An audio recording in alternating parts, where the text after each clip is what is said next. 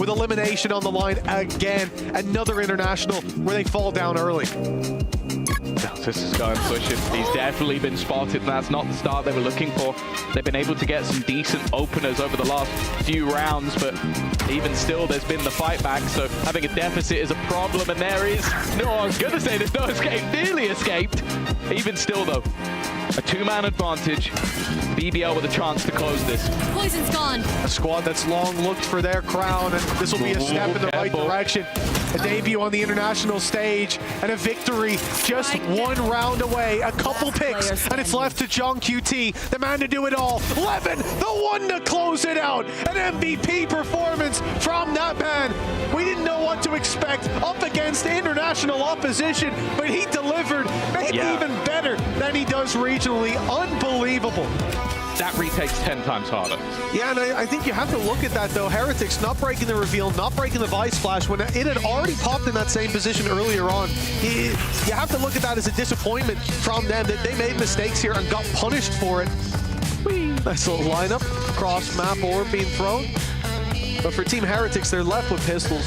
A huge disadvantage to play with. Som now the one with the Odin, having a field day spraying through that A wall. For Heretics, hope is not something that's easy to come by in a round like this. If Mata goes out here, it could be an overextension, but Showstopper pop, it doesn't find anyone. That player was up on Mount, and now Mata's isolated in the corner. They're popping a lot of utility. It's an easy pick, and they'll get it. Yeah, the thing is, there is a response. Ethan's done well. Brooks alongside to eventually give them that man advantage back. And while a sneaky spot from Benji, he's going to get caught. Those lurks haven't had the impact he was hoping for. Babu. Normally, you talk about a save here, but when you're 11-4 down, there hasn't really been any signs of life into the second half. 30 seconds left. The worst thing is when they originally went through this, they didn't actually trigger the wall, so they're immediately going to know that he's at least close to this angle. He's going to try and use it to his own advantage. I like the little bit of parkour, but this is the thing that I've said so much about NRG throughout this match so far, is they're so controlled, they're so patient. And I wanted to give the same credit to Mata. Like, Mata throughout this game so far has taken those early battles, but it's not like, you go back to the previous match we casted of Levin was constantly going.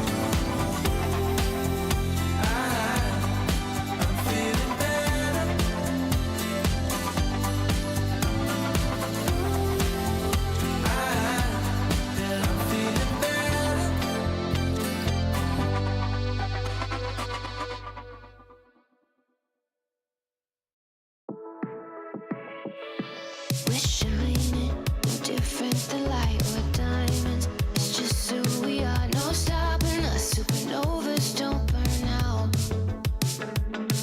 Just listen if you feel like there's something missing.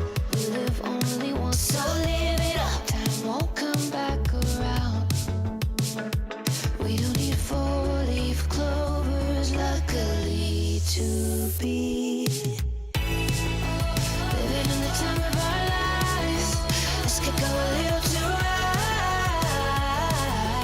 Illuminate the room like 1,000 stars, running like a river through ya, feeling you can't describe.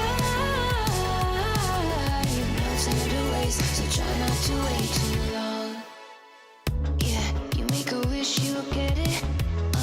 Closest thing to heaven's right here in your hands like it's magic. Imagine that happiness can happen all the time. Just look around us. Yeah, everything is right.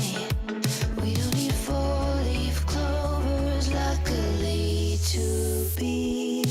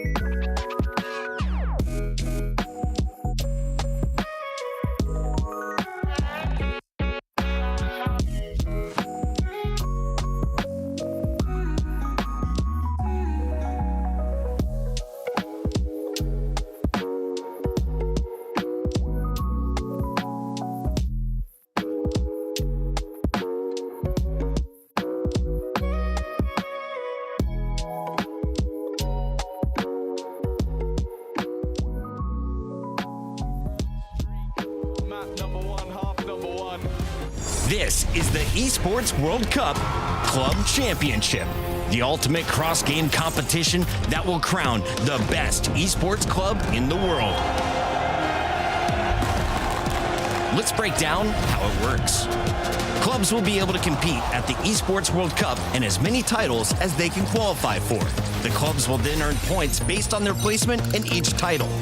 To qualify for the Club Championship, a club will need a top 8 placement in at least 2 competitions. But to win the championship, a club must place first in at least 1 competition. At the end of the Esports World Cup, the 24 clubs with the highest number of points will earn a share of the 27 million, with the winner taking home a staggering $7 million. And of course, the title of the best esports club in the world. Who will rise above and write their place in history? Watch it all here at the Esports World Cup. When was the moment you knew that you were going to become a Valorant pro? When I made my own team, basically when the game started, because I didn't really know what to do. I think when I first signed my contract and with Ghost Gaming, it was like 2022. Some were excited to came into Valorant to join it, create their new teams. So I got into one of them, and I was super lucky. Super lucky. It was Gambit Esports. I have a pretty cool story, I would say, with my uncle. Yeah. Me and my brother, we used to play like Valorant a lot, and he kind of made a team for us. Your uncle? Yes. So that's the moment I said, like, I'm gonna be a pro. I was already like pretty good at a different game, and so when I switched over, it was just like instant success. And a lot of people that were like being signed were wanting to, vouch for me and wanted to play with me. Yeah. So once people like that were already getting established on teams, they were like, just eyeing me. And then eventually, I hopped on Immortals, and then so shortly after that, I was like, 100 Thieves are, messaging Immortals and me. So then it was just like easy. No competition is as ruthless as the Esports World Cup. Its trophy system is no exception. The Club Championship Trophy, awarded to the one club that rose above the rest and reigned supreme across all EWC games. The Game Trophy, when a competitor closes their eyes, it's all they see, and it's not complete until it's sealed with a champion's key. Every participant earns a key engraved with their name. That's their right to compete.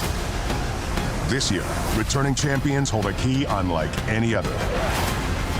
Only one can place their key into the Game Trophy and become an EWC champion. The frame of the champion's key is embedded into the totem, a stone marker of legacy displaying every champion of the year. The keys of the eliminated will be crushed. The champions select 3 broken keys as a personal token, a reminder of who they have humbled. Beneath the totem, a resin block holds the remaining keys, a graveyard of fallen contenders. Will your dreams be broken or your name carved in gold and stone? At EWC, nothing is granted, everything is earned. Hello, I am Wood from Team Heretics. Today I'm going to introduce you Esports World Cup Media Day Tour. And we're going to start with makeup. And I am CBA from going downstairs by myself, so I'm waiting, and you need to wait for me as well. Yeah, we're gonna start with makeup first, and then we're gonna go to photo shoots. And it's gonna be great.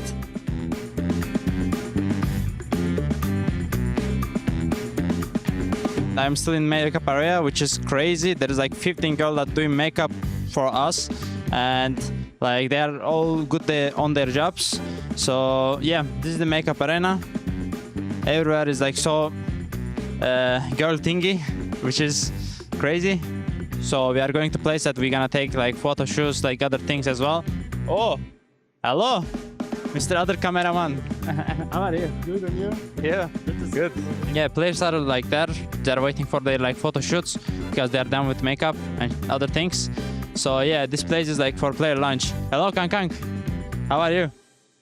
And yeah, there is studios. There is like probably like 3 or 4 different like photo shoot studios, which is crazy. Like, I can't believe this. It's too big. Look at this handsome guy. He's taking photo. What? I'm doing it. Hi. What am I doing? You just gave me a camera. Yeah, well, I think we are done with photo shoots. they sent us to player lunch for wait, and we're gonna wait for other photo shoots or like videos, whatever they prepare for us. We're gonna wait for it. We are going to take another photo shoot. I don't know. There is so many contents.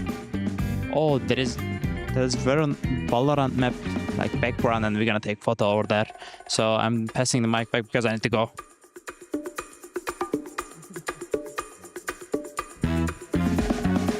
We are done with photo shoots, so we need to go and like record some videos, and it's unfortunately quiet zone, so I cannot like go with the camera there. So thanks for watching this video, like mini vlog of like the Media Day Esports World Cup. It was really impressive for me. I think it's biggest event I ever been. So yeah, see you later. Time to farm some snacks.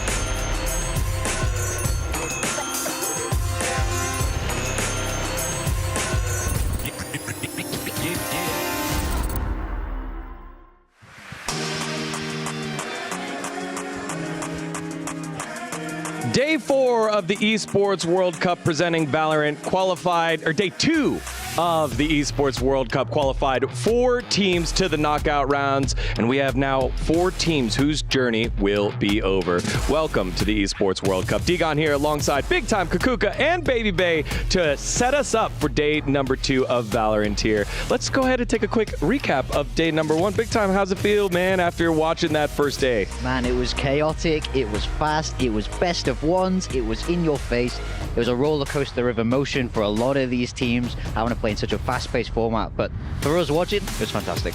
Yeah, I love the fact that we got a different format, you know, trying some things out. I know that it has to be exhausting for most of the teams, especially if you win. If you lose, you know, you have to wait until the next day to play your second game, which, you know, you have that saving grace. But for the teams that made it 2-0, it was a very good push of a day. Yeah, definitely was. And we have ourselves the Kadia top plays from yesterday as we get Baby Bay's thoughts from the action yesterday. Lots of huge moments. Yeah, it was just action-packed all day. We had first 2 games were overtime, and the BO3s were phenomenal as well. I mean, look at Zelsis just popping off over there. He basically kept sending the game the whole time, but Fnatic were looking insane. I mean, the Gen G game was a highlight to me.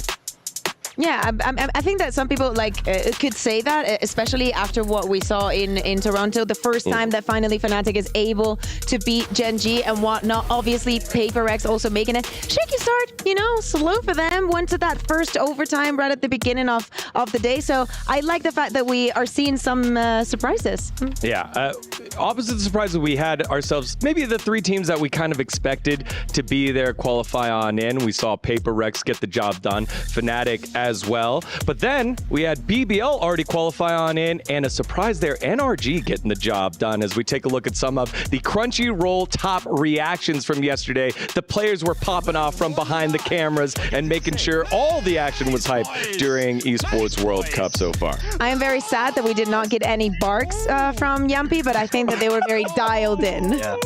Absolutely. I mean, you can just see in these clips how much it means to these players. It's fantastic to watch them all behind the scenes. But yeah, as you say, BBL, NRG coming up with those big upsets. Both of those played absolutely amazing. So it will be great to see them in the playoffs later on. Yeah, you know, and some of those reactions, they came from the winning teams. A couple of those from losing teams. Everyone's having a fun time here as we take a look at the bracket so far. We have ourselves our 4 groups. Group A was the one that we kicked everything off with. It was BLG versus PaperX. PaperX getting the win. Carmine Corp with the upset victory over the back-to-back North American champs in G2. Then in the qualification match, PaperX 2-0. The train continues rolling on. Oh yeah, that PRX KC game was brutal. After that first map, I mean, it was pretty competitive. Abez was doing a great job of kind of getting that early lead for KC, but that second map, PaperX just stomped them. Yeah, I mean, for me, it shows a new era of PaperX. It's about composure. It's about closing out games. This is something that they'd struggled with in the past. They're looking more and more consistent, and obviously they want to carry that all the way through the rest of the tournament. Yeah, now let's take a look over at Group B. Again, another one where it's just so damn competitive when you take a look at all 4 squads in it, as it is XLG, the champs from China, falling to DRX. BBL with, surprise to some, not to them, victory over Sen City, and then a 2-0 shellacking over DRX. That means BBL is already qualified to the knockouts. XLG and Sentinels will play for the tournament lives today, and then DRX will await the winner tomorrow. Yeah, Group B for BBL, obviously. As I said, not surprised to many of us. No, I'm really happy that happened. I'm kind of sad that we didn't get to see in this stream, but it was in the B stream, that DRX game.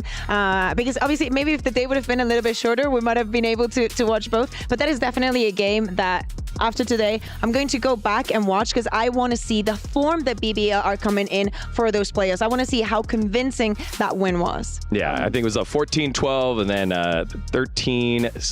13-6. Yeah, so a convincing one there for BBL as they qualified pretty comfortably through Group B. Now let's take a look at Group C. I'd like to dub that one the Group of Potential here, because all these squads have the potential to win the tournament. However, they got to reach it. RRQ taking care of business against Tech, and then NRG taking down Heretics, and then the surprise after that, baby bay, NRG 2-0 over RRQ. Yeah, I got to watch that one. Mata was popping off. The stuff that he was doing on Pearl with the Sheriff was just magical. I couldn't believe it myself.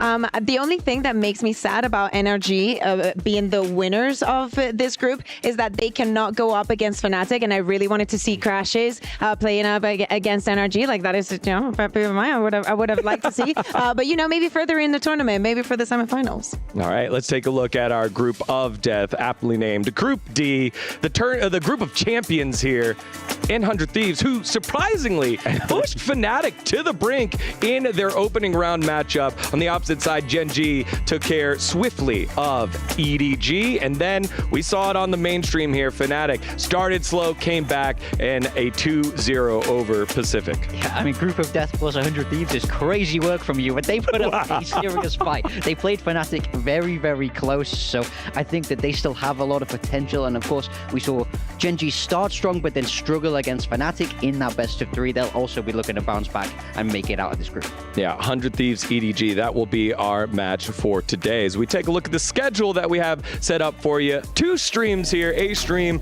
and B stream. Here on the A stream, it'll be G2 versus Billy Gaming and EDG versus 100 Thieves. After that, both of them best of 3, so no more best of 1 shenanigans here, baby bay, for these squads with their tournament lives on the line. Yeah, and I think this is really important for G2 as well, because I mean, a lot of players didn't even show up in that first game in the BO1, and that's what happens when you're playing a best of 1 for the first time. So now maybe we can see G2 put up more of a fight, because I mean, you need to. Billy looked really good.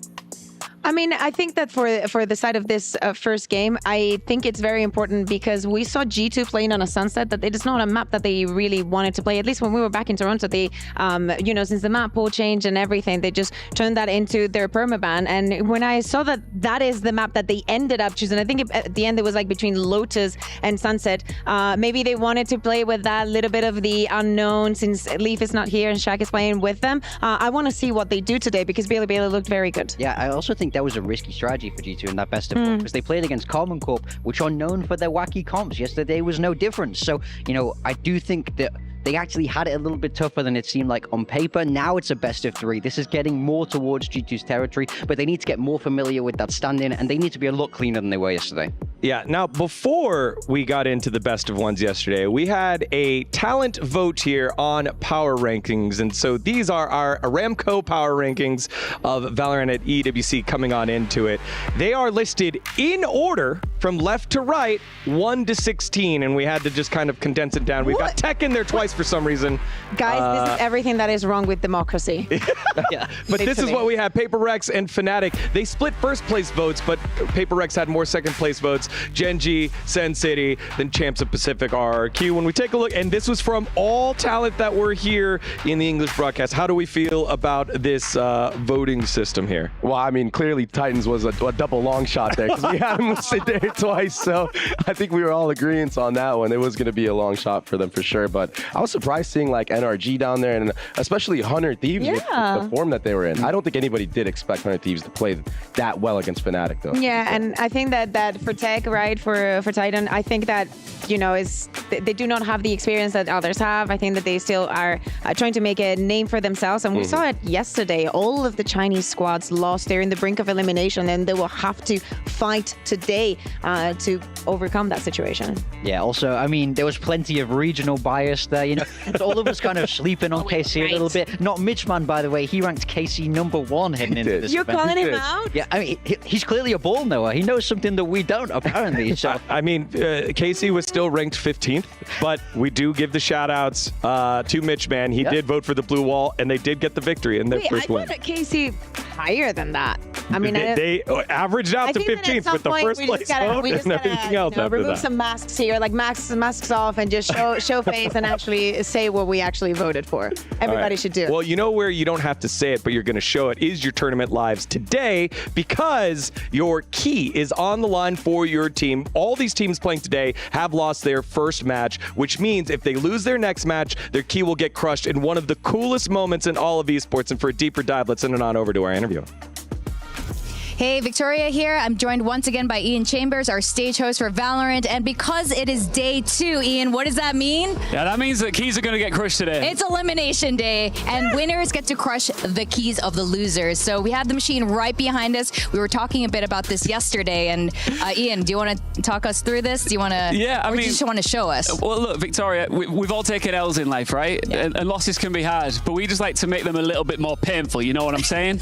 So when you get knocked out, the team that knocked you out get to crush your key, and they have nothing but joy doing so. Guys, let's run it. Let's show them what goes down here. The sound itself is a little bit frightening, isn't it? It's like, I'm imagining this is Paper Thin's key right now. This is, like, I'm getting a lot of satisfaction just watching this happen. Well, you can see it's just about to hit the surface, and when it does, what you will witness is the key gradually just become curved and flattened, like the dreams of our team that gets eliminated. Oh my goodness. That's incredible. This machine is massive, by the way. It's crazy. So these keys they were really heavy. It's solid. Very solid. So I think we've had key shatterings in the past. I was watching some of the past footage, so I hope we get some of that today for extra satisfaction. Absolutely. So I'm hoping at some point we'll get to have a look at the finished product. Guys, can we see the key? Can we get the key? Okay. They've got to wait until it's all safe, because this is, it's a hazardous zone. Big things are happening here. Look what he has to do. He has to use a spanner to get that key. Oh, it's stuck in out there. Of the crusher. Look at the strength involved in this. And Victoria, and you watching at home, this is the painful result, and it's going to happen today. Oh my goodness. Well, the question is, which teams is this going to happen to? And that's crazy. All right, we're going to go back to the desk, and you guys are going to, I don't know, tell me what you think. Thank you very much, y'all. What we didn't catch a lot of in that one is the audio on there. It's just, and then you just slowly see it bent out of shape. And the fact that every time that you play, you put your key up on the tablet, it's in front of all the players, and it's on display. It is just so awesome to see it also end up getting crushed there. Yeah, it's just complete BM. I mean, I would be just staring the enemy team as they're like walking off, watching their key get crushed just in the hives. Well, first of all, that looks a little bit like my For You page with the press. And then the second thing I will say is that I kind of like the key better when it's like bent and it's crushed. I think like it looks super cool. For me personally, they should crush it again. Crush it once that way, turn it again. You know, right. like the Destroy cars it, when they're like compacted. Make it personal. That's what it needs to be. What do we need to do do you think there is a way that they would allow us to go and do it? Because I kind of feel like there's there's power there. I need to power trip that. I think we might know a guy. Maybe can we get Kakuko over there to crush a key? We'll work on it. I want that and the puppies. I know that there's puppies somewhere here in this amazing venue. Key crushing and puppies. Yes. Great. Yeah, we'll just mix the two together. All right. Well, we have some of the best talent here on the call, and standing by is our caster check-in for our match of the day. What's going on, guys? Achilleos here with Baby Bay, and we're standing up by last year's totem. We have every single winner from every single title at EWC engraved, as well as all of the losers' keys down here cast in resin. Yeah, I can't believe how many keys are here that got casted, and I cannot wait to see a key get broken today. There's plenty of teams that are here competing in various titles, even more in 2025, which that totem is going up as we speak, right behind this one.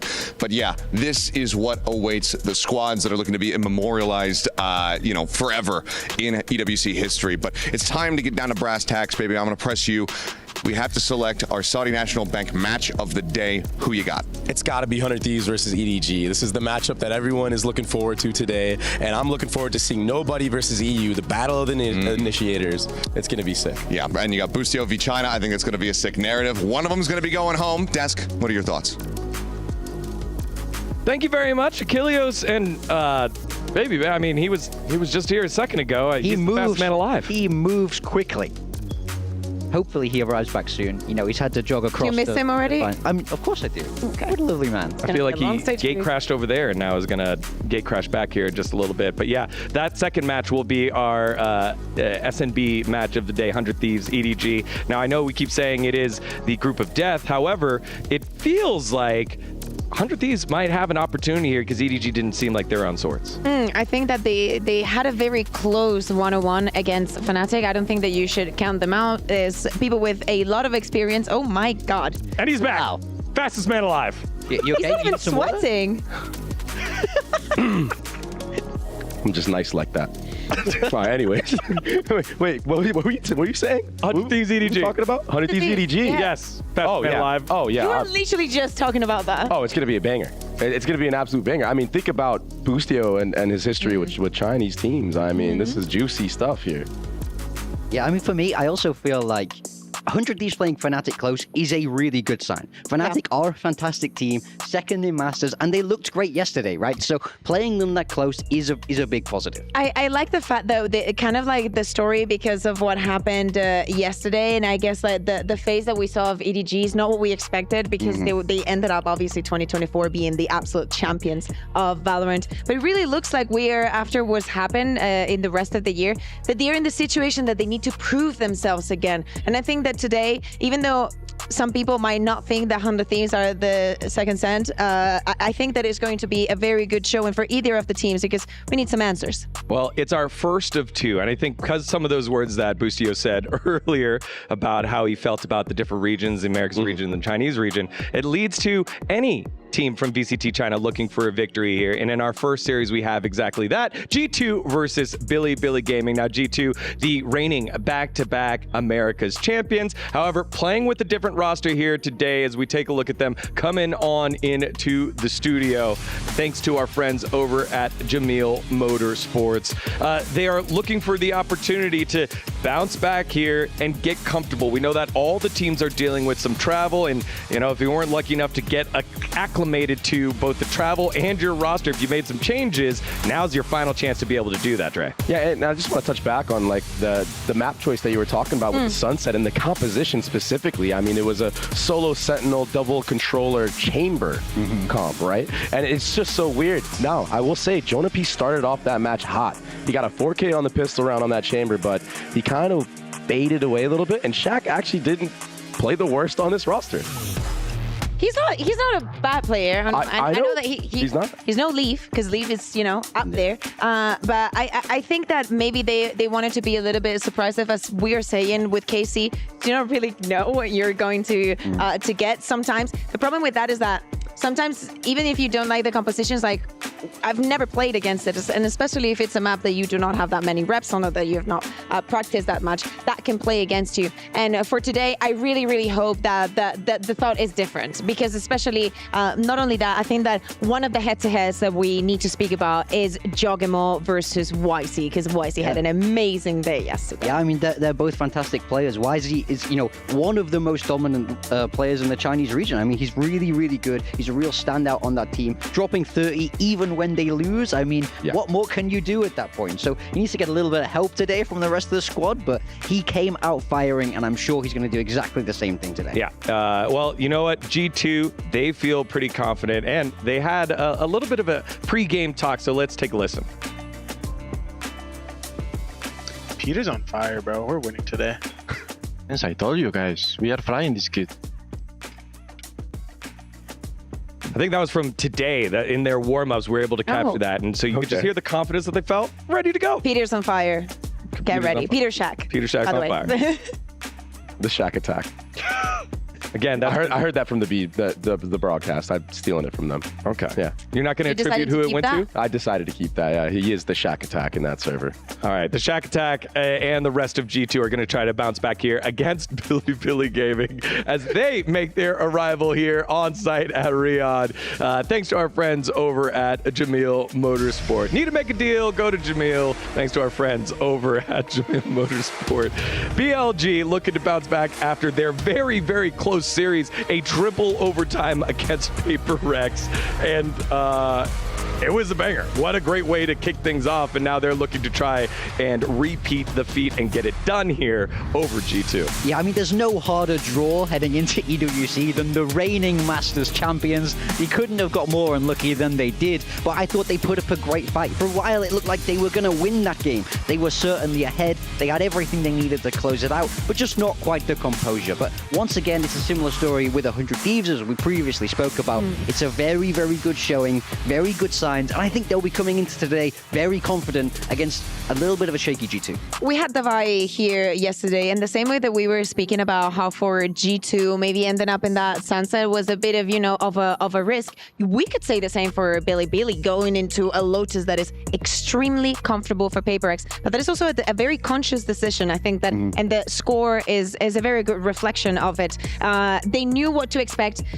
Not many people, not many teams can deal with PaperX's aggression, and I think that Billy had a very good study. They knew exactly what they were getting into, and I expect the same level that I saw from yesterday today against G2. Yeah, the thing is, where G2 thrives is that mid-round late game, right? And the way that Billy was approaching this type of this first matchup against PRX was very slow, right? Big time, we were watching it, and we were just like, wow, they're defaulting for like 30-40 seconds. Now, if you play like that against a team like G2, that's where G2 thrive. They live for that stuff, and I mean, people were giving them so much stuff for being the most boring team to watch, right? Yeah, no, I very much agree with you. I want to see them. No, you don't. Do you think they're the most boring team to watch? No. That is not true. I don't agree with that. I agree that Billy should speed up against G2. I think when the game slows down, that is when G2 are at their best. You're absolutely right. So I don't want to see Billy fall into the same trap. But I have to say, I like the confidence that they showed against Paper Rex, right? Taking it to Lotus, knowing that they're good there, going, we don't care, we can beat you there anyway. So I think they'll still be feeling good. But yeah, play a little bit faster for me. Yeah, it was very, very close, and a couple of times where Neff had the clutch factor for BLG against a Paper Rex squad. Even in the loss, I feel like they're confident. So with 2 minutes left, what are the final points that you have here that you want to touch on as we go into this best of three? Let's start with you, Kukuka. I want a G2 that, shows face today. I think that they've showed throughout the rest of the year they have huge potential. They're top of their region. Having one less player, I mean, in so many circumstances, we see a last-minute sub in. It's not like Shaq doesn't know the team. Trust me, he's probably been cooking what you guys do on the server, and he's not a bad player. So I want to see them coming out swinging, and I want BLG to put up a great fight, and I know we're going to get it. Yeah, for BLG, I think you got to take advantage of the fact that, you are playing against a sub, and it might not be the best version of G2. You kind of have to play a little bit disrespectful in that aspect. If you give this team of G2 the respect and the time of day, that's where I still think that G2 can pull away these wins, even with not having one of their star players of leave. Very important as well. Do not forget, it is G2. Even if you get a couple of rounds and you think you're getting into an eco, you're getting into one of their stinger rounds, and trust me, you will regret it if you don't play just as safe as any other round. Yeah, I mean, Billy need to have that confidence. They need to not be afraid of this G2 team. As you say, Baby Bay, this is a wounded-looking G2, and, you know, this is a common tactic we see from coaches, from teams. If you find a weakness, exploit it. If you think Shaq is a weak player, go charge at his site. That's what I want to see. Give me some confidence coming out from Billy. And I think they have everything they need to take the game and upset the North American champions. And a reminder that both these squads aren't only just great organizations within Valorant, but also across multiple different titles. Both squads have qualified for League of Legends, have qualified for so many different games that this match here is so important for the Esports World Cup Club Championship, part of that huge $27 million prize pool overall, but you got to make sure that you make it into the top 8. And so both these teams looking for the opportunity to do exactly that. G2 versus BLG. BLG, VCT China, number 2 seed. They've been around for such a long time. G2, the back-to-back NA champs, North America's champs, looking to try and get it done here. One of these dreams will be crushed in front of our eyes. Let's see who it is. We send it onto the stage for the first match of the day.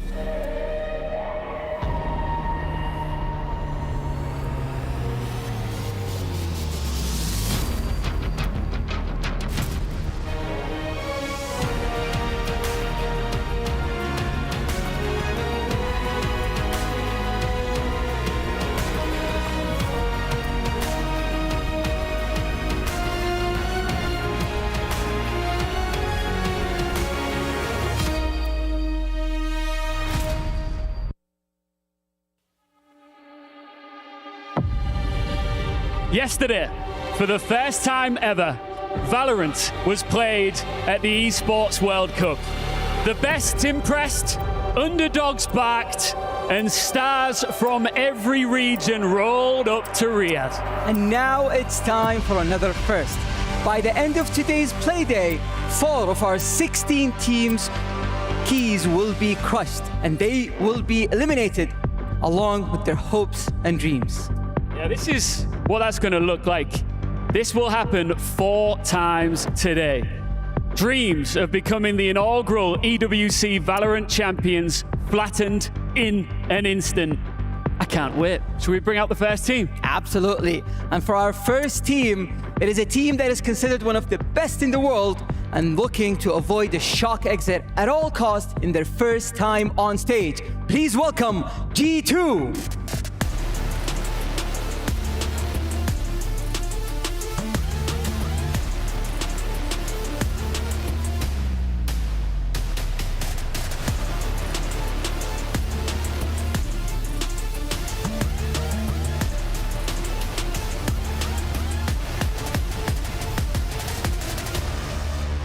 We've seen they've got the tools, but can they find the key to success in time?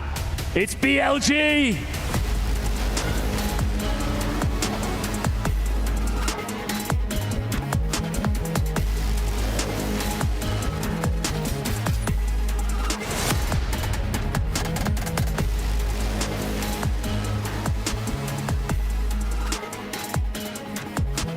The battle for survival starts now.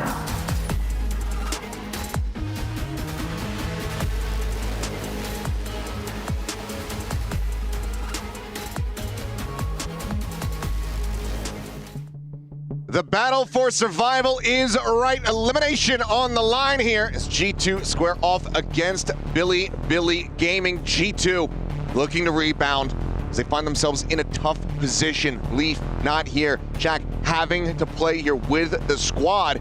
Didn't have the best go of it in the best of ones yesterday. now are facing elimination as they go up against this Chinese squad. Yeah, especially with the form that Billy had yesterday in their best of one. It was on Lotus against Paper Rex, and they took it to overtime. So certainly looking to be in good form coming into this event. As we look at the map picks and bans, we've got Sunset and Pearl. Sunset going to be picked by BLG, Pearl picked by G2. Icebox the decider if we get there. Still, G2 going to give it their all. See what they've got in store for us here today. See if they can right some of the wrongs from yesterday. Shaq actually playing pretty well individually for the G2 squad.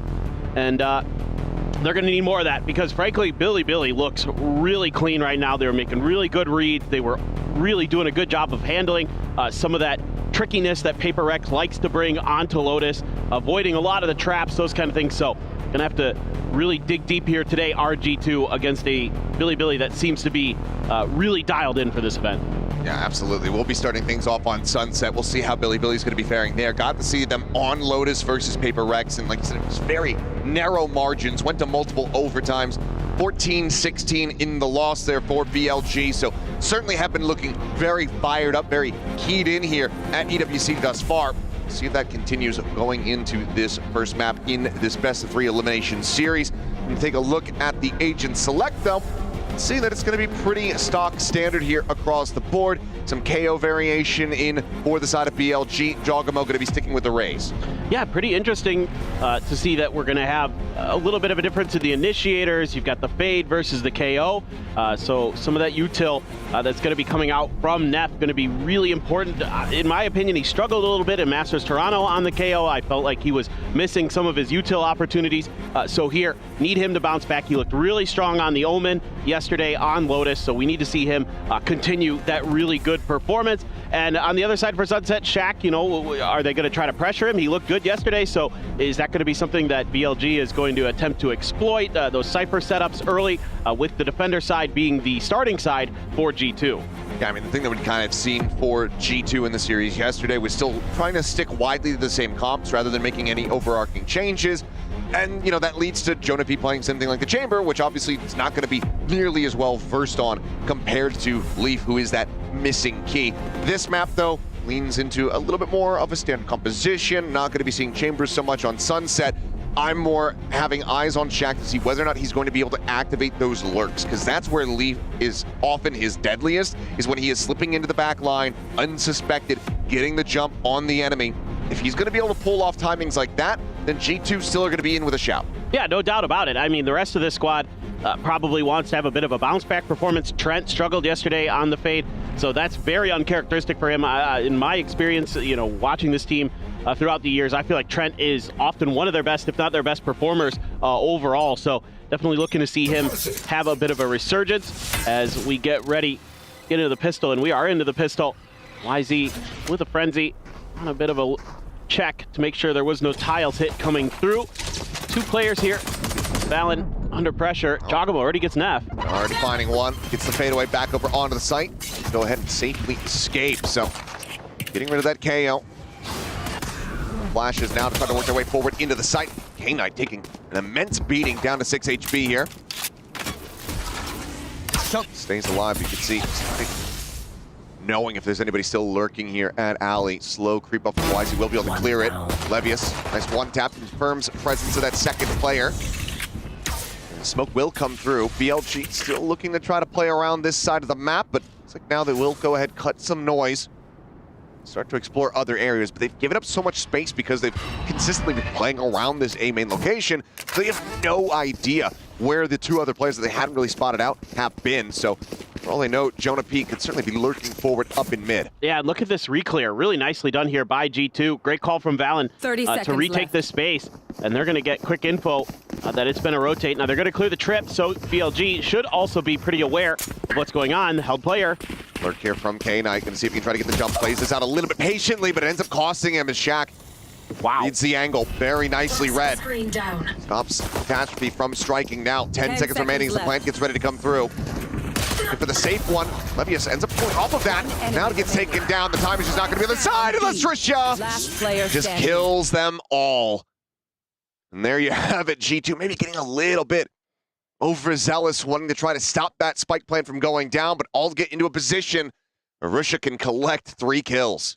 I mean, we saw yesterday what Ruchia is capable of. And he's popping off once again here to start. Oh my god, that is clean with a classic. Absolutely ridiculous. And Neff, very happy to see his controller showing up as well. So I'd say a really good round from both teams. I mean, I think a good read from BLG to pull back. You know, there's a haunt there, spot on the YZ, but he wasn't really committed to that. Free fire, it looks like here on Jonah P just threw that wall, taking him down to 23 HP. Good early advantage is going to be found. Jogamo just looking to try to instill a bit of doubt here, a bit of concern about that flank as he clears out the tripwire. BLG just grabbing the orb here, playing Pac-Man as they want to try to funnel these into Neff and get that null command online nice and early. For sure. And they are, once again, going to be rerouting. Too much pressure there over on the B side, so you anticipate on the eco your opponents are going to heavily stack one side of the map or the other. But they now see the boom bot. See if they want to keep trying to push forward towards A, if they think that Jogamo would be the one that's on his own. YZ going to be the first up to bat. Jogamo takes quite a bit of damage. He does. Early advantage is now expounded upon his Valen. Similarly going to be taken down. Levius not wanting to overstep, but similarly continues to tag up these players, making thrifty attempts that make more unlikely. Spike now in play. Full sight control here in the hands of BLG. See what G2 has.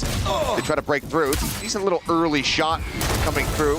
Some damage across onto K-Knight, but the kill still looking fairly unlikely, especially as the flash connects. BLG are able to surround all the remaining players. Now it's just Jonah P to try to see if he can stop this from being a flawless. Yeah, has a Sheriff. Definitely do some damage, but he's not looking the right way. It's going to be YZ with the Stinger. Find the final kill there. As BLG comes through on their anti-eco very nicely. Doing a good job here. Again, you know, the same things that I was really impressed with them yesterday. Not overcommitting, you know, not making bad reads or going for gambles, trying to work the map, find their opportunities, going for a flank there is YZ with the Neon. So far, so good for BLG. Now it's going to be on to G2. Try to step up to the plate, see what they've got in store for us here on their bye round. Just a little bit of a haunt over the top to check if they were going to pressure A main, looking for that fast hitter G2. It's actually coming up mid. There is a crossfire set up. Trent and Valen ready for it. Top flash through, tuck back, and Valen able to find one. Does get stunned up by the relay bolt, but looking to try to scale and pound him down. Eventually, Neff will be able to come away with that kill. Jogamo now going to be spotted out in a main. They try to challenge him for the fight, but ends up losing it. Trent at the same time, this final Levius. So a bit of a back and forth brawl brings us now into a 3v3. Site open for the taking. How long is going to be the question? This main plant here for K-Knight. Backpedaling away in the try to utilize this one-way smoke that they have set up. Neff, however, wants to try to take some space towards backside, but that is where everybody from G2 is at. Avoids the haunt. Getting spotted out, though, and will get gunned down as the C's flying there at his feet. K-Knight going to be good for one more. Risha quick on the reposition. 6 bullets have remained. Has to go for the reload now. 1v2, tucked to the corner. The double face will come in, so decent damage dealt here by Billy, but they cannot get the bonus conversion. Yeah, like the initial ideas here. Something, you know, I was worried about with Neff when we last saw him on the KO was that the util wasn't quite there. This time around, the combo with him and Ruchia with the flash drive into the paranoia, really, really good to back some of those players off on mid so they could really storm through there. And then Neff just W-keying his way in towards Valen, even getting the paranoia and just eating it and rushing forward. And then G2 able to find their response. I was a bit worried about this retake, but Neff there caught on a timing with the C's and the haunt as he was trying to cross back over to regroup with his teammates. Gets punished for it. Trent only on a stinger. Doesn't have enough money to go it, so that damage for BLG could be a difference maker. That extra kill they're able to find. Are going to get that null command. See what BLG wants to do. See Neff gonna pop it right away. Immediately smokes go up here. Oh, and Leviat's not ready for Shaq's position. Not at all, but Wisey sliding forward is able to find balance. And Neural Theft comes across. They realize, yep, okay, well, everybody's on this A site once again. Coming through nice and early here. K-Knight tagged down The 20 has a bit of regen armor behind that. Sees the nade combo, not going to be connecting. I think that shot should clue Wisey in to this position on top of the box. Knockdart does similarly find some damage. Showstopper now going to be coming through. Free fire out. K9 able to find one. Russia going to be taken down by the ult from Jogamo. Held at bay here for the moment, but Jonah P applying pressure from the flank. Wisey does fall. Neff able to find one. K9 finds Jogamo, and now it's going to be the 1v2. Both players damn near no HP, but somehow Jonah P cannot get the kill onto Neff. Survives with 3. BLG get 3 on the round count as well. Man, that is so close. Neff playing his life so well there. Righting some of the wrongs from the previous round. Able to keep himself alive. Just kept strafing. And Jonah P couldn't get him tracked down in time. Good hold on the backside by the Sova as well for BLG. Nice just spray down by K-Knight there. Anticipating the showstopper was just going fishing. And he didn't get the target he was looking for, but getting anything there is great. Now Rushia gonna try to anticipate that G2 might try to get a little bit aggro here towards A main, and that is just death. That is the end of Jonah P.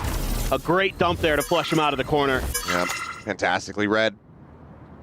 So understanding the tendencies of these players here. Similarly, Rushia gonna be able to find Jogamo. Pain continuing. And at this point, I have to suspect that G2 probably tooling around with the idea of a timeout call after the end of this round here. Like this double down by Shaq. Are you going to anticipate that there's another player there? But it seems like BLG going to be doing their diligence, maybe. Util aplenty, and no, it hasn't been spotted out.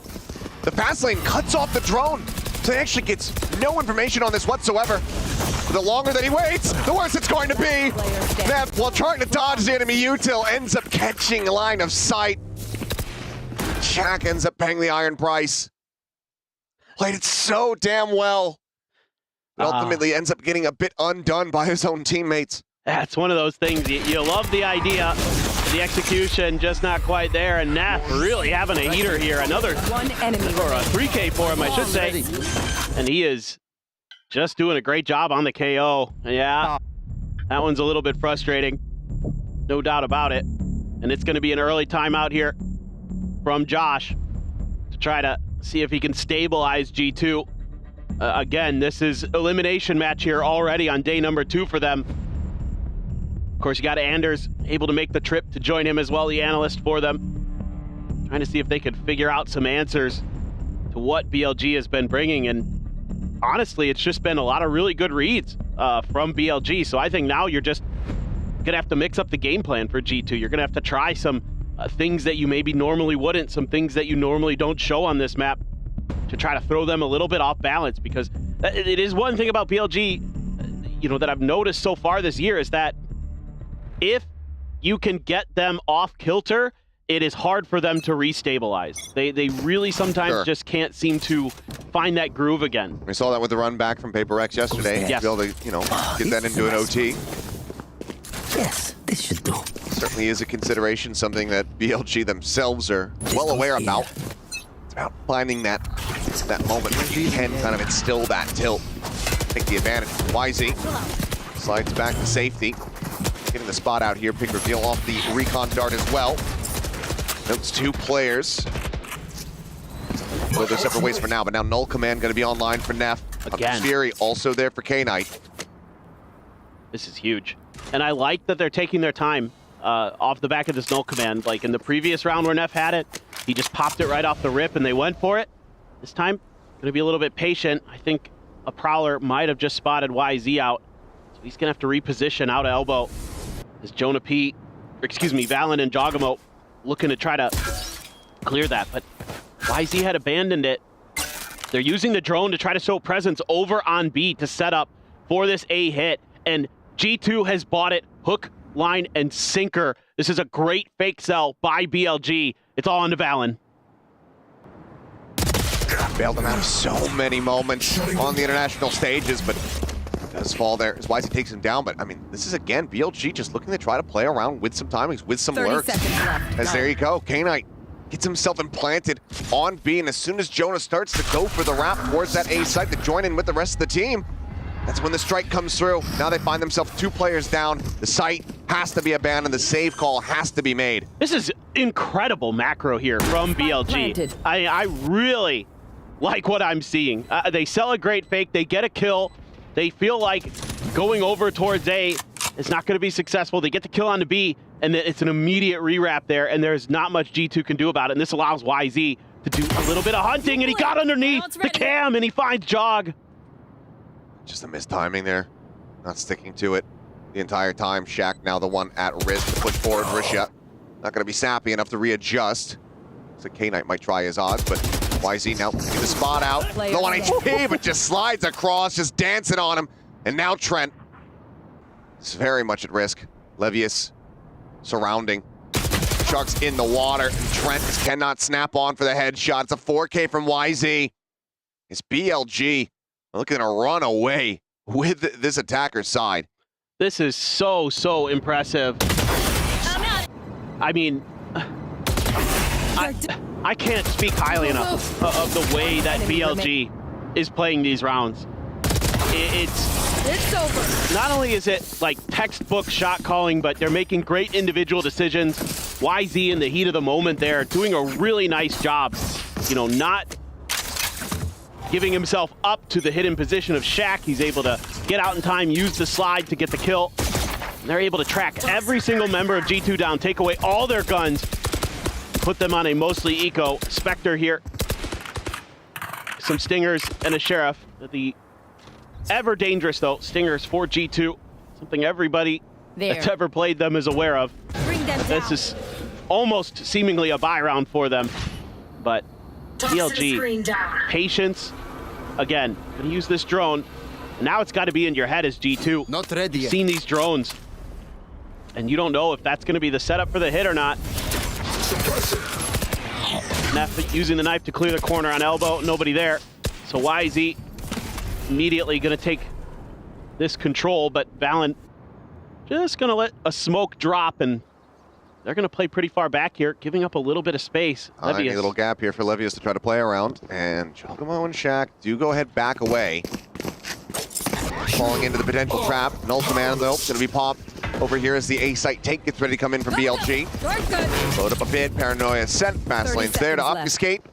As, Levius is dragging across. Finds Giacomo. Shaq now fairly trapped in position. Valen gonna be spotted. They just flush him out. Relay bolt to the side. YZ swinging across. And they're not taking any chances. They want nothing. Give it over to the G2. Shaq is still gonna be able to find one. Damn near gets a second. Maybe the neural theft in the end. A bit of an overcommit, but in the chaos, BLG still thrive. Yeah. Man, oh man. I mean, they're just so on point.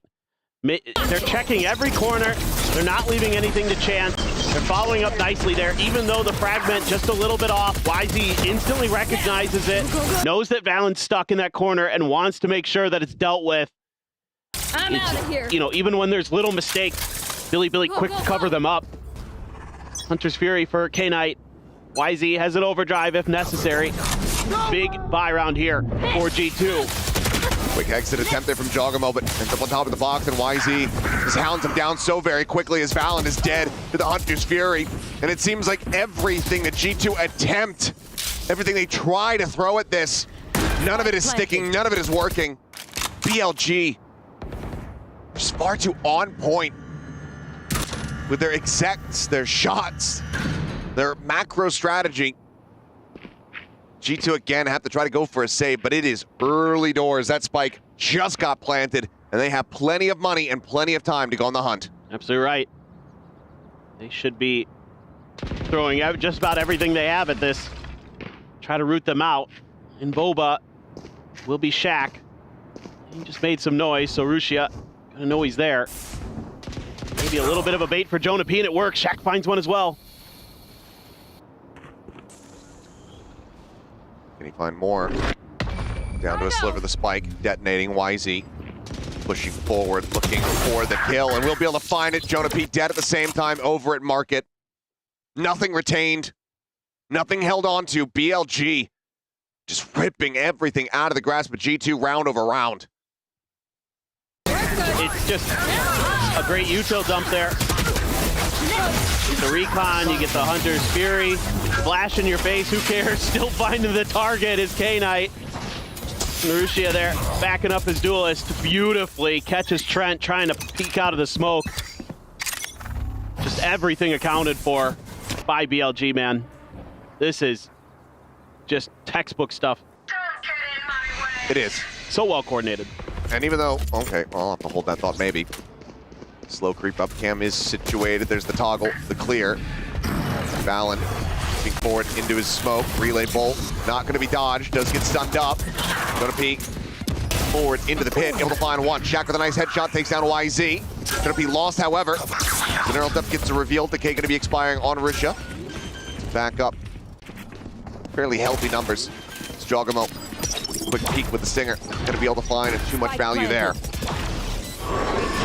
Reroutes around to Boba. Ult's going to be invested. Nightfall getting the hit. Levius, however, holding his own. And now they know Trent's position, and there's nothing more that he can do. 8-1, BLG continue to just absolutely dismantle G2. Yeah, and this felt like it maybe could be a round where they're able to maybe stabilize a little bit here on their defender side, but it just isn't meant to be. Boombot there. Got some hops. But Levius absolutely ferocious on that hold from Boba. And that Nightfall invested on the eco. And are we going to see the second G2 timeout? Indeed. They need to fix this now. You know, sure, Sunset attacker sided, Copium, whatever. But you need to get a few rounds here on this defender side. And Josh and Anders gonna try to figure something out, but man, BLG look good. They do, and I think that there's, you know, obviously the caveat. Leaf is not here. Shaq has had to step in fairly last minute, and that's going to be very, very rough for G2. Absolutely. So I think that some of the mishaps that we're seeing from them, understandable, excusable, but at the same time, BLG are playing damn near perfect Valorant at the moment. And that is not a sentence that I really expected to say. Because while they have been good, they've been to internationals. I mean, obviously, you know, this is the squad that went and, you know, they bested Energy twice in a row back at Champs 23. They have international experience for the most part. This is just far cleaner than we're used to seeing from them on all fronts. And that has relatively nothing to do with G2 lacking a member at the moment. Exactly. I mean, I think what, you know, and I talked about this a little bit yesterday, that, you know, talking to Coach Bile, what frustrated him was just the breakdown of fundamentals for BLG. And so far, we haven't seen that yet today. And that's what's important for them, is when they play good, you know, fundamental stuff, when Neff is making good reads, good calls, then they look like one of the best teams on the planet. When I was watching them in the preparations for Toronto, I thought this would be the best team coming out of China. I thought they had really good stuff, and they were so well drilled. But it was their mental that really started to break them, that started to crumble. So for BLG here, you know, if you can come out, have a confident win against G2, I don't care who, you know, the sub is or not. You still got Trent, you still got Valen, you still got Jogamo and Jonah P on that squad, and that is disgusting. And Levius is just walking at him, and Shaq does well to go ahead and counter spray back through that cage. Valen tagged up for Risha. Similar HP, so across the board, fairly even as got the glimpse there. Finds the punish. It's going to be G2 in with the player advantage for the first time, and God knows how long, but it doesn't last very long, unfortunately, as Valen does get taken down. Fragment going to be avoided. Shaq with a narrow little margin here, but they're not going for this plant spot, and I think YZ has spotted him. It's going to be Trent doubling up on the angle. Go ahead and clear out YZ. Not just Neff and K-Knight. The timing to swing out. Neff finding the first. Approach coming in from behind. Last player. It now goes down to the 1v1, and Jonah B tagged at the 33, and Neff gets the job done. Timeouts be damned. BLG continue on their merry way, now 9-1. Yeah, I mean, this is a brutal round for G2. You've got some good 1v1s that you're winning, some good trades that are coming through, but it's Neff again who's able to stand tall, find that big multi-kill round when he needs it most. I mean, just so ready for Trent there. And Jonah P as well. Another 3K for the IGL of BLG. What a showing he has had on that KO. And it is rough goings. Jog looking for a one tap, has the showstopper. Could be a difference maker in this round, but Neff with his third null command of the half. They've been cycling these up so quickly, both just from contesting orbs early as well as just the fragging that he's put on display. And if he holds that, if they're able to get side access, then you just lose the showstopper completely as the null command comes through. Right. Thrown forward, gonna be matched by a Prowler. Quick clear. I'm out of here. Rotate over towards the A site. The double stack there from Jonah P. As well as Jogamo in position to try to shut this down. BLG looking like they're happy to just get the drone out, get the orb, and look to explore back over towards that B side. I thought Valen, for a moment there, was going to take a page out of Munchkin's book and tuck into that corner with the judge, but Camera taken out. Didn't really feel comfortable to do so. The wall up, and here we go. Well, it is the null command here for the entry, so Showstopper can come into play. We see the rotation starting to come through. Valen striking. They know that he's going to be in smoke. They know that he's going to be in main. They know that that judge was in play. As Shaq looking for a little bit more. Draws over to the Classic, but Neff is there to go ahead and bail out. YZ keeps him alive. Jogamo on the approach here from behind. Gets the spot out. K9 now in a rough position, and the headshot flies through. Two players left to contend with. The Showstopper certainly could deal with one. Down below, YZ trying to trade it out, cannot do so. Neff will fall, and that's going to be a second round win here for G2. Still an opportunity to try to make this a 9-3 half. Yeah, so some good ideas. Good positioning with the judge. I like the way Shaq is anticipating that BLG is going to overcommit to make sure that judge is dealt with from B main. And he gets a ton of damage there, gets a kill, and almost gets a second with just a Spectre. And he's still got the patient Jogamo waiting with that Showstopper to end the round. It's a great kill there with the Guardian. Uses the Boombot to set himself up. One enemy. Does so beautifully. Trent with the follow through. So yeah, after that timeout, G2 has looked better. They're starting to play more fundamental. They're starting to kind of anticipate BLG. Yeah. Doing it again. Let's see if they have a read on this one. Will have studied the match from yesterday. Is that attack off now in play? He was able to find value, got that early shutdown on something outside of A on Lotus. This time just staring at mid, but no one there from G2. I would think that BLG is going to take a big pause right now. You want to get that surprise to be enabled with that operator like you're talking about, Achilleos. You can just take your time, hold some angles. Prowler there does get the confirmation, but G2 not even remotely considering trying to push for that. They're just going to give up this space, kind of play back to what we've been seeing in these last couple rounds. They know that the Hunter's Fury is available. And that could certainly come through on the entry. Let's see if that ends up being the call. Push up 3 players in towards tiles. And Shaq about to go on a peek into market perhaps, but they're able to slide past that themselves here to top mid. Trent in position, reading this relatively well as the drone tries to sell a little bit more towards that A side. Paranoia going across, but not connecting, but Neff's headshots certainly do. 0 point, going to be shallow, confirms that there's no one super forward on this side, but Jogamo now looks to fill that space, pushes up, finds one, but the Hunter's Fury then comes in, K9 able to take him down. That is just Shaq now. Coach, the call up. Unable to find more than just the 1 kill, so it's going to be dominance at the half, 10-2 here for BLG. Just brilliant stuff. Neff having an absolute heater on KO. G2 needing to rally back. This is BLG's map pick, but you don't want to go out like this. We'll see if they can get it started in the pistol round when we come back after halftime.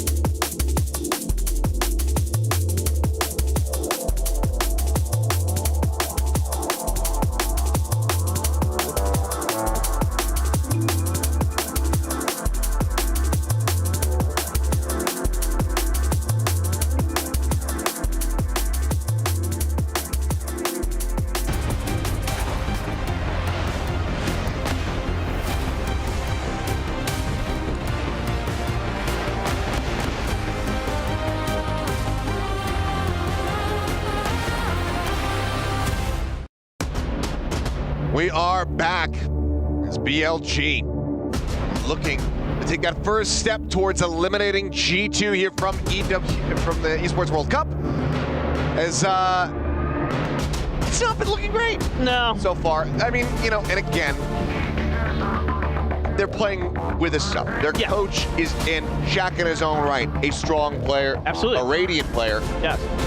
But clearly things are still very much out of sorts. They are able to pick up the bonus, able to pick up round 11, but those are the only 2 round wins that they've been able to find so far. Well, and you know, it's tough when you have one of the most reliable players on the planet in Leaf that you have to replace. I mean, just absolutely stellar.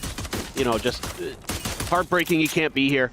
But let's see what G2 can do on their attacker side. Let's see if they can start running it back. A must-win pistol round with the 10-2 score line facing them. And YZ tucked in, K-Knight around the corner, trying to set up a bit of a trap. Little bit of damage coming through. YZ just really trying to sell this for the corner, and K-Knight is able to strike. Spike down. Gonna get out safely. Might not need to. Runs out of bullets, so VALORANT is able to collect 2 kills. Ghost gonna be scooped up. Neff reading this pinch coming in from Market quite well. Again, do nothing about it. VALORANT strikes out from B main. Brings it into the 2v2. Levius and Russia just classics in hand. Still working their way around. To be able to try to get this retake going. Looks like they will join up in Market. Yeah, that looked like it might be favorable there for BLG, but G2 gets the trades they need. Good timing from Shaq to snuff Neff out. See what they can do. Paranoia sent.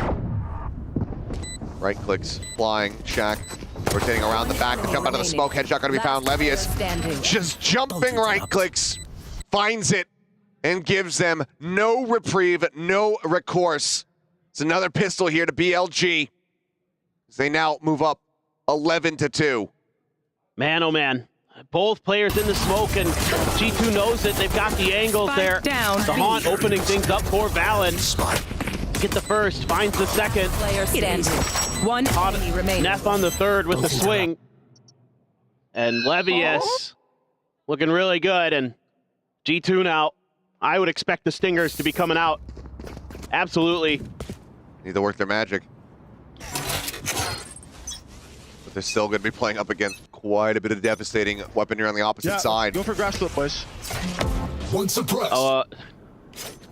He saw me cross top mid. Well, let's see what they can do. I will cage right. Being a little bit cautious here. G2 pushing up through mid. Taken out.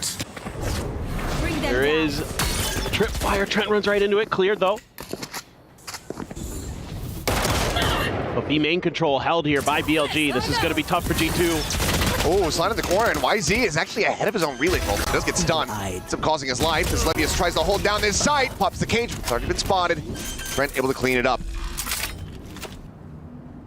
Just damage in. 3 players, however, remaining. With a judge, we'll see what kind of value he's going to be able to find from that. Swaps it over to the Spectre. Knows that he's not going to be favored, but it's going to be a full reposition here as Trent and Shaq play together. But back across in towards Market. Swing on the corner. Headshot found. Trent the first. Another headshot connecting. K-Knight down so low. But Neff will be able to join in there. The last little moments, right when it looks like G2 have the opportunity. It just gets taken right away from them. Swept under the rug. Map point now here for BLG.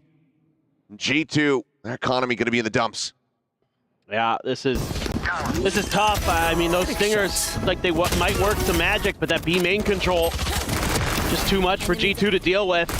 You know, both teams just kind of ceding power points on the map. One enemy. BLG gives up top mid. One enemy remaining. G2 happy to take it, but with that B main control, they're able to lock things down. Little fist bump there from the coaching staff of BLG. And you're going to have a decent buy coming through still, though. So you're going to invest all your economy that you can here as G2. Naturally have to. For every player that you lose, even if you win this round, just slows down that potential build-up. Consistently keeps you on the back foot. Judge in position. Dogamo cut in half. Why is he going to be taken down by Jonah P at the same time off screen? Brings it back to parity. Duelist's going to be dead on both sides. Oh, look at this quick lurk from K-Knight. Swinging around the back. Might be able to find a timing here. The tripwire set up. Can he slide across fast enough? No. Has been spotted. Challenges in for the fight, but finds himself a bit more than he can chew. That's going to force a reposition from Levius. Staring over towards mid. Does have that Guardian in hand, so we'll be in a decent position in a ranged battle. That being said, Jonah P. finding another.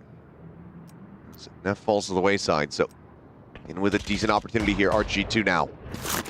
Well, they've got complete control of the site. Jonah P. finds a third. Alerts here, looking fantastic for him. Russia holding him at bay here for the moment. With 30 seconds, they can just go ahead and fully swing this spike across to the B site, which is exactly the call. Barring a miraculous clutch, G2 still should be holding on by a thread. There you go. Shaq will be the one to go ahead and put Russia down. So not done quite just yet. G2 find a third. Yeah, this round looking really nice. Even though you lose one to the judge, you're able to stabilize really quickly, win some big battles throughout mid. Jonah P. doing a great job with that Bulldog. He was the one who got the lurking K-Knight as well. Really clean stuff. One enemy remaining. He's just dialed in, and no problem at all there for Shaq. And Neff a little bit frustrated, but they're going to be on a mostly full buy. There is a Bucky there for Russia. So that's going to be interesting to see. He's tucked in over at A. There's a trip right here at top mid. You can see that BLG recognizing that this is a part of the map that G2 wants to exploit. Saw it on their second round of this half and immediately just cleared in a pullback. G2 just going to be taking their time, looking for whatever advantages they can find. Door opened as well in mid, so giving themselves options here as the round goes on. Russia's position widely just to try to play in Levius. Play off the contact here of the camera. Paranoia at the ready to try to really slow this up. Sends it, but just gets overwhelmed. Vulnerability jumped in with a shot to the chest from the Guardian. The trap has been dismantled. Well, this is looking good for G2. They've got themselves quite a bit of map control. Probably going to get the plant down here shortly. Nobody doesn't spot him. Exactly. Nobody got tagged by a 0 point. Oh no. That's going to be catastrophic. Russia 30 seconds left. going to be scratching his head and wondering how the hell he's come away with that kill. G2 though, looking to try to break their way forward onto the side. K-Knight makes his presence known. Scale forward now in towards Boba. Neff looking to hold the line. Cannot take down Trent. Now it's going to be the pivot call.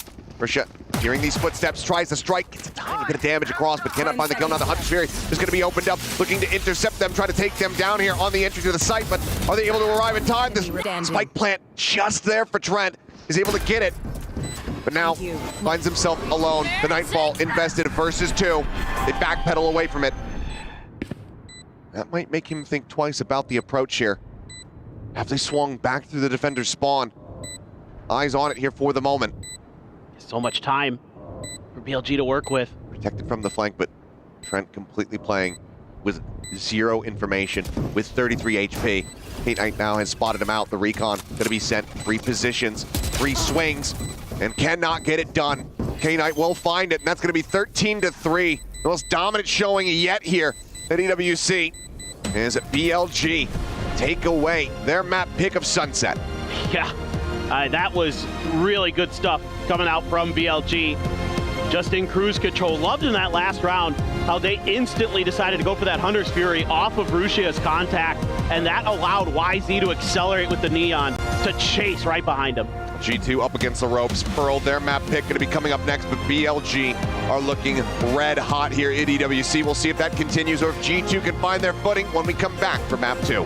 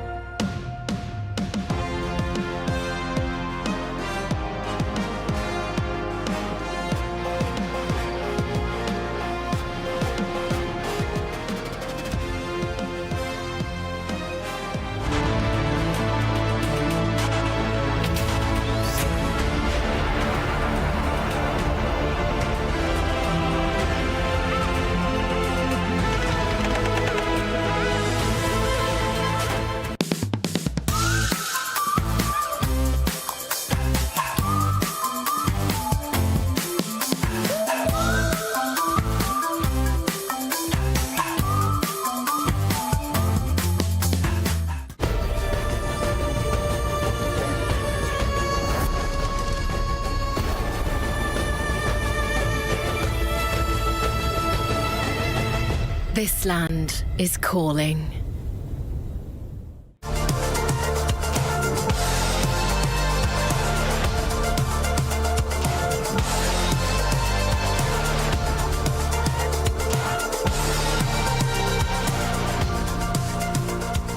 Tell me your thoughts on the importance of mental health for a pro player. Yeah, it's very, very important. I feel like a lot of people don't really think about it or try to take care of themselves. I think it's good having a good support system, having a good performance coach, or going through therapy and stuff like that. Yeah. I think it's very important, yeah. I think it's a lot more important than obviously with real life sports, you have to focus on physical. For us, it's a lot more, when you're playing a game for 10+ hours, you gotta worry about burnout and stuff like that and manage it, because nothing can stop you from playing as much as let's say a sport, you get tired. Yeah. You have a break or a limit. With esports, it's a lot more, you just keep going and you choose when to stop. And as a pro player, it's you want to keep going as much as you can, but you have to put limits. I'm definitely starting to feel, what people mean when they say mental health is very important. If I'm able to manage it and, talk to whoever I need to talk to and just get my feelings out there. But, people might think you can't talk about your feelings or it'll make you soft, but that's what you need to do to, manage it and maintain it. And it helps a lot.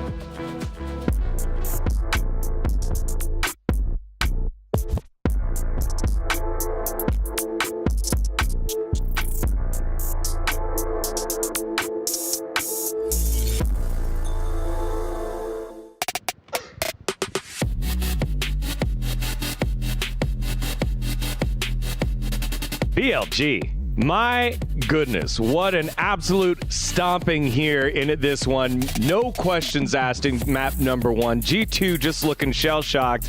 And, you want to talk about both sides.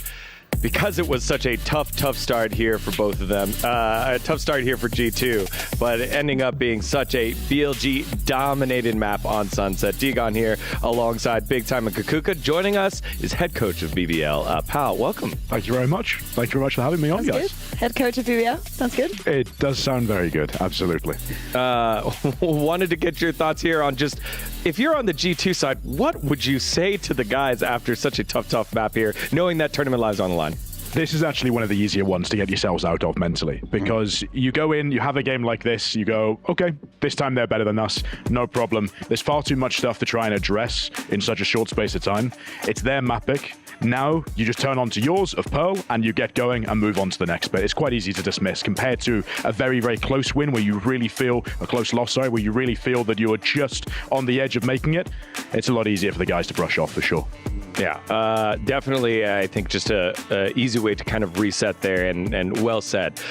When it comes to BLG, y'all, let's start there. BLG just so damn dominant here, big time. And I mean, lots of people you want to highlight, but YZ definitely one of them. Yeah, I mean, YZ played out of his mind on that Neon. He's fast, he's aggressive. This is exactly what we wanted to see from them. Like we were saying in that pregame, G2 are at their best when things really slow down, when things break down in the round, and you can totally relax. But YZ, it really shone bright for me this series.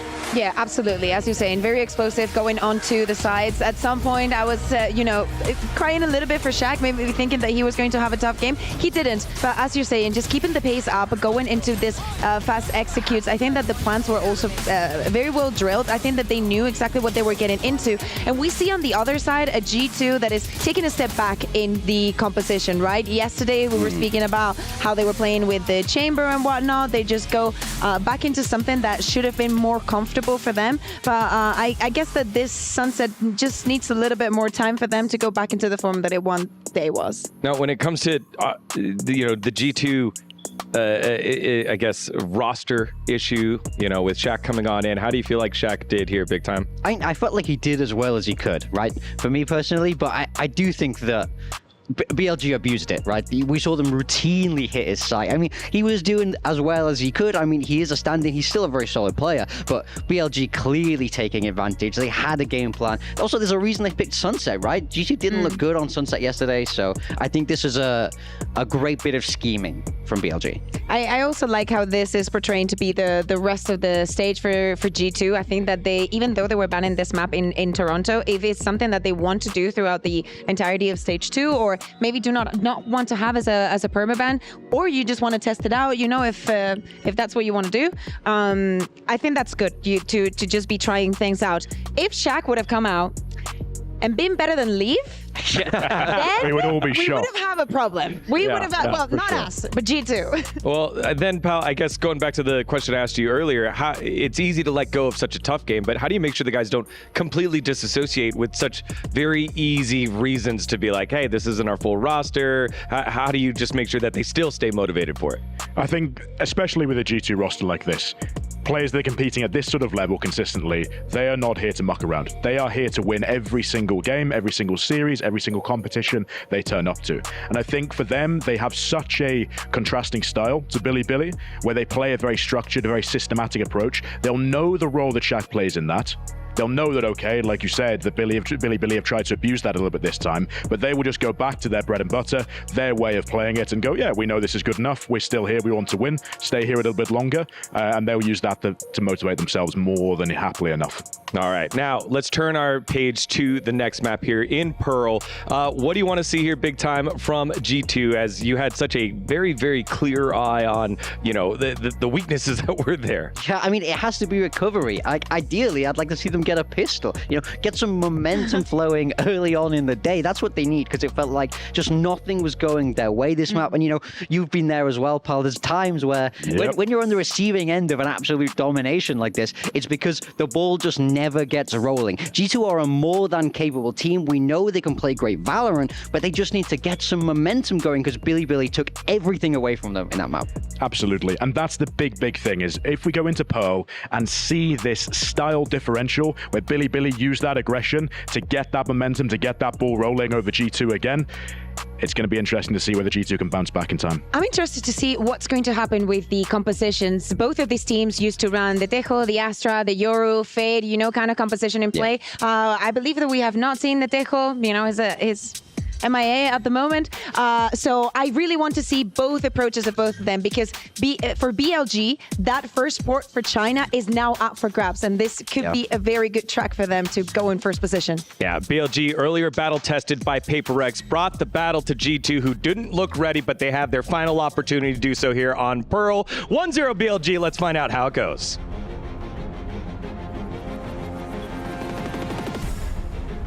Let's find out indeed. Map 2 coming up, G2, their last lifeline here. Need to get a win on their map. Pick up Pearl to take this to Icebox to stay in the tournament. Otherwise, they will be going home.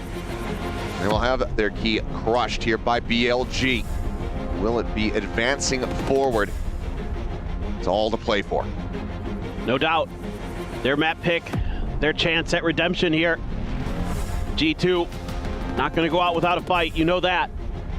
Definitely looking to see them kind of come forward on this Pearl map that they're very well known for. Curious about the agent compositions.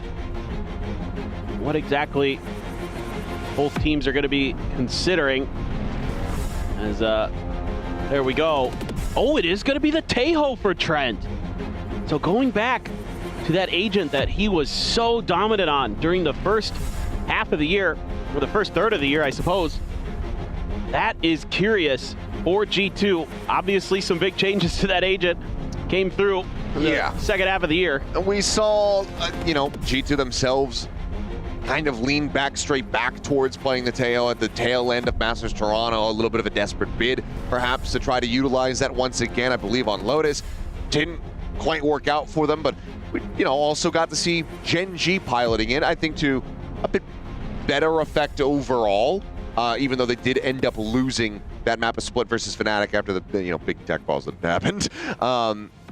So it's been on the fringe. Teo is not completely gone from the meta. Certainly does have some applications still, and if anybody's going to be able to find those applications, you would think that it's going to be Trent. Yeah, absolutely. I mean, he is one of the best, and he is struggling so far in this event, but hopefully he can step up here, back onto a comfort pick. Jog on that Yoru, Valen on the Astra, Jonah P going to be on Fade, and Shaq on the KJ. So for G2, you're not going to have that Vice there that you normally would in this comp. That's going to be the bigger difference here for G2. You're not going to have that same amount of kind of stall and delay, especially on the B site, with the wall, with the Razor Vines, to kind of keep G2 in check. They do have, the Yoru of their own. They're kind of running the much more closer to standard Pearl comp that you would see. Neff going to still be on that KO as well. So kind of curious, what it's going to look like for Shaq. Desk was talking about it. Oop, why is he just going to TP right out? G2 just going to claim the orb. And this is all just a setup to fast track those ultimates for Jogamo. They're going right back to the other side. A turret there to set up for a lurk. It's actually pinged out. Or maybe they just suspect somebody might be there. Does K-Knight and BLG. But gonna have something on the backside. Just got to worry about this Vice util on site. Jiggle peek there from Levius, spying out plenty. Is gonna be the salvo. Send. Thorns in. Jogamo on the hunt. Swinging around the back and immediately finds a headshot. Levius gonna be taken down. It's gonna be the Vice now displaced. Quick peek in. Russia instantaneously able to find that headshot, but the quick trade is there as Jonah P gets rid of Russia as well. Quick kills here for him on the Fade. K-Knight only able to find the one little parting gift. That leaves Neff now the IGL. Left to do it all. Spike not yet planted. The 1v3 gonna prove to be very, very difficult. Just the 0 point as well as a flash to try to work with. The tap to try to fade him forward. Knows now that it's not planted quite just yet, so we'll play this a little bit more patiently. Knows that they can be completely fanned out. Flash over the top. Decent connection. Now knows location of both players. One suppressed. It's a suppress here just onto the one. Ducks back for a moment. It's a bit of a high-low attempt here from Trent and Valen. Swing in, and Trent will be able to claim it. G2 picking up their first pistol win. Yeah, this is just a really nice round. Using that util early to get the orb. Trying to get Jogamo fast-tracked for the dimensional drifts. And then pivot to the other side of the map. And a great execute there. Finding some great value with his own utility and able to follow up on it as Jonah P. Really like the setup with the Nova Pulse into the back alley. Force Levius back. And he's not quite ready for Jogamo's TP that gets right in there. He gets shut down initially, so that Vice handled, dealt with. Only a couple Sheriffs being bought here for BLG. Otherwise, you got 3 Bulldogs, a Spectre, and a Stinger. And oh my goodness. I heard the top of the orb just goes in for the peak, and Trent ends up paying the iron price here instead of Jaw. He's now going to go TPing forward. Stinger in hand, and we'll go ahead and make it ring out nicely. Comes away with a kill on a YZ. K-Knight going to be taken down. Spike planted. That leaves just Russia with a Sheriff now approaching from the stair side, and Artis, okay. Jonah P getting a very nice one. Make it a little bit more costly. Jogamo taken down, but weapon not to be recovered. These ranges, Stinger's not going to be the most ideal weapon. See if BLG can make this a little bit more costly. That's going to be Levius coming away with one more. Jonah P now on the floor. Already decent damage dealt. Russia wanting to get a little bit more done. Sees the site is cleared out. Can suspect that both players are going to be in from main. Here comes the challenge. Valen will be left standing. So Shaq remaining as far as armor is concerned. 3 players dead. Overall, not a bad attempt here from the side of BLG with the 2-0 for G2. Yeah, you got to be feeling good as BLG. Finding a couple kills with those Sheriffs and getting 3 kills overall is really impactful there. Knocking a lot of the big guns out of this bonus round for G2. Valen ready to swing, was on 46 HP. Maybe if those Stinger shots had been a little bit more on point, he might have gone down as well, but not to be. As so far, BLG doing a little bit of a push out over towards A. A deep knife to check, so let's see if this is going to be a free orb here. Jog's definitely going to get this one, but on the other side, YZ. Turret's going to check him. He's not going to try to contest it. Doesn't feel safe enough playing alone to try to go for the orb take here, so leaves it B for the moment. Drone scouting forward, gets the spot. Slowly drifts away, but the aforementioned Jogamo, Dimensional Drift is online now. Could be very pivotal trying to get this bonus converted. I think if you get a pick somewhere, you get a kill, that might be what opens things up for Jog to feel comfortable to go for that ult. He's just gonna do it anyway. Do it anyway. It's Jogamo we're talking about. Quick TP forward, not wasting any time. Knows that there's going to be a player at alley, sees the other one here at the connector. Flash is now going to be set. Bounds out of this one, but Risha is able to hold his own, finds the kill there. Looks for a little bit more. Wall to intercept, but Shaq with that Sheriff will go ahead and put him down. Weapon can be recovered. Oh, this flank. Well, YZ, first tap not connecting, but the follow-ups are damn clean. Two quick kills there, as it's going to be just about a flawless. Russia, the only casualty here for BLG as they prevent the bonus conversion. Yeah, nice response from Russia. Not sure how much of that flash connected with him. I thought it looked pretty good for Jogamo there. Bounced it right in front of him, but maybe not connecting as much as he would have hoped. And this is just great timing from YZ. He was all over this round from the beginning, putting pressure at A main, giving that map control over to BLG so they can make that quick lurk rotation. Rushi on site, shutting things down pretty nicely initially. So Bulldog gonna be bought down for Jog. Very important round here for G2. They could find this win here, keep that economy in a place where it's decent. Gotta imagine they would love to secure this orb for Trent, or rather for Jonah Pink. He's saying Trent when it comes down to the fade. We'll just go ahead, be one charge away now from having the Nightfall online. Portal closed. They're just really trying to feel each other out. Both teams disciplined. Face and they stack up. Valen collecting the collat. And that is a monstrous advantage now to be had. K-Knight gonna look to try to fill in this space. The Nanoswarm here at his feet, and G2 read it like a book. He's manipulating him around like he's a puppet. My goodness, this is such a tremendous round for G2. Huge bounce back as well. Jogamo considering the reface back in. It looks like Risha just going to drift away, join in with Levius on this A site and look to hold on to the weapons. G2 going to be allowed to go ahead and stretch this lead up 3-1. Spike play. I mean, that's got to be a bit of a tilter here for BLG. You lose two players so quickly there, and that just gives G2 all the confidence to start scaling forward.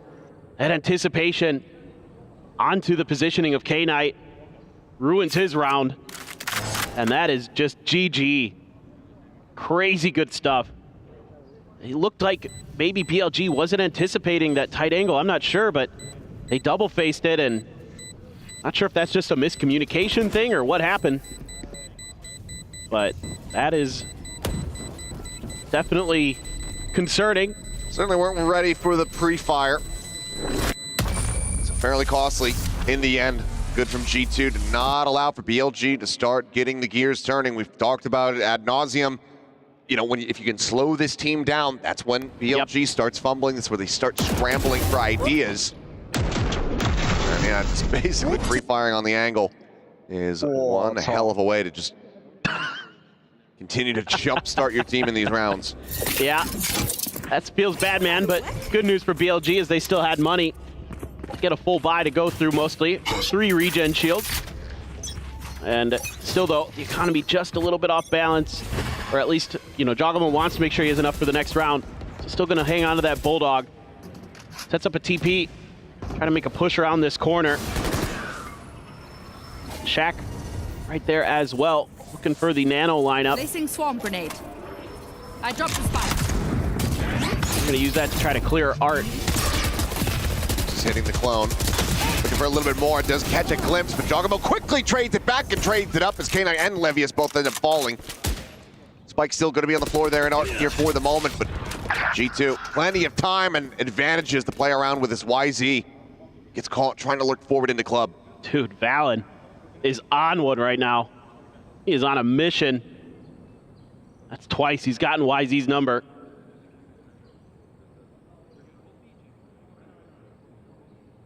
A little bit of quiet before the storm. Swing off the corner, and Riyadh needing to hit that headshot, cannot do so. And Neff once again, now alone. We'll have to go and make the call to save. Looks like, though, Spike is going to be brought right to his doorstep, so there's no option to tuck back and play it quiet. He's going to have to fight his way back into this one. He wants to hold on to that weapon. TP Jogamo drifting across, but Valen snappy on the follow-up. Stops them from finding any more value. Man, love to see that kill from Valen onto YZ. The double from Jog. Just incredible. It's a little bit of help from Smasher Util, and YZ's just slow creeping up. Pays the price, not anticipating these angles. Valen, that's 2 rounds in a row where he's found these tight off angles that BLG is just not ready for. And that's been his response to what we saw from that second round. You know, BLG there, or from the third round, excuse me, where YZ found that flank, and now Valen's put himself onto anti-lurk duty, and he has been masterful so far. And it's gonna be Billy taking a timeout. I like this early timeout. Try to figure these out a little bit more, because can't let this snowball too much further. You just had to, you know, you have to feel like you had so much momentum coming out of Sunset. You have to feel like you have so much presence in this matchup. You don't want to give G2 any life, and you don't want to let that mental crumble for Billy. No, certainly not. And I mean, in the, you know, some of the more recent performances from Billy on Pearl, defender side is where they've been able to find a good amount of their value and get early leads for themselves at the half. Most recently, you can see, I mean, they took down just the top squads in China. Trace, Shilai, Wolves, EDG. Bested them all just a couple months ago here on Pearl. So this is likely a start that's going to have them reeling a bit. Now looking for some thrifty magic. Oh, changeup is just to play a little bit further back. 0 point is nice, though. Huge confirmation, but why is he just going to be spammed out? There. No opportunity to drop down the TP to safety. I can't use that. D2 very quickly claim his life. Like the pivot here, you didn't receive any contact. You're gonna use the Cosmic Divide to try to really sell this B hit as well. This is all just a fake. You're gonna leave Jogamo there to just keep him busy, keep him interested. Fantastic. Flash through. Go right there. Johnny on the spot has that pre-set up on the TP. Face your fear! And G2 still not wanting to take any chances. I respect this. They send out the Nightfall, ensuring that it is clear. Pretty much confirming that it was a full 4-player stack towards that B side of the map. Well, I like the read. Beginning of the round, let's see what they can do to close this out. The Sheriffs look good at times for BLG. It's the double stack setup, but they do pull off the angle, just leaving Trent to his own devices here. And what is the call? Do you actually try to make a go of this, or just try to get in a position to die to the spike? K-Knight not going to be ready for this. Jogamo claims 1. 3 more to deal with. This Haunt gets cleared. Swing in. It's a nice shot. Belter there from Russia. Time certainly is dwindling. A little bit more damage going to be found. But in the end, 2 players left standing. Plenty of cash behind. G2 continue forward now 5-1.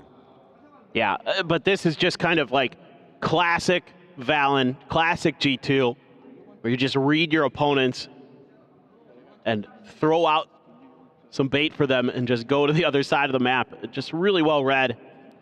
Just understanding there was no pressure early on any of the mains this round, so G2 sensing the timeout call, the timeout change that BLG wanted to go for. They read it like a book. Player standing. Looking for that fast rotation. It's an eco as well. YZ's got the op now. He's going to be trying to take A main control. On here to try to set up Jogamo. K-Knight has an ult. So does Neff. With a high-low. Salvo's going to be sent. There's the fake out. The turn back in, though. Get one apiece. Donalo and Trent both can take it down. Shaq's position going to be noted. Quickly evacuates. Pulls back through Art. Himself safe as the haunt gets cleared. A little bit more discipline here, but look at this lurk. And Neff is reading it. Did he get the jump? Yes, he does. BLG, pretty firm grasp and understanding of how this one was going to play out. YC's gate crashes right in front of these two players at Art. K-Knight, having conceded the position, almost certainly will have told him, yeah, don't take that. Bring them down. The way is shut. Could end up playing in for a bit of a fake as Valen get away with just that minor amount of damage taken. At all angles, 30 being watched here at the moment. Obscuring vision. Fully surrounded are these two players from G2. Let's see if Rushia gets the read. He's got a star set up there, right at the entrance to site. The Nano gets ready to fly. There you go. They see that coming through. They're going to try to caterpillar forward, but Levius just goes ahead, sprays across, finds the 2 kills, and that's going to be flawless as BLG will find their second round win. They don't even need to use an ult. They're still going to be hanging on to all 4. That's really clean from BLG.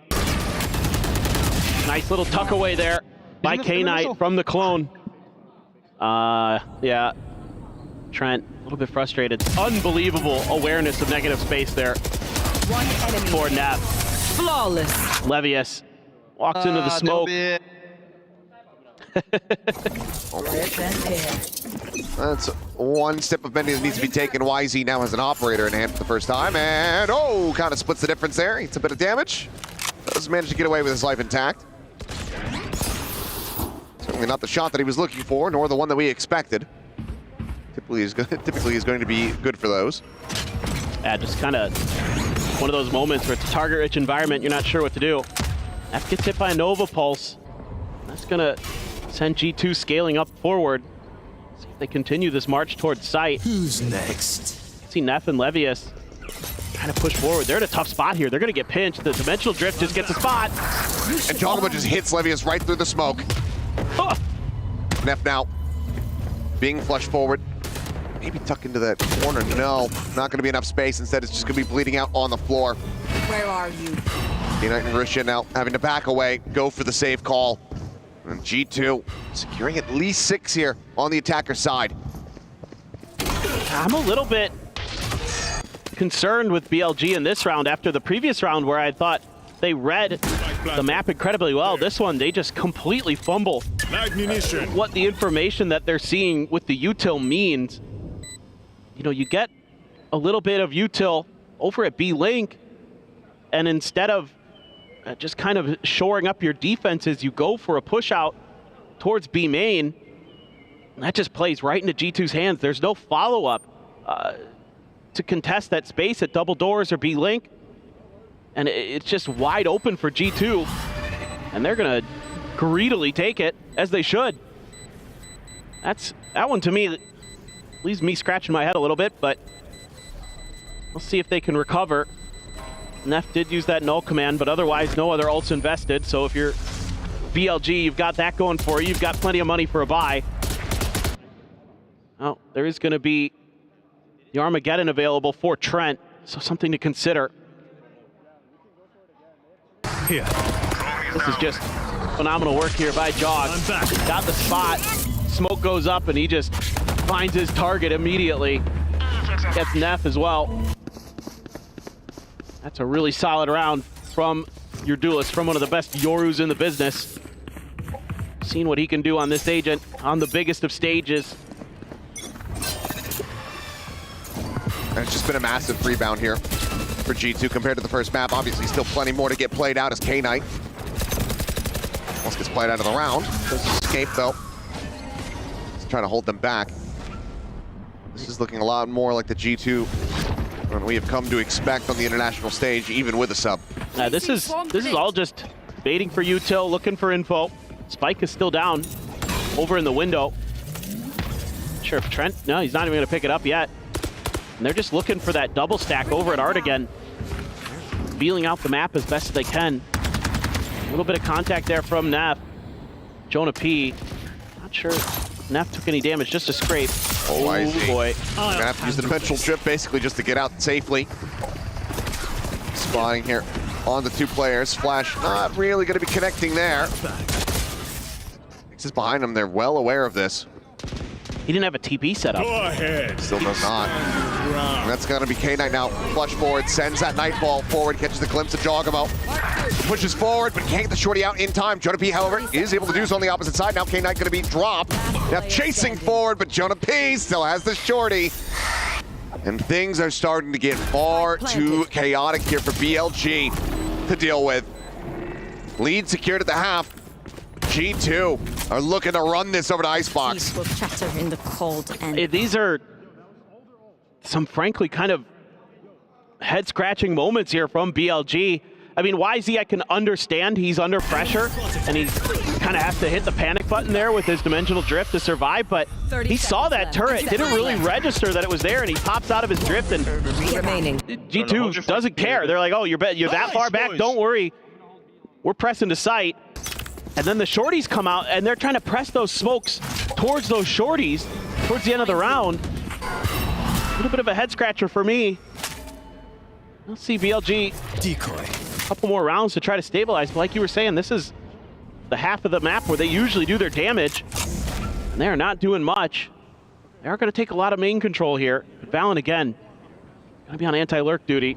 This time he's got help. Up flash at the ready here for YZ. There's the contact, there's the double phase, the spray coming across, trying to peek, gets a smattering of damage, but can't confirm a kill, puts YZ down to 36. Same time, attack on this B site, getting ready to come through. Nebula ends up getting dropped, the Thorns pop. Turn to the flash, Levius skirting forward as Concuss goes out from Trent. Jogamo at the same time, however, has arrived in Halls, but Risha is able to gun him down. Site's still gonna be broken open. His flash fully connects onto K-Knight. He sends out a shot, so they're aware of his position now. Pick up sent, free fire on the angle. Trent claiming the kills, fragment. Gonna be disrespected. Neff strafing across this one, but YZ's now dead. And Neff has suffered an immense amount of damage at his own hand. Trying to see what he can get done, but Valen is there to clean it up. 8-2. G2 looking to similarly deliver a 10-2 half. Yeah, this is kind of one of the problems that they had on the pistol round as well for Billy, where they cede Hall's control over to Jogamo, and he's just going to punish them. They try to set up a crossfire on site, but Jogamo breaks that angle open, and G2 so well coordinated. They follow up instantly, even though Rushia gets the kill. And that's got the fist pumps from Josh and Anders. That was very good stuff. I mean, they are so on point right now, our G2. And they've got BLG scratching their heads, making some questionable decisions. They're on stingers and a judge and a, well, YZ is a hero phantom. So, an opportunity, but one that BLG absolutely need to seize. 8-4 would be a decent recovery, but anything more than that, you're basically thinking GG go next. Oh, for sure. Icebox could be on the horizon. Have to wait and see.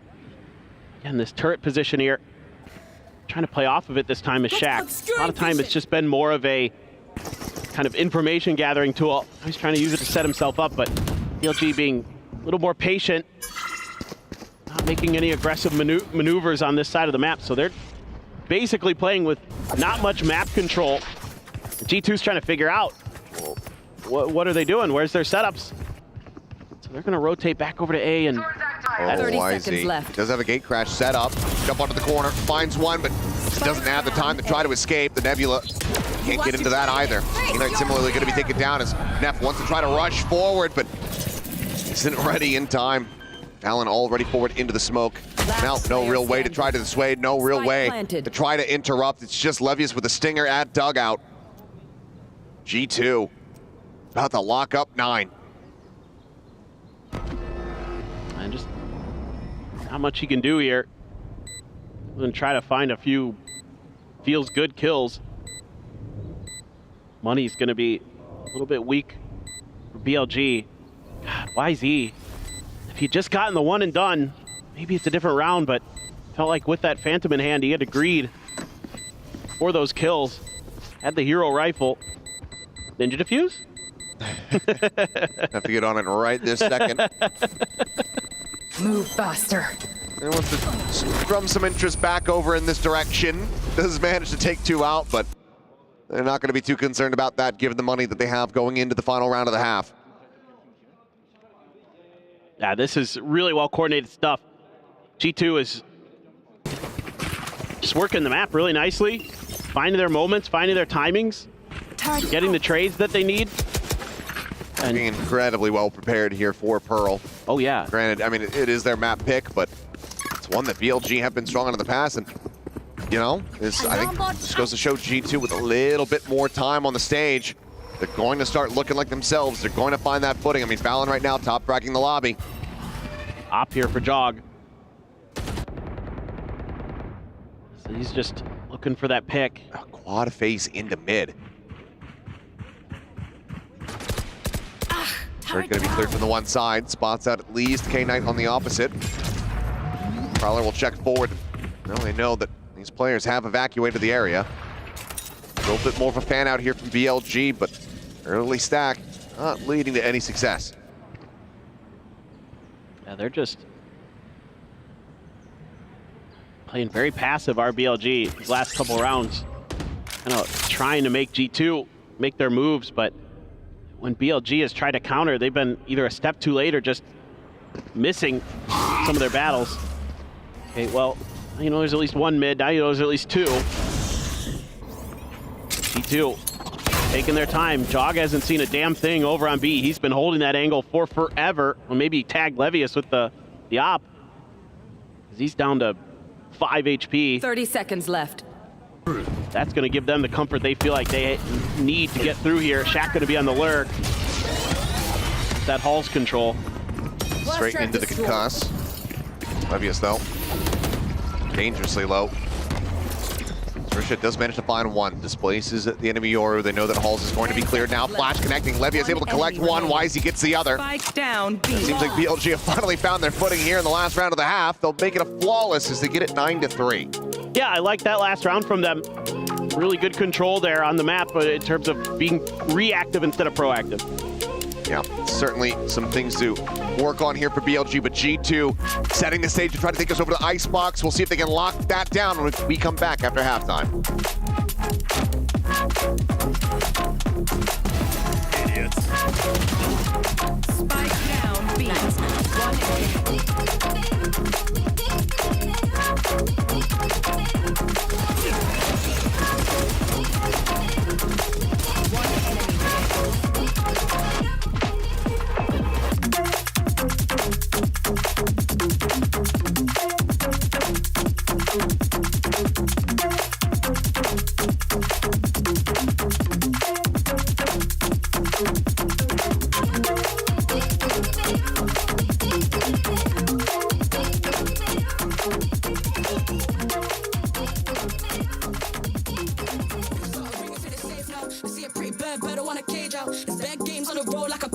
It's a playground.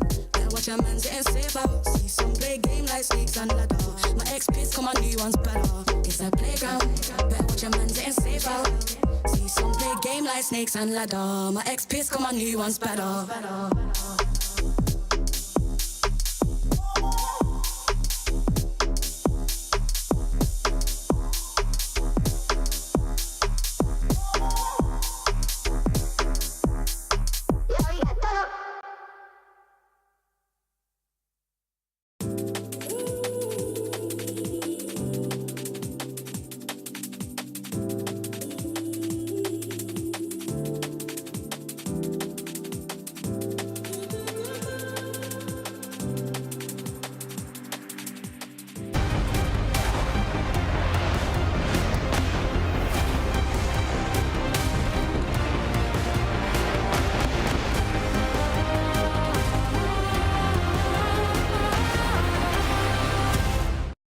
Alrighty, we are back and about to go into the second half here on Pearl. Billy doing their damnedest to try to get just any round wins, but they've only been able to scrape up 3. G2 very much in the lead after a 9-3 half. Yeah, and what a half for Valen. 13-4 on the Astra.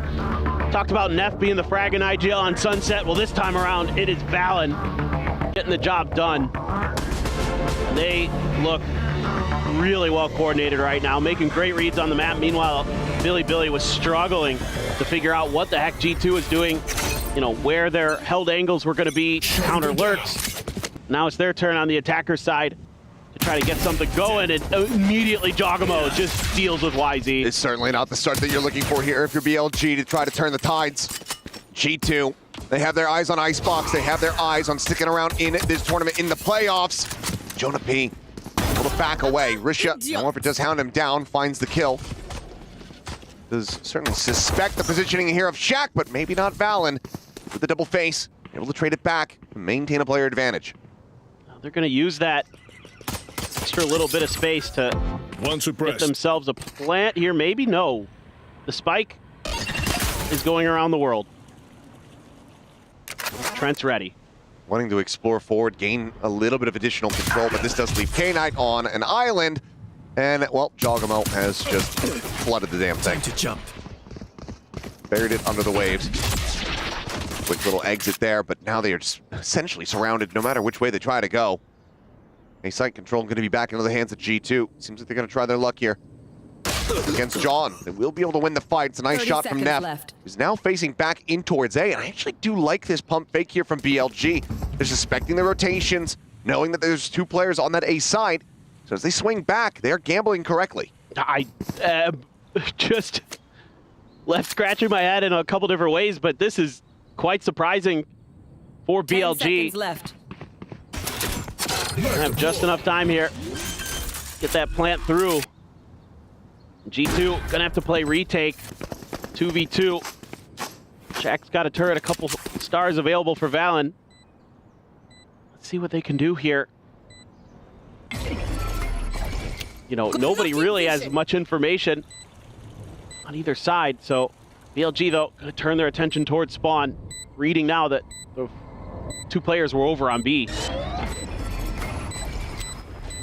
Star set up on dugout, spot onto 1. Last player Headshot, standing. connecting, Neff going for the reload. Flashbang. The flash forward into the smoke, not spraying out, but Shaq from within is able to go ahead, get that shot to connect to Neff's skull. G2, they find stability here in the pistol, claiming both now on Pearl. Yeah, this is another kind of wonky round here for BLG, trying to confuse G2 by going all the way into spawn, and it almost works. Had the opportunity to plant on A for free, but with that art control being fully in G2's favor, decided to just try to challenge some of these players, and they actually get some 1v1s that they're able to kind of win out. You know, Jog tries to help Trent there. They're not able to secure those final 2 kills, but in the end, it's going to be Valen and Shaq who get the job done. One suppressed. Let's see what BLG's they're going to force buy. It's Stingers. Gonna try to overwhelm onto this A site. Pulling them in. 3 players in position to try to counteract this. Smoke on A main, holding 2 at bay. Scale forward, turret's gonna get cleared out. They hear the Stingers ring out. G2 well aware of what is facing them as Valen nearly getting spammed down as he cuts back through the smoke. Why is he taking point over towards Art? Ends up along the wayside, swap to the Classic. This is just gonna be chaos breaking out across this map. Once he's scooped up the Prowler to scout, Jonah P. Charging forward over towards main, stabilizes the spray, finds one, Rusha hits the transfer, he's down so low! And Jogamo will be able to get it done with a Classic of his own. Close but no cigar. G2 barely managed to persevere. Oh man, just so scrappy. Rushia tried to do everything he can there. On the stairs, almost comes through, but was so low. And Jog, steady hand at the end of the round, able to get it done. K-Knight there as well, backing up Rushia. My goodness, that was nasty. The coaching staff liking what they're seeing, because that was a very important round. Both teams, smattering of guns here and there. Jonah P with a judge, still the outlaw, but most of the players on BLG actually have full armor, recognizing the Jog was going to be able to keep that gun over. Guardian going to be the best weaponry that BLG fields. A couple Spectres. Now another exploration towards mid. It's been a lot of art pressure. Let's see what they can do on the other side. Nano is there. Dodge some of that util. Nano doesn't get popped. Judge around the corner. Gets Cuz to hold them back. The swing in. Jonah P able to collect one. Gets a bit of damage across on the K-Knight as well. Ultimately, it's just a one-for-one trade thus far. Turret setup allows for Shaq to just go ahead and backpedal. And as Grusha trying to drum up some interest towards this B side of the map. Levius dodging the bullets here from Trent, is able to come away with that kill, but trade back is there as Jogamo gets on the line with the Outlaw in hand.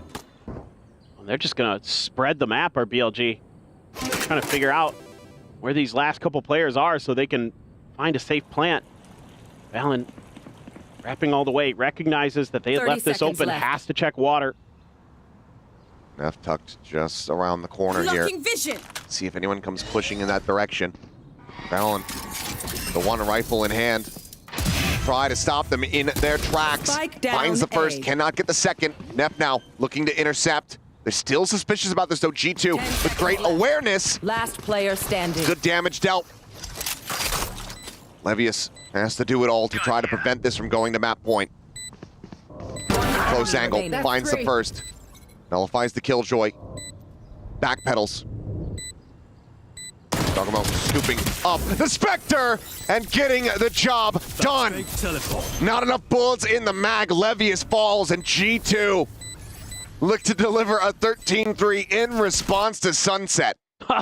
Back-to-back 1v wins for Jog. What a bounce back here. That's the only target that was going to get the job done with that Outlaw in one bullet. 10 seconds left. But phenomenal awareness. I mean, never giving up on the fact that there could have been a lurk through water. My ult's ready. That is such great discipline from G2, as you come to expect from this squad. Oh. And that's a tilter. So, I mean, you are going to get a little bit better weaponry for this round for the side of Billy, but mostly rifles, a Spectre for Shaq.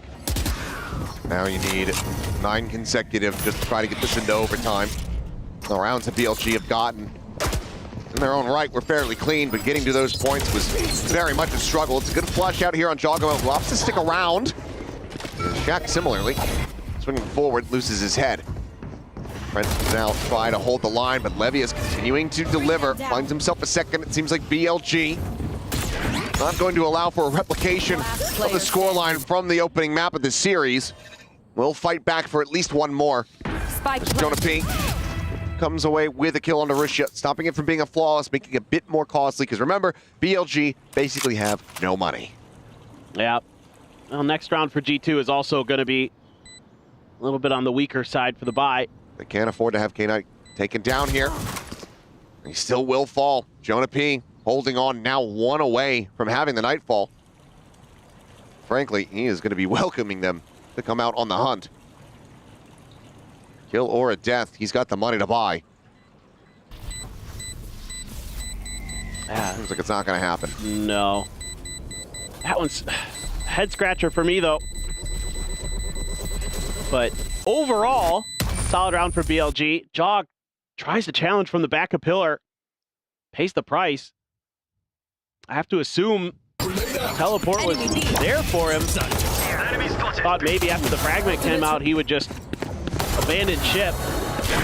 Then a lot of 1v1s being won by BLG. Just kind of storm through. They're going to have a ton of ults.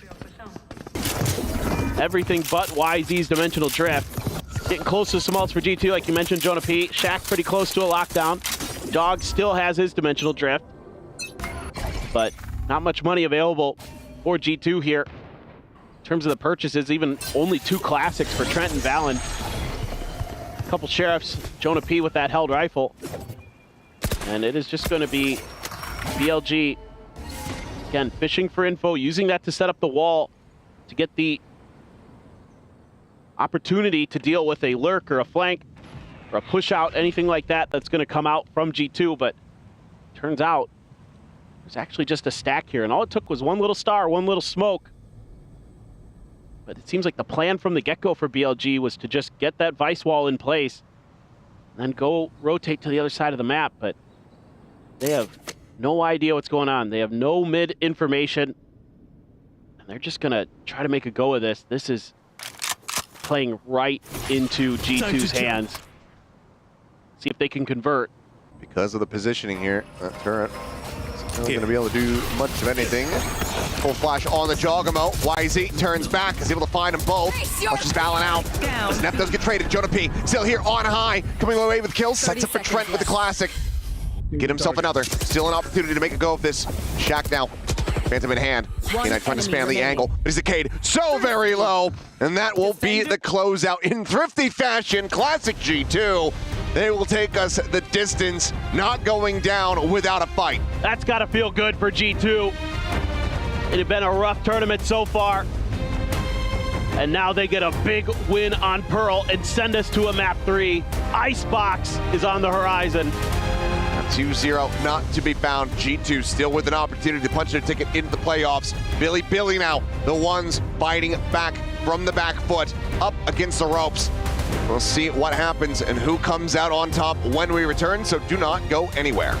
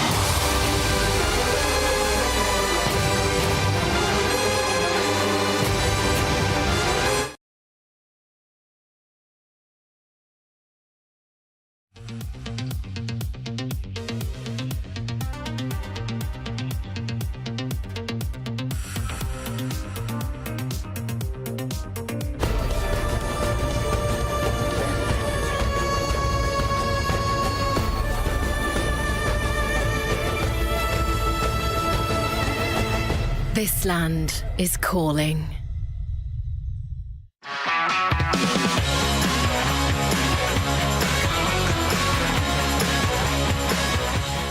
In general, what is your prep as an athlete? At the moment is basically keeping the team atmosphere high and making sure everyone's comfortable in the role.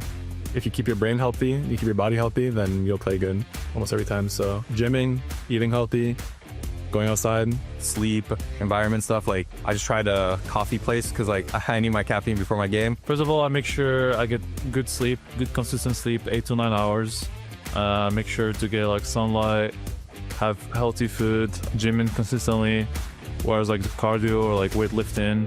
I think it's like the small things that add up and like it shows in your performance, especially like to be very consistent throughout the year. Like try to live a healthy lifestyle, but I think it's a very big part of being successful.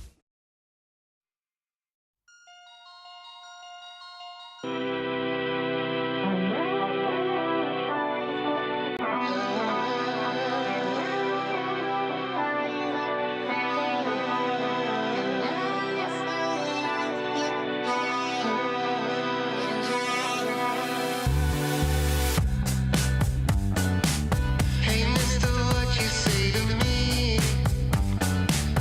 I'm just your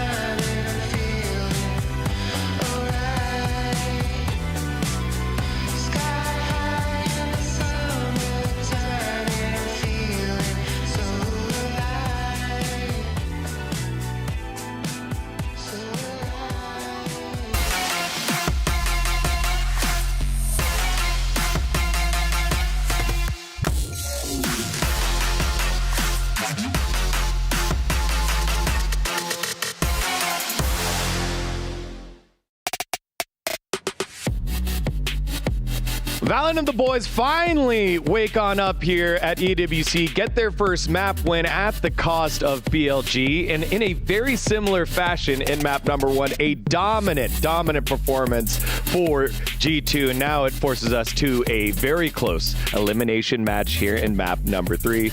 Welcome back to Esports World Cup. Degon here alongside Big Time Kukuka, and Pout joins us one more time for his great insights. Now, Big Time, in that last one, as we take a look at the post-game graphic, just a dominant performance by G2, something that we haven't seen yet from them. Yeah, this was exactly what we were kind of waiting to see, right? We said they needed to come out swinging, they needed to get that ball rolling, and they managed to do it. You know, they opened up a big lead, really managed to hold on to it. But I think Pearl is a very strong map for them. They looked very comfortable, and to me, this was a win on clear macro. It didn't feel like all of a sudden they were awake shooting.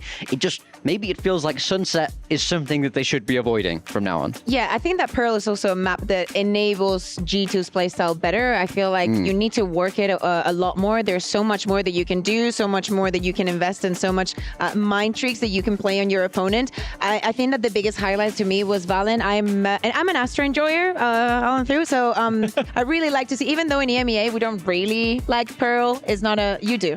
I do. Yeah, we enjoyed it quite a lot. No one else did. But that's what I mean. You know, like we don't really get a lot of Pearl. I still get to enjoy it. What do you like it?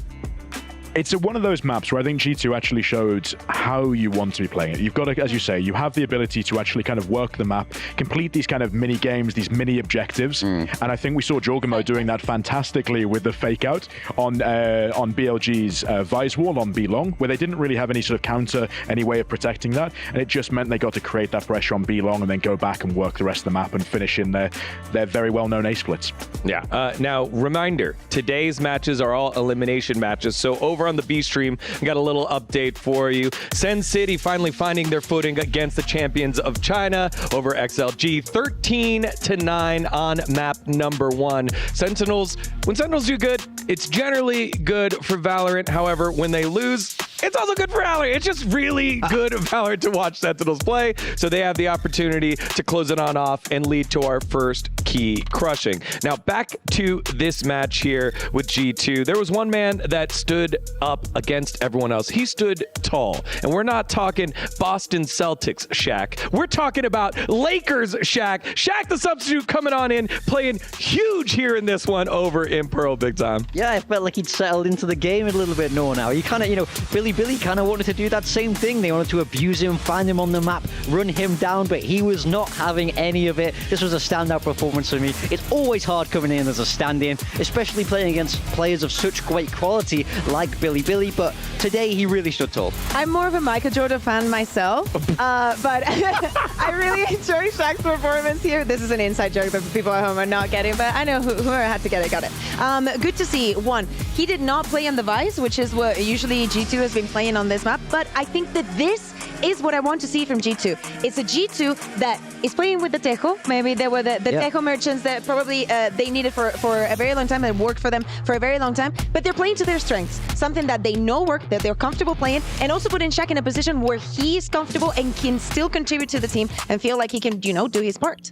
Yeah, we have a specific example here of being able to do that on round 9, specifically Pearl and Tejo. And Big Time, you wanted to talk about it there. Just this executing the pressure it put onto BLG. Yeah, because this is the big thing. Tejo is out of the meta, right? But G2 was so good on it. And here we can see how they use that Tejo ult to manage to get themselves around. They force the fade out so that he has the flood. They can't do this designated retake. They waste a lot of Billy's ultimates here. So it just goes to show Trent is really solid on this agent. So I wanted to ask you, pal, how important is prioritizing agent comfort over the meta when you have somebody who's so good?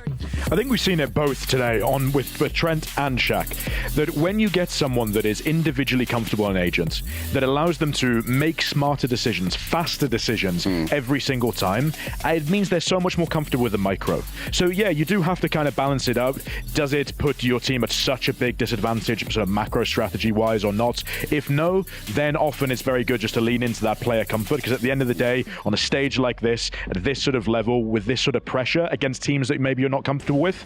Having players that can be that comfortable, can make those split-second decisions, that can make all the difference sometimes when it counts. 40 seconds left. We head over to Icebox for a decisive map number 3. One of these teams will be going home.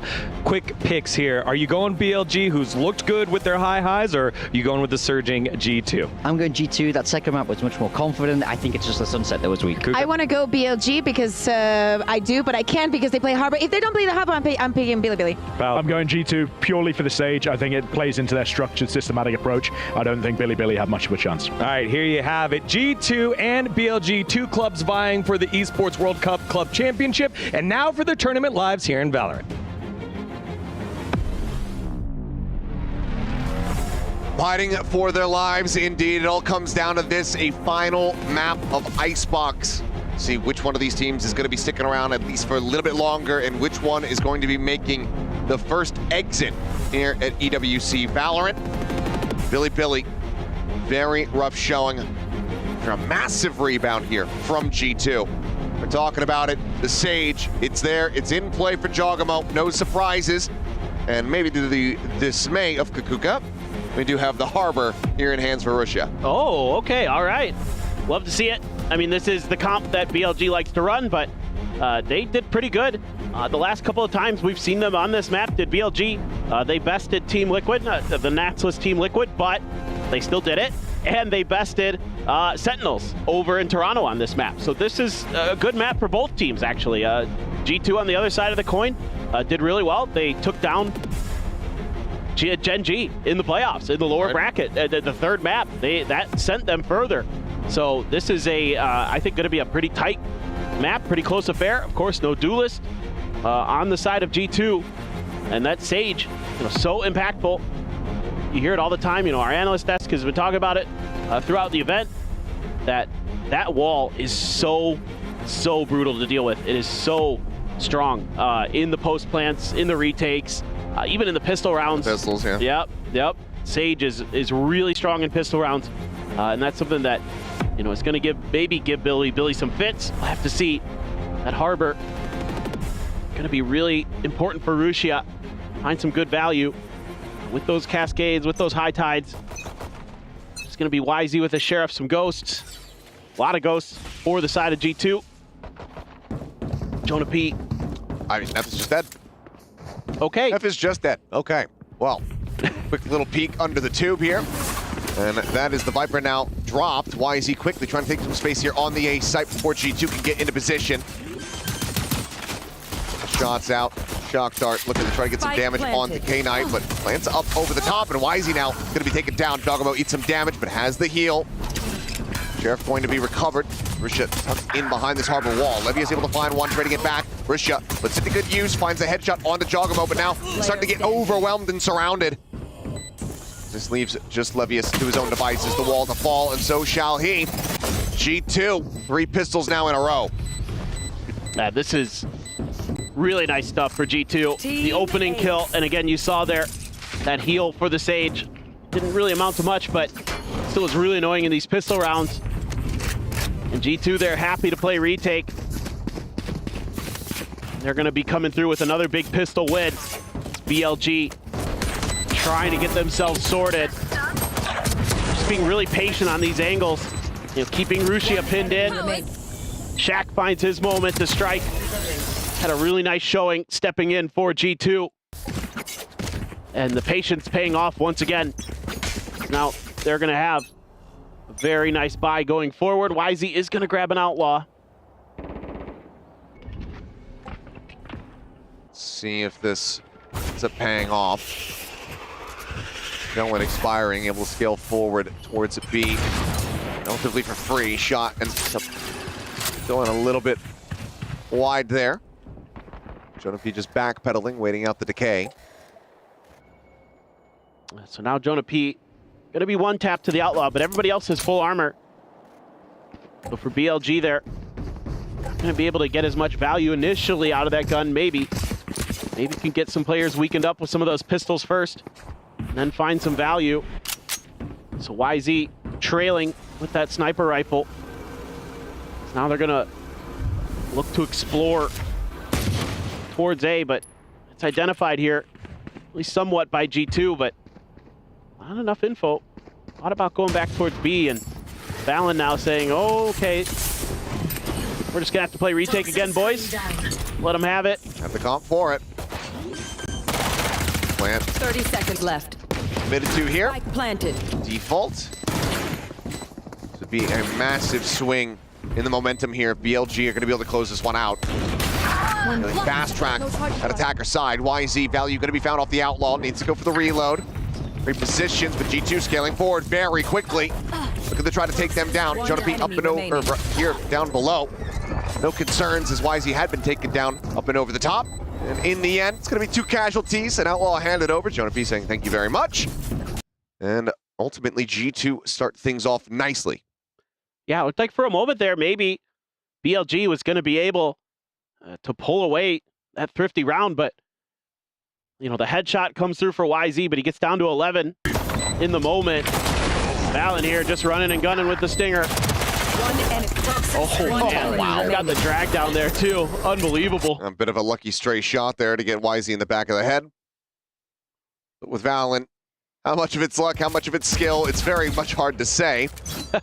By now available, 2 players susceptible to that Outlaw. Just the regen armors to try to work with. But Outlaw's going to be positioned over at B, where G2 are very quickly taking space, scaling forward towards the garage. Really getting a solid idea of the full picture here of BLG's game plan. There's a turret back there for Levius. Get a read on this 3-man flank that they're attempting. So a different look on the retake. Spike planted. See how BLG can respond. Step over the top here at the screens, able to get the spot out. Jack doing his damnedest to try to jump and dodge the bullets. Cannot do so at the same time, though. Flank starting to be executed. Neff in position to find the initial punish, but Trent just swoops in, finds the kill. Up and over the top of the rope here is YZ, starting to get a little bit chaotic with it. It's just 4 bullets remaining here in this Phantom. Jonah P manages to outdo him. K-Knight will be there for support. They close it out, but it's 3 players lost, so still heavy damage suffered here by BLG. Yeah. K-Knight there, getting on his feet, trying to rally the troops a little bit. Still kind of a rough round, taking a lot of damage. BLG, YZ, such a such a good player, but he can be a little bit wild sometimes. That rope play, Trent, he is not. And just gonna be a guardian for Jonah P there. Other than that, rifles for everybody. Rushia does have the Reckoning. So far we've seen G2 be pretty happy to play retake. That's going to continue to be the case, especially with the Reckoning there. It's going to have to be. Just forces them back out of the sight. Once again, that scale forward at B coming through. Here. Jonah P. Here. Let's see if he can spot anybody outside of A main. YZ, though, going to be spammed down off the top of screens. Peeks through the harbor wall, eventually giving himself over on a silver platter. As Jonah P breaks open the flank. K-Knight needing to win the fight is able to do so now. Turn his sights back over towards this plant. He attempted to defuse. Spotting out 2 players for shit. Looking for the reposition. Right clicks flying. Jogamo going to be taken down. Neff able to find Shaq at the same time. Now brings it to the 1v2. Hunter's Fury going to be used. If nothing else, a bit of a consolation prize here for G2. As the retap comes in. Concentrate, Sova. Looks for the kill, can't find it, but the timing just not going to be there. K-Knight with a nice headshot brings this one to its conclusion. And it's going to be BLG tying it up 2-2. Still, though, you got 2 ultimates out of BLG in that round. Not too bad. Playing for retake there off the rip. The Reckoning. Thought for a moment here, this might go pretty well for G2. No more. 5v3, but quickly became 4v3. Rushia just spamming away. Seems to always be switching to that classic in the heat of the moment, and he's so darn good with it to boot. Find some good value, so 1 stinger, 4 sheriffs. It's gonna be the buy into this eco for G2. Valen again, trying to create a little bit of pressure with that stinger, but doesn't feel comfortable enough. Has to back away. Jonah P, was his position red? No, I think Neff just going for some pre-fire, so Jonah does get a lot of scaling forward, relatively for free. Sheriff shots out. Connection not going to be found. Backpedals. Same time, Jogamo clears the turret here at mid. Jonah P, killing it, wanted to go for it, ends up falling to the wayside. B-site now broken open. The call to rotate ends up coming through. Dogamo finally kept off the angles here as Trent is able to fight back for one. This might cause some pause here for BLG. It looks like YZ maybe wanting to sell that they're pivoting back, but the drone now has spotted out Levius. Wins out the fight, Jogamo. Able to find one more kill to peel off, but that's going to be player advantage here for BLG with YZ now on a flank. Yeah, I like what I'm seeing now from BLG. This is more of what we were seeing on Sunset. Working the map a little bit, just looking for their moments, finding those picks, and then making moves off the back of it, even though Neff gets caught overextending just a bit. Fallon out of the call shack back now. Spike planted. Shadows traveling. One enemy remaining. YZ. They're trying to find that entry, but going to be outgunned. Drop down. Stuffs him with a stinger, able to find it, but can't draw the Phantom out fast enough. And it's going to be BLG now gaining the lead for themselves. Shrugging off the stinger attempt here from G2. Nice damage done. Couldn't convert the eco. There's Trent. Right as Neff's wall comes up, he takes him down. Had the angle, had the lineup. Fallon's so good with that stinger. At least going to be good for one. But I think the more important thing for me here is now we're seeing BLG starting to lean more into that good macro game. That they just, I mean, they barely played an attacker side on Pearl, so weren't really able to work it as much. YZ there, pinged out. Gonna have to back off momentarily. K-Knight gonna retake that position himself. Turret playing him in. He's shutting it down. Tries to push forward. Looks like he was gonna be sending it there on the pit. Does end up falling before he can try to get that one triggered, so decent little trade kill available there for Shaq, but still an immense amount of damage, as well as control of the map here for BLG. Well, Shaq now needing to hold the line. Hey, you get those 2 kills out of tube, you got to assume B's the weak side. You saw the Sova utility. Trent's been locking down A, so it's a good read for BLG. Shaq looking to be the hero. Finds the timing onto one. Levius falling. Recon pings him out though, and YZ a little bit faster to get around the corner. TB back over towards Snowman here for Valen, looking to try to arrive as fast as he can as Hunter's Fury does get a connection as well as a kill. Rishia dead. Trent looking for a little bit more.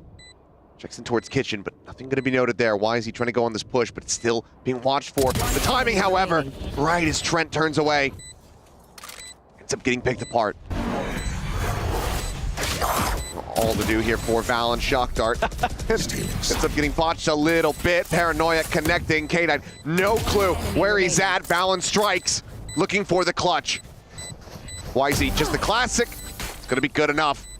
It strikes him down, and BLG maintain the lead. I do have to applaud G2 in their understanding of the tendencies of YZ. I mean, even though the timing is unfortunate for Trent, he's still, you could see it on the map and you could see it that he was cognizant that could happen. But those 2 kills out of tube early. Enemy remains. Difference maker in this one. Valen doing his damnedest. Kind of a bit of a whoopsies from K-Knight with the shock dart, but all's well as that ends well for the side of Billy. And they have strung 4 rounds together here on this attacker side.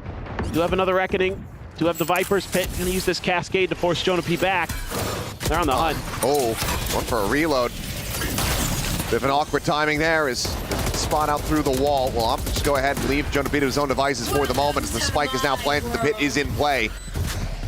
Question is, G2, what do you try to do? You don't have a counter pit of your own. You don't have that lockdown to try to flush players out of it. As Levy is now confirming presence of multiple players, has to backpedal. Heal flies, and kills are found. K-Knight gonna be taken down at the same time. Scale forward, BLG needing to fight up into the pit. Why they do find themselves stacked up, but time is ticking, working against G2. Spray from Trent, Widely is going right around them. BLG will be able to clinch it out. Yeah, love the change of pace here from BLG.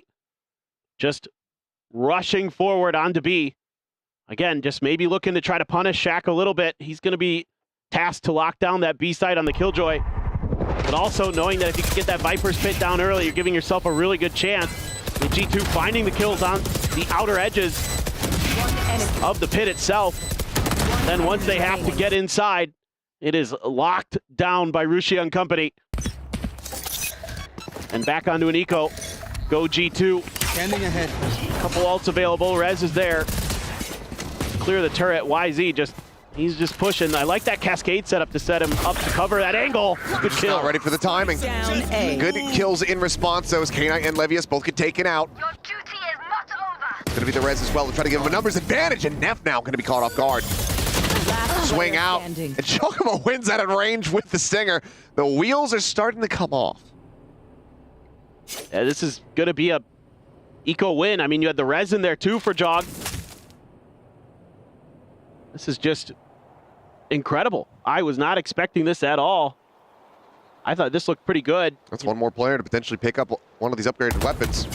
Because now they know Russia's position.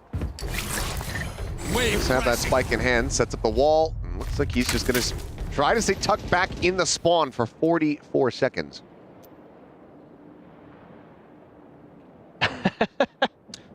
Well, we wait. Yeah, no, we do.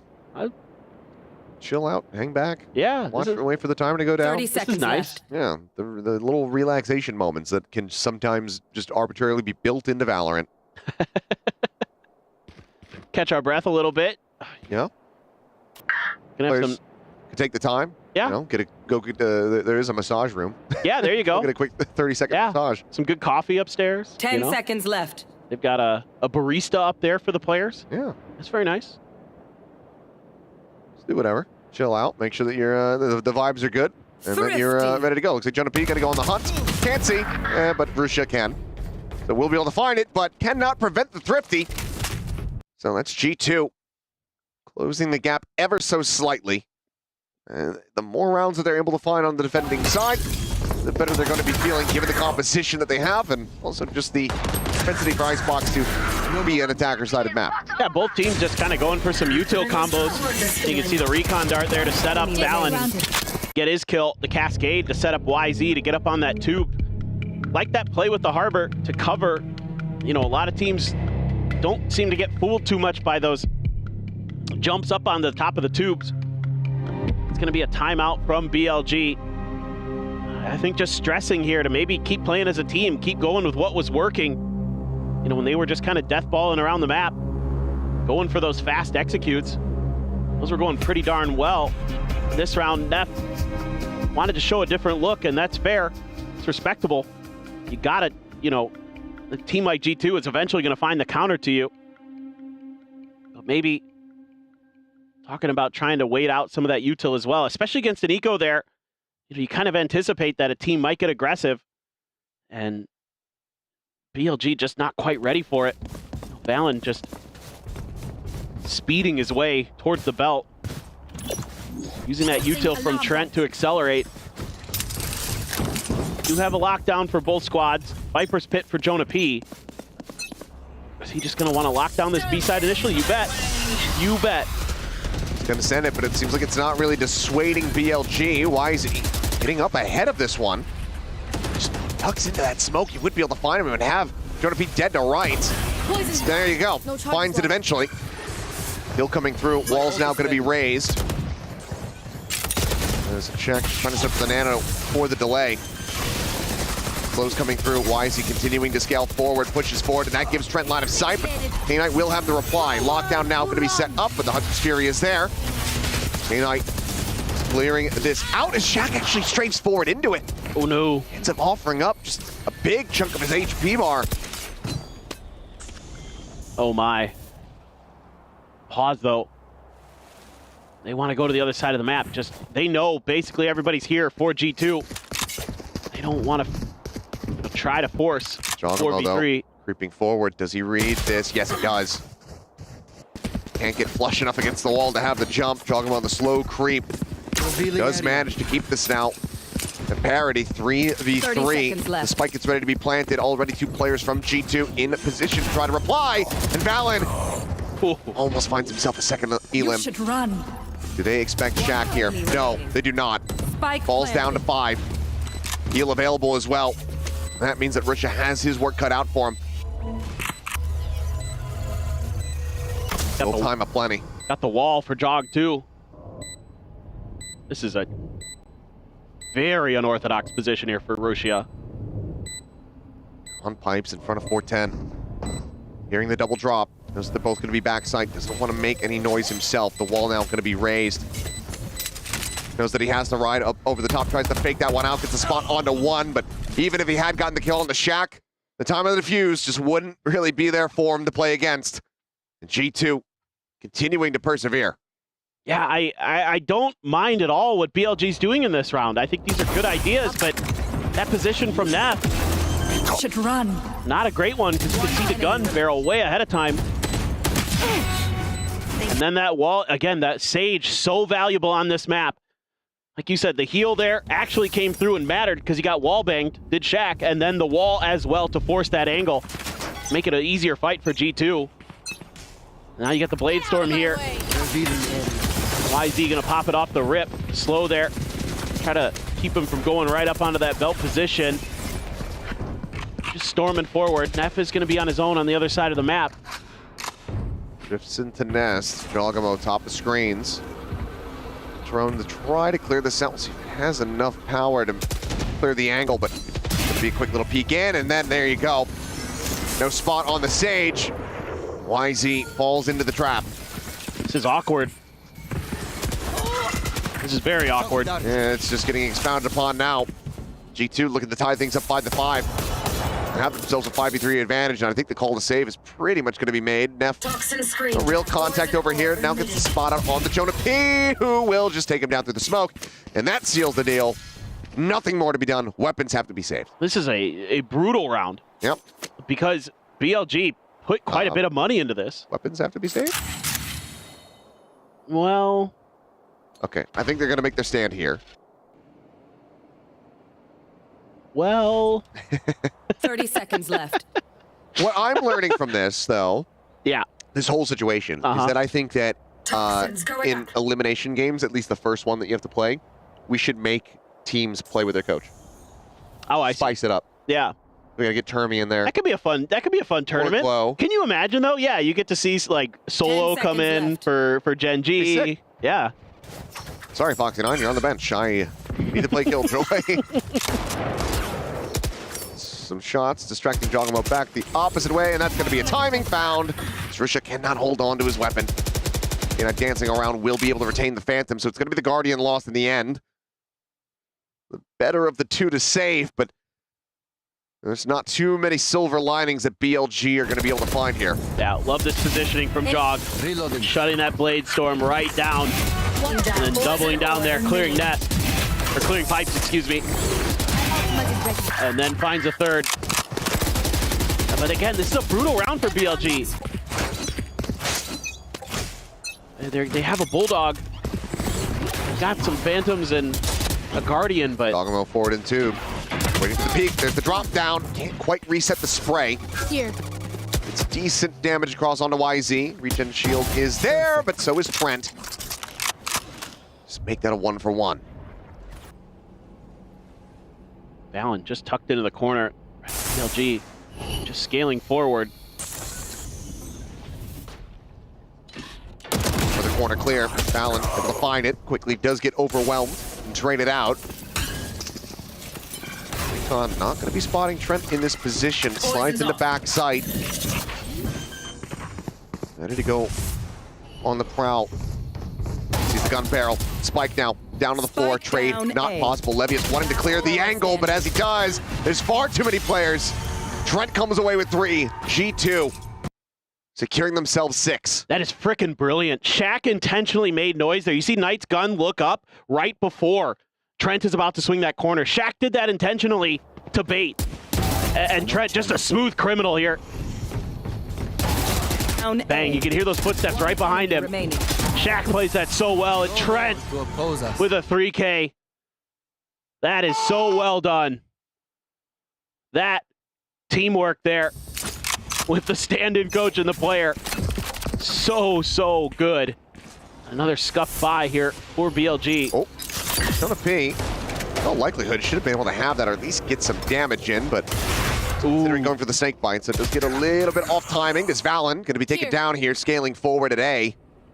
Finally suspecting that this has been left open, given the turret placement in mid, but YZ is there for the jump, so captainless for now. Still have the res. Don't think you're going to get there. Don't think you're going to get there. I know, Jogamo is not even letting any credence to the idea of it. He is wanting to fight, and he is profiting from that idea. Nearly getting timing, challenges right back in, and Jogamo. If there was any doubts after sunset, I think those have been quelled. Absolutely. Again, a great push and pull for two members of G2. This time it's Jog and Jonah P. Maybe just ended the round. We'll have to see. And YZ does gain the space, does gain the sight. Trent, Shaq not too far away. And 30 seconds left. 2v4 though necessary for BLG. Shaq, oh, elbow spotted. I think YZ had been noted, but now Trent player standing. doesn't have him dead to rights because Shaq does, and there you go. The 1-2 punch refused to come through. 7-5 at the half. G2 out in front from the defending side. Yeah, this is a really stellar half for G2. What? Just they want to have some fun with it before defusing. So yeah, we got these ults, so might as well use them. Valen could TP if he really wants, but I think he's probably being the more sane of the remainers there. But there you go. BLG needing to dig deep, find this pistol as they themselves get ready to move over to the defending side of the map. G2 going to be on the attack when we come back after halftime.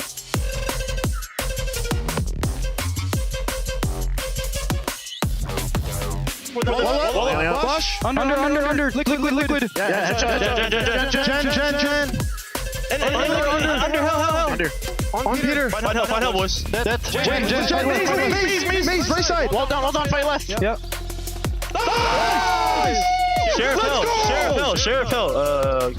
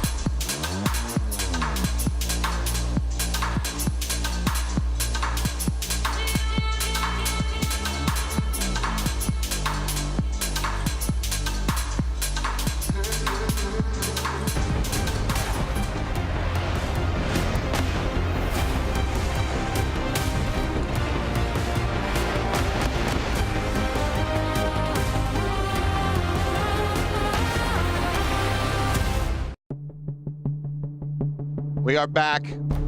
Some moments of celebration there on display from BLG, but not as many as they would have liked. 7-5, the scoreline as BLG now shifts to the defense, having to contend with G2's duelistless comp on the attack. Yeah, this ought to be really interesting. I mean, we saw the other day, duelistless comps can sometimes struggle on the attacker side, but this is G2.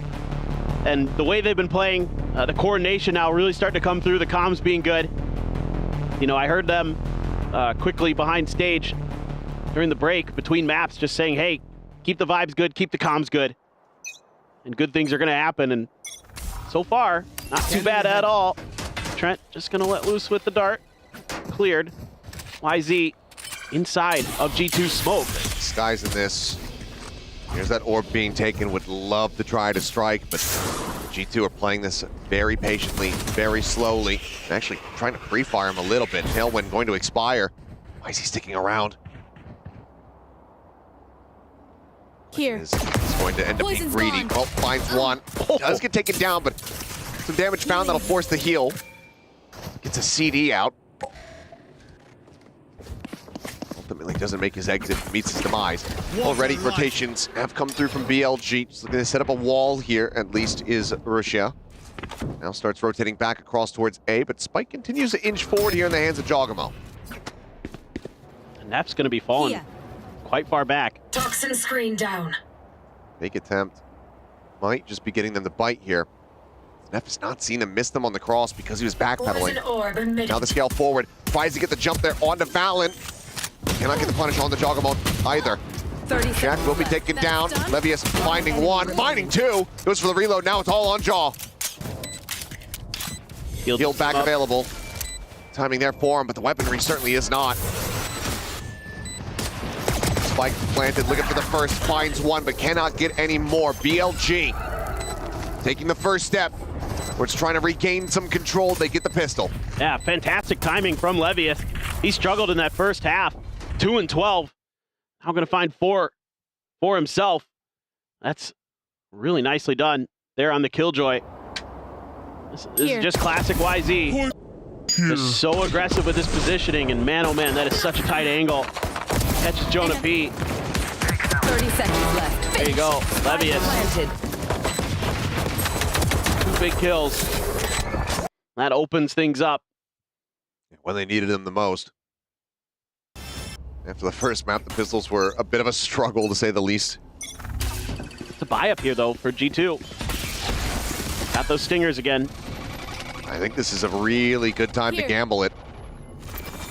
Given that the score is so close, I mean, G2 do go for this more often than many other teams. So far, no confirmation on the force. But it's one of those things, even if you know it's coming, sometimes you just can't stop it. It's just so good. Jonah P even has the Bulldog. So this is a scary buy to go up against for BLG. Drone sees nothing, but BLG are keeping the lion's share of their players towards this A side of the map. Reading it still correctly. It's a heavy stack. 2 in the elbow, 1 at the top of screens. This could end up being a bit of a meat grinder here that G2 are lunging headfirst into. Shaq tries to open up mid a bit, but can't get the damage through. Now storming their way in, and K-Knight has them lined up. Able to collect 1, but more to be found there. There's quickly dispatched. Are these players from G2? This time the force not on their side. 7-7 the score. BLG tie it up. Has a nice smoke there from YZ to keep that position obscured, to get that big double kill once the smoke drops. Oh, through the legs of the turret there for Levius. There you go. There's K-Knight. Out of the smoke and instantly finding value. Then the follow-up is good. That's a big win there for BLG. This should be a pretty weak buy, I would suspect. Yeah, Sheriff's in 1 stinger for Valen. Trying to deal with Levius, or at least going to clear that position. They take a little bit of damage. The heal does come through onto Jonah P. So he's going to be back up to full. YZ. Backed off by the drone. He's just going to wait this out. He's the only one, though. Levius sliding through this mid push by Neff. Shaq on the jump peak. Gets the identification. G2 continues to scale their way forward. Smoke goes up behind them from Rusia. They're ahead of the curve. Wall should make this a pretty safe plant. Get this through. YZ, though, just that blind spray. Trent ends up swinging into it. Loses his head, and obviously... Cover going out. You know, that res could still come through, but Russia, this guy with a classic. It's just a deadly combination. Ping now gets a reveal. Shaq forward here. Outside of the harbor wall. Falls as Russia once again strikes. The BLG are well on their way to trying to close out this map. getting the bonus conversion. Arusha just so willing to go to the Classic. Pops out of that smoke. Arusha to the Classic is like something to a shorty. Exactly. I was thinking the same thing. Just bounding forward, praying that he gets a kill. But yet, reads it incredibly well. Just says, okay, I know where you're at. I know you're going to be stuck in there. Oh. One enemy remaining. BLG handle this retake incredibly well, and that's going to be the timeout call now here for G2. The pressure certainly mounting. Yep, should be their first opportunity to get a buy-in, and they want to make the most of it. So talk about exactly how they want to work the map. Thought that round looked like it might be kind of okay, but just kind of started crumbling. Tried to play up close and personal, and Arusha very happy to let you do that. So far, yeah, a few of those positions that have been kind of dealt with by YZ, taking some off angles of his own, taking a page from Valen's book from what we saw in Pearl. Some of those tight corners being held and finding value out of it. So far, Shaq has had a tough time on some of these lurks as well, so need to find ways to get value out of that KJ. Rez is going to be available, Reckoning for Rushia. It's just a Guardian, a couple Bulldogs though. Placing for BLG. Keep Still it cool. Decent amount of firepower. Going up against the full buy. G2's going to bring the bear. They're just going to get Valen up on top of Tube. Looking for, trying to get that counterplay against Levius if he had been at the boiler again. Shaq. Oh, Shaq. Rough spot. Approaching on his position. Some peel there, though, as YZ does get taken out. Does he know he's got tucked into this corner is the question. Russia just playing this quietly. Shaq widely, holding his own. Jiggle Peak not going to be spotting K-Knight, but he's very suspicious about it. Now starting to get surrounded. Lights back for a little bit more damage on the net at the same time, though. B-site being taken. G2 get the push forward. Placing swarm grenade. Swarm grenade out. Now going to be popped, wall raised. Valen needing to try to hold the line. Headshot does connect, but kill cannot come through. Valen stays alive. Heal available for Jogamo as the plant goes down. Poison orb emitting. Now it's just the two Bulldogs Poison's off. for BLG. Not much util, just the snake bite for Neff. Playing it quietly. This time a little bit further back in the positioning is G2. Learning their lessons from the previous round. Getting over the top. Neff pushing the Viper wall. Okay, expiring. Two players here, back yellow. Need to try to break this open. Snakebite gonna be thrown down, but Jogamo, he will just strafe over the top of that any day of the week. Loses his life, but they get the round win, and they get us tied up. We'll see if they can continue to find some momentum. A rough start to the half, but with it being tied, anybody's game now. Like the way Shaq is playing this. Buying a ton of time there. Ton of attention. Yeah, exactly. A ton of attention. Remaining. And kind of anticipating that maybe somebody had gotten on top of that box in the corner. It feels like he was reading it pretty well. Now you've got some ults. Placing swarm grenade. Still that Reckoning. Hunter's Fury as well for K-Knight. Just a nano, just in case anybody's up there to back him off a bit. A lot of damage done to Valen. Gonna be at the same time, though. Pushing forward, gets himself into kitchen. Turrets around the corner. Levy has to try to play off of this one. Actually drops down out of window. His way back up, and K-Knight crucially does win this fight. But his participation not required. Right here. Spike's still gonna be dropped outside of A. They try to drop some attention here towards this B site, but Jogamo damn near dies. Down to 1 HP, I believe, then pops the heal. Grab the orb for Trent. 2 charges from the Hunter's Fury. G2 certainly on the back foot here. What does the play call end up being? Seems like Valen knows that he has to be the one to try to break this open. Oh, this is crazy. Just strafing forward. Had he gone around the back over towards Rafters. 30 seconds. He would have been able to get the jump, but instead Got him. just walked right in front of YZ sights. Kill found. The wall to be set up. The res can come through.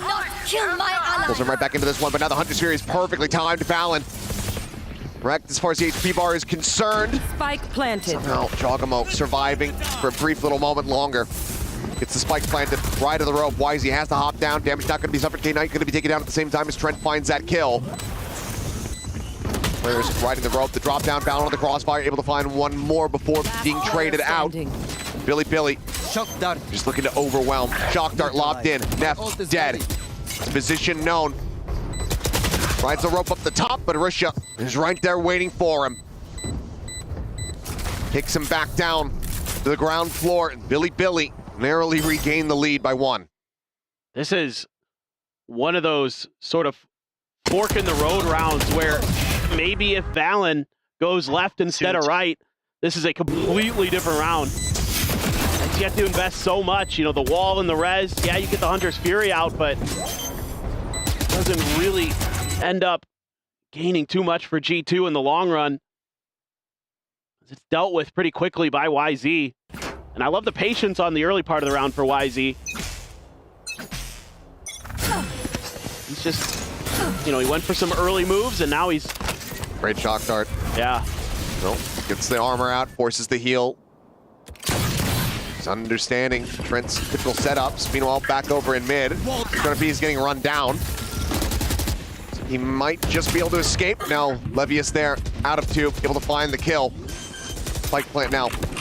Coming through here for G2, Valen up over the top. Paranoia at the ready, sending towards screens. Doesn't, however, connect on Arusha, has out wide. I think maybe he thought that wall segment was still intact, but it was not. Juggernaut now, up and over the top, looking for that second kill, but cannot hit the transfer. And BLG close it out and get to double digits. Lockdown came through there. Didn't even really need it. There you go. Just a couple wild moments. Trying to get some pressure into tube. Trying to open up that extra angle, but it's handled nicely by Neff. One enemy remaining. K-Knight gets up on the rafters. You had Rushia tucked in behind the stage wall, able to use that piece of utility against his opponents. Things not looking great for G2. After it was tied, it's been 2 in a row. Maybe the most important round of the map here. Try to get themselves back into it. A buy round, a Hunter's Fury, 1 away from a lockdown, 1 away from a Viper's Pit. Alt cycles coming into G2's hands. It's BLG. This is a trap and a half. 3 players set up. YZ. Enemy mark. Being baited for. This drone eventually does get cleared out. G2. Heard multiple weapons fire off. It will re-explore a bit of the area here, though. You know there's at least 2. The cascade there. YZ considering going on this push here. Jog's got the spike. Just around the corner. Gunbarrel gonna be spotted. Did he note him? I don't think he did. So he's gonna get caught off guard. Just didn't see those pixels out of place. So Jogamo able to go ahead and collect the kill. Now Orb taken. Res also available. They've gained some space, but the KJ util is over here on A. Alarmbot and a couple nanos at the plant spots. 30 seconds left. So, gonna be some decent info. Valen going on a check. Is he gonna stick that? No. I was gonna say, that would be wild if he did. Certainly end up being bold, but now the attack is ready to come through. The ambiguity gone. Jogamo loses his life. That res no longer a concern. The time dwindling here. Levius playing down underneath. Paranoia not connecting. The swing out, the spike now on the floor. The round is over. Neff has done it all. Nothing more for Trent to do other than potentially die, and he shall. 11-8. Billy very much in control. It's absolutely brutal. But this early aggression towards B main in terms of just positioning, even though they lose YZ to it, it's enough to scare G2 off and force them to the other side of the map. where they've got that Sentinel util. Sit down! Oh. I think they certainly have been. BLG have just been flattening the attack attempts here from G2 Esports. So final timeout call to be made. Yeah, a passionate speech being given here by Josh to try to rally the troops. See if they can dial in. Just a few missteps here and there have cost them some of these rounds. Maybe a little bit of a misread on some of the macro at times as well. Some nice change-ups from BLG, shifting, some of their Sentinel and Viper setups over to the other side of the map. Neff quickly went over to A after he had felt comfortable enough that he had kept G2 away from the other side of the map. Leave YZ to his own devices. And yes. Saw the look from Trent there at the end of the round. Seemed like something wasn't quite right, so we do have a tech pause. Things widely have been quite smooth here on the A stream, so hopefully nothing too severe. This has been going smoothly up until this point. Fingers crossed. Hopefully it's just a quick one. Maybe a little device issue or something. Can get resolved pretty quickly. See the ref standing back. As things have been pretty wild here in this match. I mean, 2 absolute blowouts to start. And then a pretty close icebox, but these last couple of rounds have just been so smartly held by the side of Billy. He's doing a great job of working that backside on A in particular. Keeping B under control and forcing them to the other side of the map.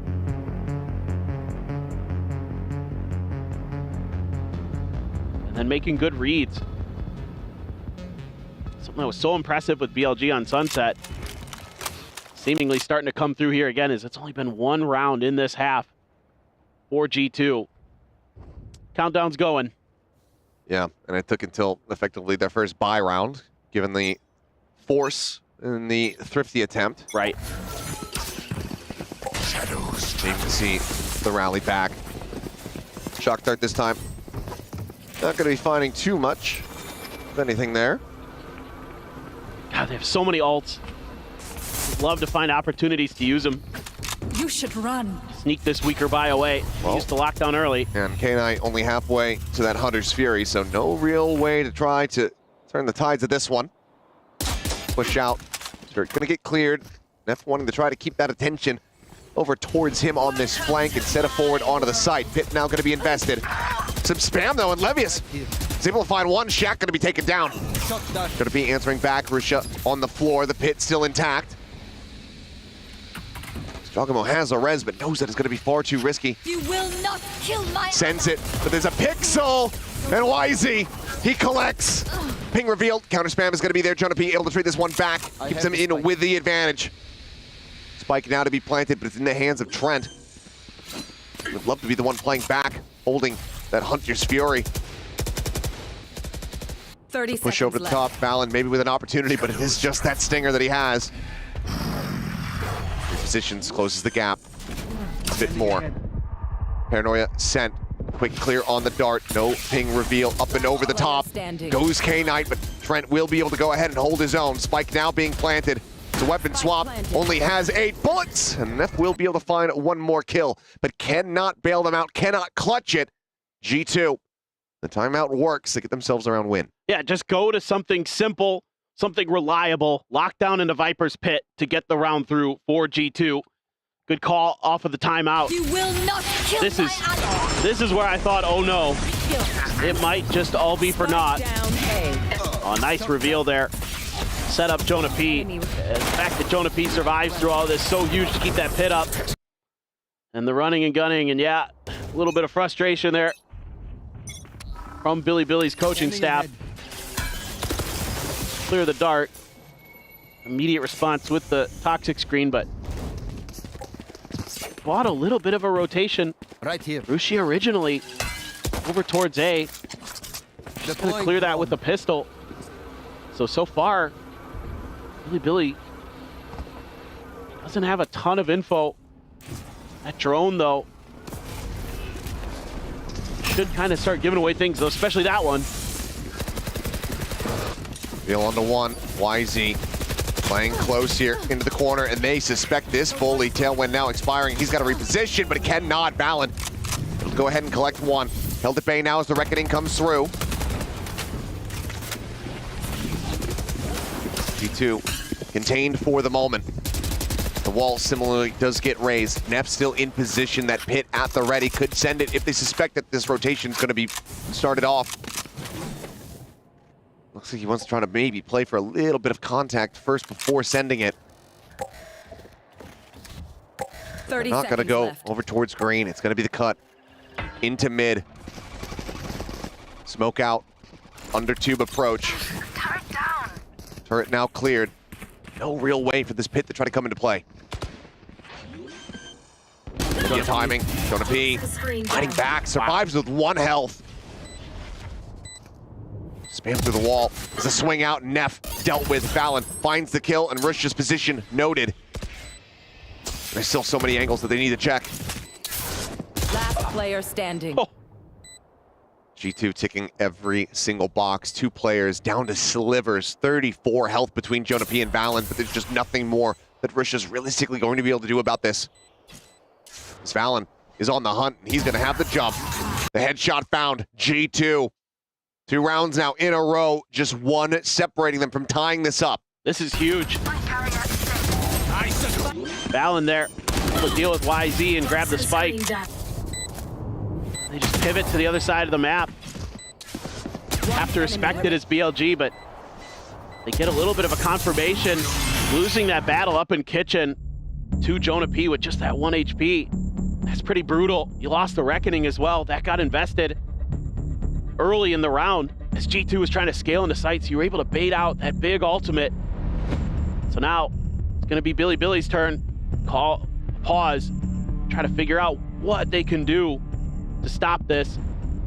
And pointing at the map a bit there, trying to let his team know what they need to be looking for. I think there were some right ideas there for BLG. Just got outplayed. It's a little bit of a timing. G2 just enough ahead of the curve. The recon dart coming through a little bit late to scout out if they were still holding A main to look if it was going to be a double pump, look if it was going to be a fake. It was not. So now you have to think, okay, looked like we were in cruise control. 2 in a row though. Gets G2 within 1 of Billy, and they are going to be on a weak bye. Blade Storm though for YZ, Rushia with the Vandal, Guardian for K-Knight, Stinger and a Sheriff respectively for Neff and Levius. Would be a thrifty if they could pull it off. K-Knight able to push forward to safety. Grabs the orb, backs away. 1 charge from a Hunter's Fury. Hit still being held onto. This round, it's even riskier, given that it's just that Stinger. Can do damage within the pit, but also very quickly get overwhelmed. Drone to come through. Neff just going to be backing away. Stops himself from being spotted, cannot scale back forward. Rushia starting to push mid. Nobody here with him. He's still going to let it rip. Pit invested, but YZ taken down. Shaq winning that fight in mid, takes him down under tube. Spike planted. Now walled off. Dogamo just pre-firing it. Says, hey, let me help you with that. And finds the kill as well. This is devastating in multiple ways. G2 regaining control almost completely as Russia not going to be snappy enough. The flank is there, and it's flawless as G2 tied up 11-11. Trent getting fired up.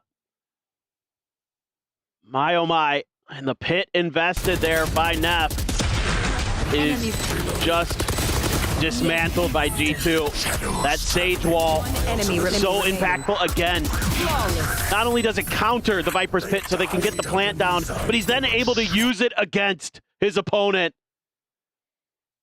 And that's got to feel good. That's a timeout for BLG. We do have a Hunter's Fury, so does Trent on the other side.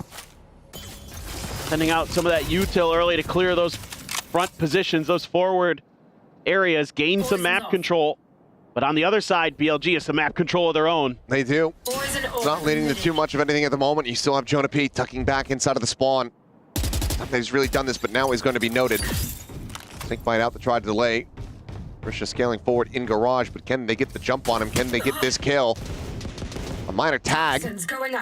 Jonah P just saying tucked away. Challenges back in for the fight. Finds some more damage on the YZ, but cannot get that elimination. As shock darts here at Jogamo's feet. Absolutely tear him asunder. Valen really take it down similarly. So now player advantage is going to be there, and the Hunter's Fury will connect. Spike does get planted. So the clock is ticking, but it's a 5v2. G2, if they can get up the match point off the back of this, likely be back breaking for BLG. The push forward, finds the first. Ends up splitting the difference. Taken out. With a fadeaway shot, looking for a little bit more. Finds the kill, nearly gets K-Knight. And with YZ at 33, he would have had a very solid shot of clutching it out, but instead, it's going to be BLG shouting out their teammate, their comrades rather, over on the side of Wolves. With a quick little stand up, but they find themselves now up to 12. Yeah, this time around, starting to recognize that G2 has been widely not contesting the front of B main too much. You know, or if they do, they'll be very patient about it. And they're able to punish that, get that flank angle, and great util from K-Knight. The shock darts, really nice, and then the follow-up with the Hunter's Fury. Right here you go. But the kills found, the lockdown available, but this Hunter's Fury has been in the back pocket of Trent. He's going to be one of the big primary targets for BLG. If they can find a kill on him, that ult goes off for free. Forced out of position, dodges the shock dart.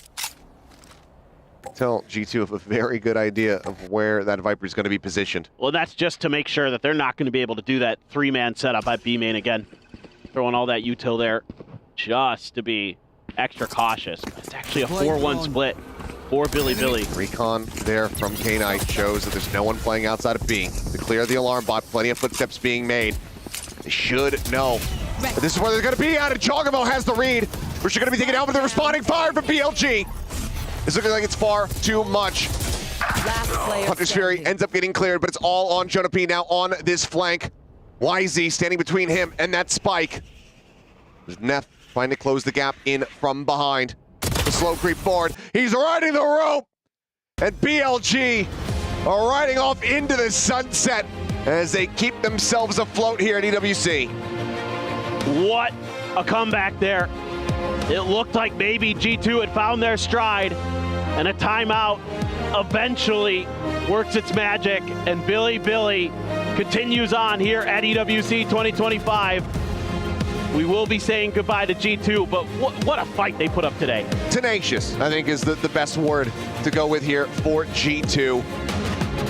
Against the odds, missing one of their key players, one of the best players in the world in Leaf, and still being able to rally back. I think that taking a look at their opening set, that best of one played, it's hard to make judgments. We saw what they were capable of after having a bit more time on the stage, a bit more time with Jack. Yes, kind of bodied in the first map, but able to answer back in a big way and then play a very contentious map 3. So very solid credit to the efforts of G2. But unfortunately, this is where their road does end here at EWC. Their key shall be crushed in just a few scant moments here by one of the players from BLG. And after a very exhaustive map 3, I think that it's going to be very cathartic for them. Oh, for sure. And you got to hope that that's going to get the mental back up there for BLG. You had concerns after that blowout on Pearl that maybe they were just going to crumble once again, but they're able to rally. They're able to keep it together. Really nicely done by BLG here. Clutching up when they needed to, almost allowing for that window of G2 to steal it away at the very end, but found their footing. But now, let's go ahead and send it down to the stage where you have Ian Chambers standing by with Wisey for the winner's interview. Thank you very much. I'm here with Wisey, who has just put in a phenomenal performance. Of course, as you've said, it's always devastating when you've got a tournament of this magnitude to send teams home, but that is the nature of the beast. It is goodbye G2, and BLG continue their journey. It was a hard-fought loss to Paper Rex yesterday, but a very hard-fought victory here in a best-of-3. You must be delighted with that performance. Wisey, 就是昨天你们惜败给了这个 PRX， 然后今天呢，你们却是就是成功的、精彩的险胜这个 G2 战队。就想问你现在感受怎么样？感受就是，其实 G2 就是打得很好吧，就哪怕他们的教练临时上场，然后他们也磨合得非常好，给了我们非常大的压力，然后也是很高兴最后我们能拿下这场比赛吧，就心里很开心。I feel great. G2 was a very, very strong team. They had their coach standing in, but they managed to, gel really well, and they performed spectacularly. I felt that, playing against them, we could feel like how synergistic they were, and they definitely put up a challenge. But I'm very happy to be able to defeat them and being able to push through to the next stage. Absolutely. Now, the next stage is, of course, the playoffs. You're not quite there yet. You're in touching distance, but to get there, you'll have to beat Carmine Core. What do you think of them as a team? 就是你们现在还离晋级还差一步，你们后面还要战胜那个 Carmine Corp 战队，就想问你对他们这个战队有什么看法呢？其实对他们队没有什么看法吧，我觉得我们只需要保持我们正常好的那种状态，然后保持我们冷静的心态，我觉得这次就是可以的。I don't really have a view or opinion towards how they are. It's more of we need to keep our condition going. We need to make sure that we are performing in top form, and I think if we're able to do that, we should be able to, achieve the victory that we are looking for. Well, that victory over G2 gives you a very unique position right now. You can be the first team to crush a key here at EWC, not just in Valorant, but this tournament as a whole. Would you like to come down here and crush a key? 就想问你们现在是首支能碾碎对手的钥匙的这个战队了，就想问你是否想亲自过去碾碎那钥匙呢？当然想，我想把别人都镶嵌在我们 BLG 的底座下面。Absolutely, I definitely want to go there myself and be able to crush my opponent's keys under ours. Let's go do it. This is a big moment for the Esports World Cup 2025. It's, of course, a big moment for BLG. But I'm going to let our key handler, our key crushing master over here on the right, show you how to do it. And you can be the first team to crush a key. G2's key, in fact. 好，这边把它锁定。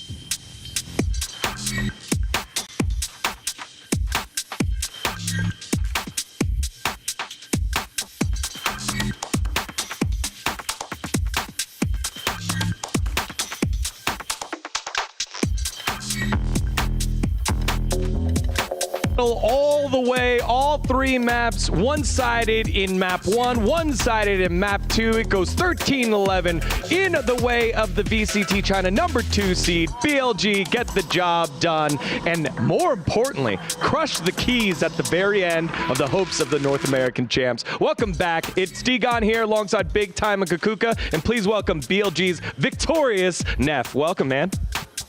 Yeah, congratulations on the win. How's it feel? It's amazing to win an American team. You know, I have not done it in my career before, and I'm happy to do it here. Yeah, that was a great series all the way through. And you got to know, we just saw the keys getting crushed. And I mean, did you get to watch that one? Oh, honestly, no, I was kidding here, you know, so I didn't get to watch the set. Ooh, well, you know what? Can we look into playing it back to him? Because it's very cool. I think we've got it right there. Look at this. Not only does it go all the way in and get a little bend, that one snaps. Right. Oh, look at, you guys couldn't see him on screen. He immediately grabbed his heart. He immediately grabbed his heart. How's that make you feel? I mean, it feels great, not knowing that it's not my team, of course. I think that it was me. I will feel pretty dejected, I guess.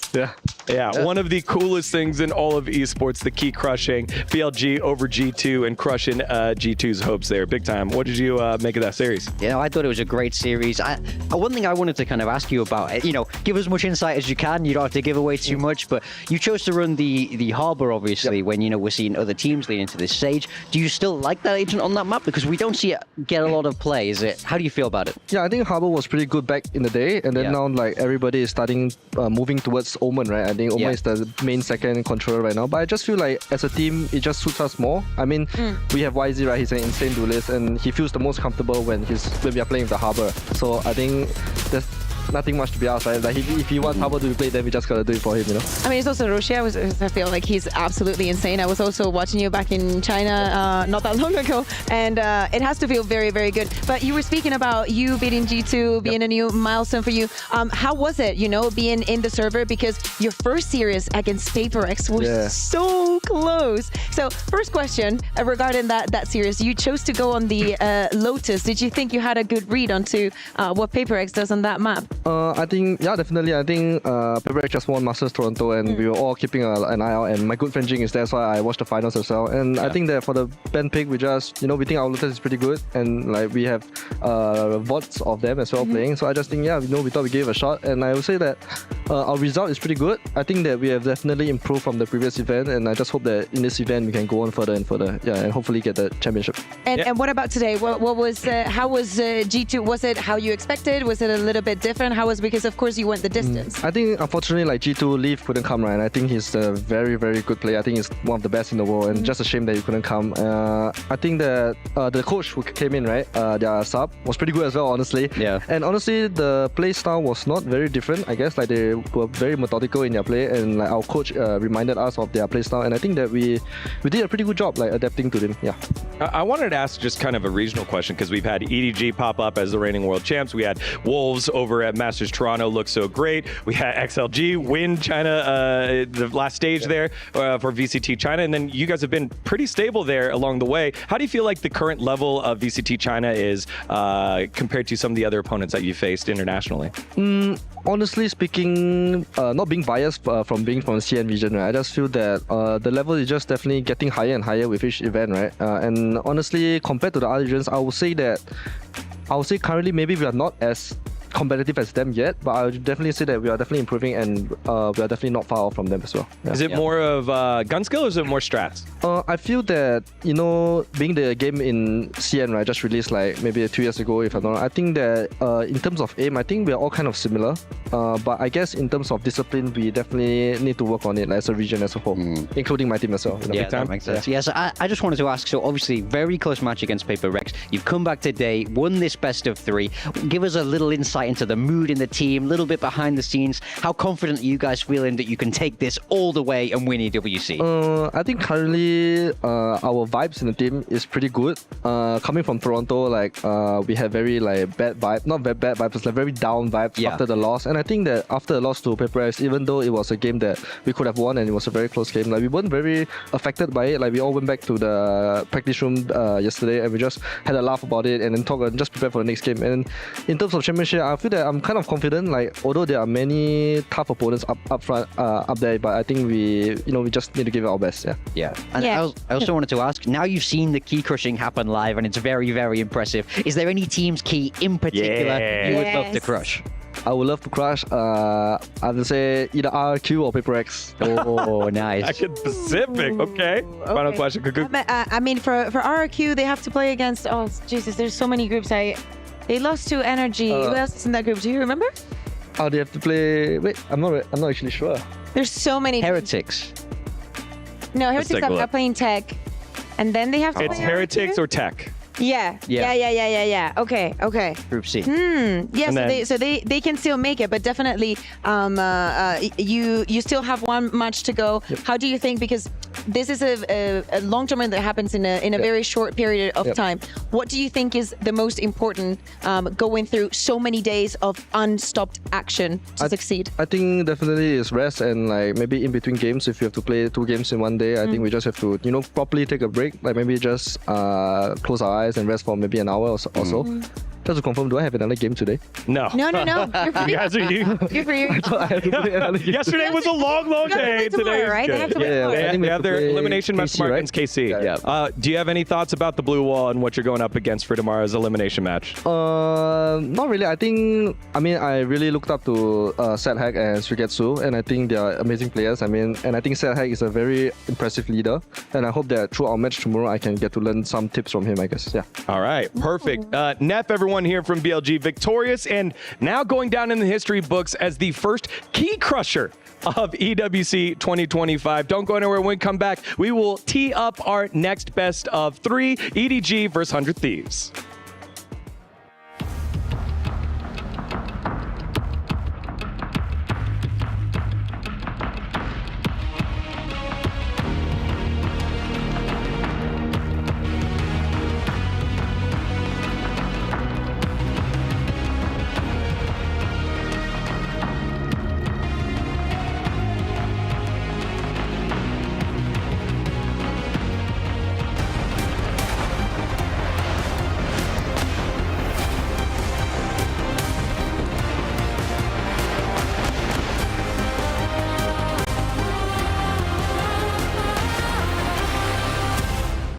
Hey, Victoria here, and I'm joined by Inami, and I've just learned that Boostio and Chichu are really good at ping pong. In fact, Boostio, how long have you been playing ping pong?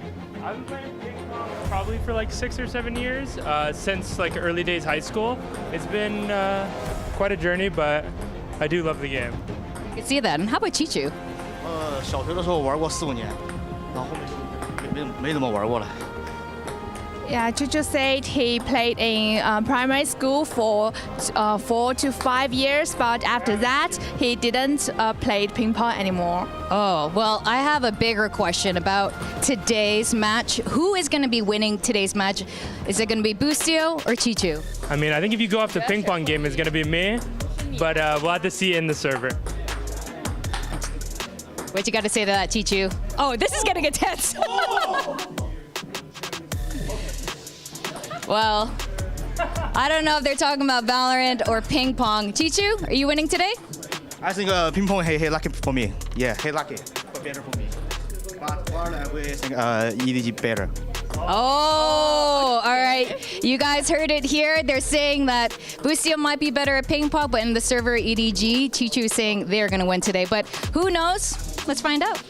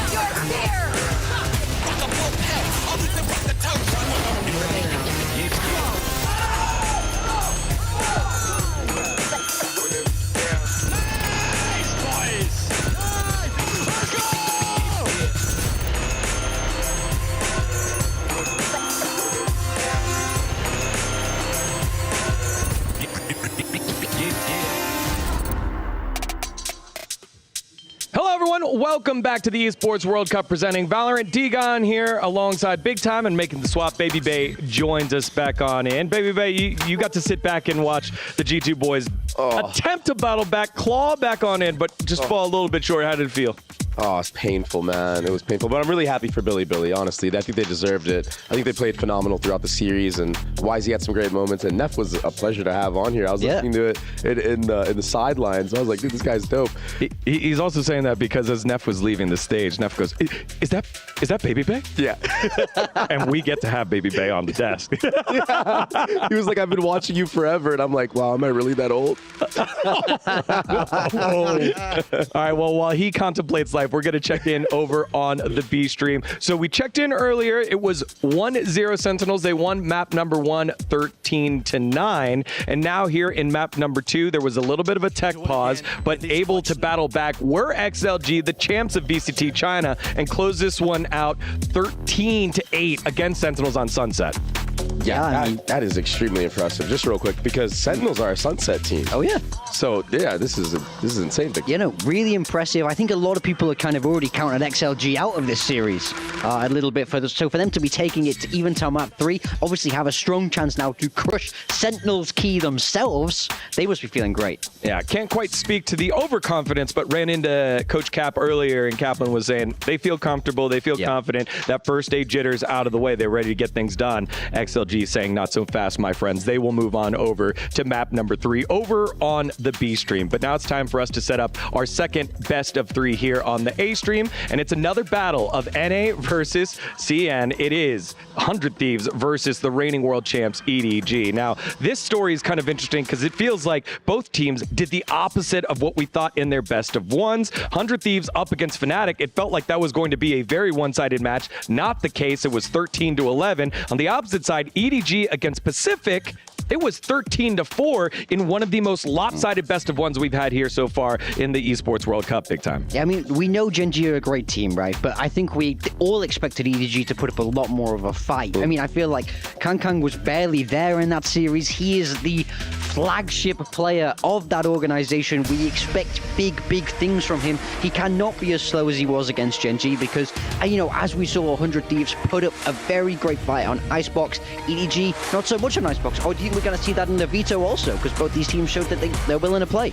I was actually going to say the same thing. I think we are going to see an Icebox in this BO3, but the cool thing about going out the way that EDG went out in that match is you didn't really get to show much. Yeah. So you can really just come out with anything, come out swinging, and maybe catch 100 Thieves off guard. I'm sure they're going to want redemption after, just getting decimated. Yeah, similar to G2, a new player coming on in from the roster that we're so used to seeing be locked in for such a long time. ZJC, that man in the middle when we showed the rosters. He got one game over at VCT China and then is here. He's still getting his bearings on the stage, and I think when you're dealing with a new player like that, you want to give him rounds, and unfortunately 13-4, you didn't get too many rounds on stage, but now he enters here in his first best of 3 at Esports World Cup. Yeah, I mean, you need reps, right? And sometimes when teams make changes, a honeymoon period can exist. Sometimes everything clicks and it seems brilliant, but most of the time, kind of this is what happens. It takes a little bit of time to settle. You got to calm those nerves. You got to get used to different voices in your headset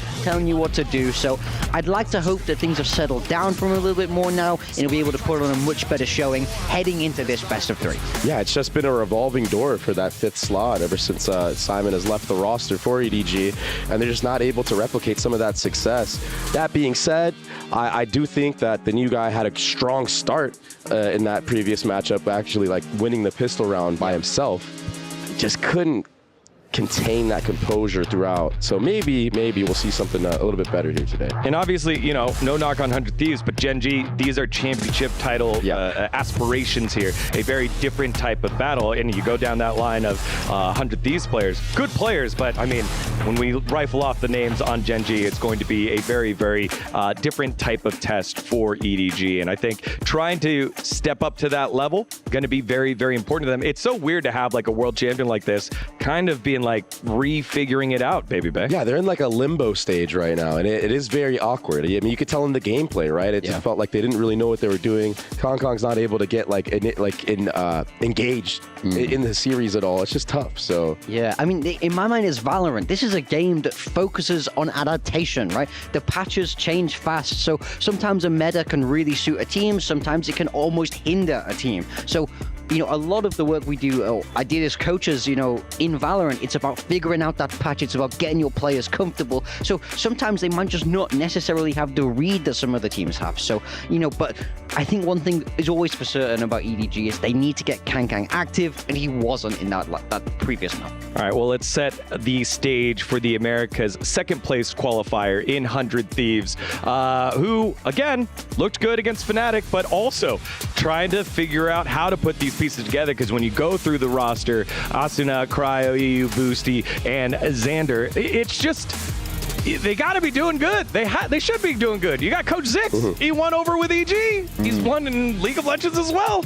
And the roster here is just too talented to continue floundering. Yeah, and EU had a great map against Fnatic. It's very impressive the way that he was able to step up.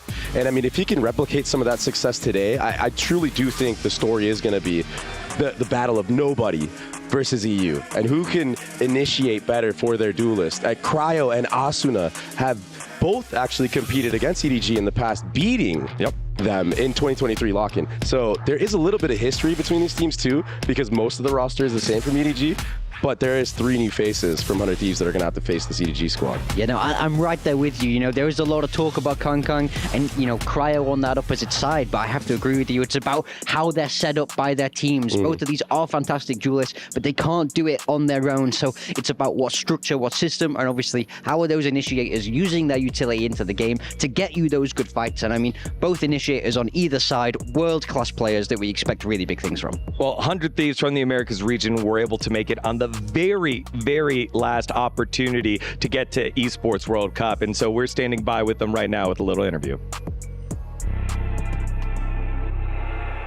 Hey guys, welcome back to EWC. I'm Kakuka, and I'm joined by 2 very special guests from 100 Thieves. It's Boostio and EU. Hey guys, how you doing? Doing good. Hi guys. How did you guys qualify to be here? I think it was like really confidence building to reverse sweep MIBR, who's a team that's like, in my opinion, really strong like mechanically.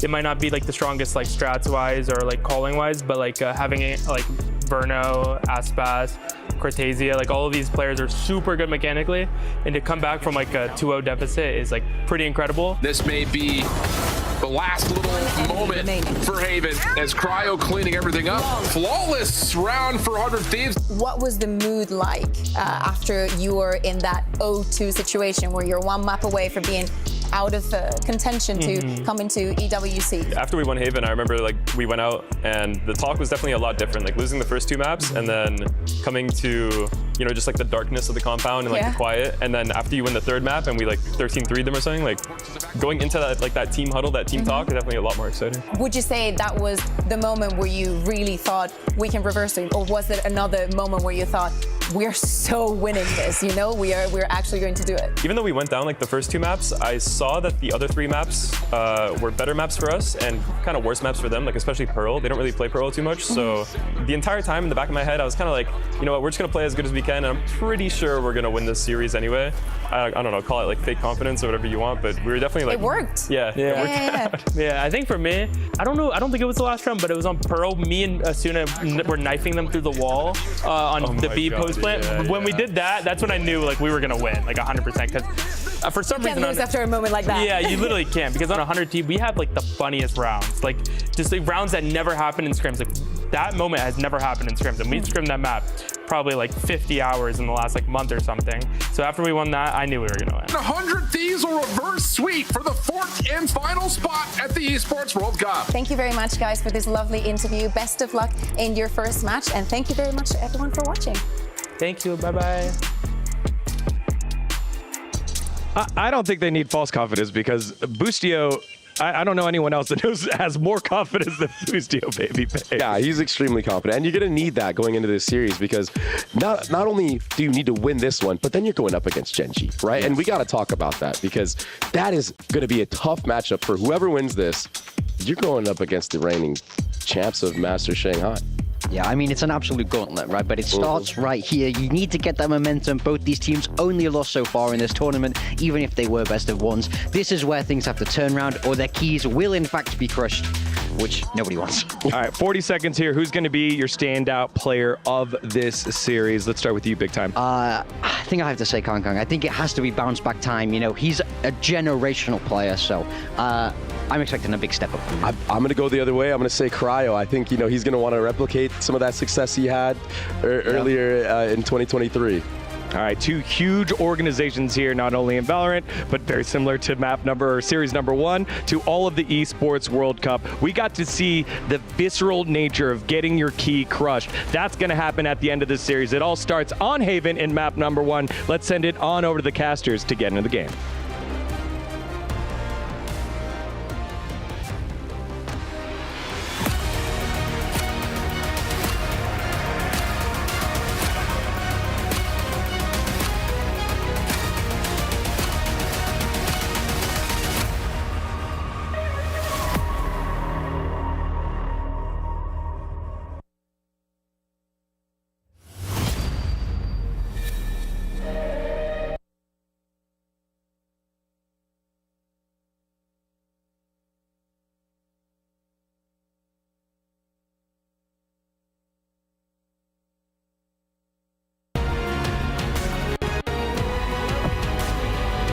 The EWC 25's first key has just been shattered.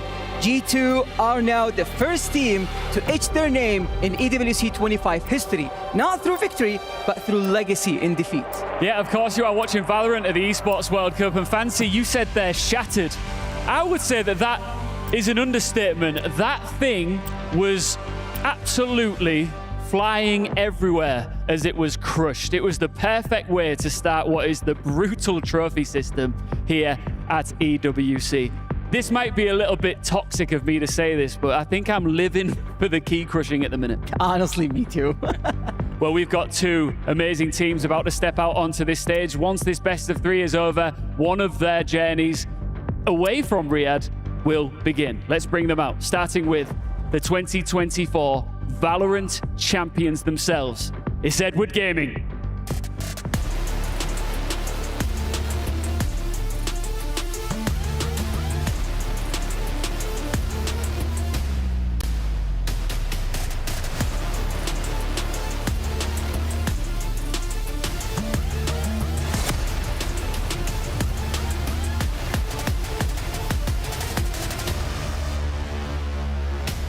They secured their EWC spot after a resilient qualifier run.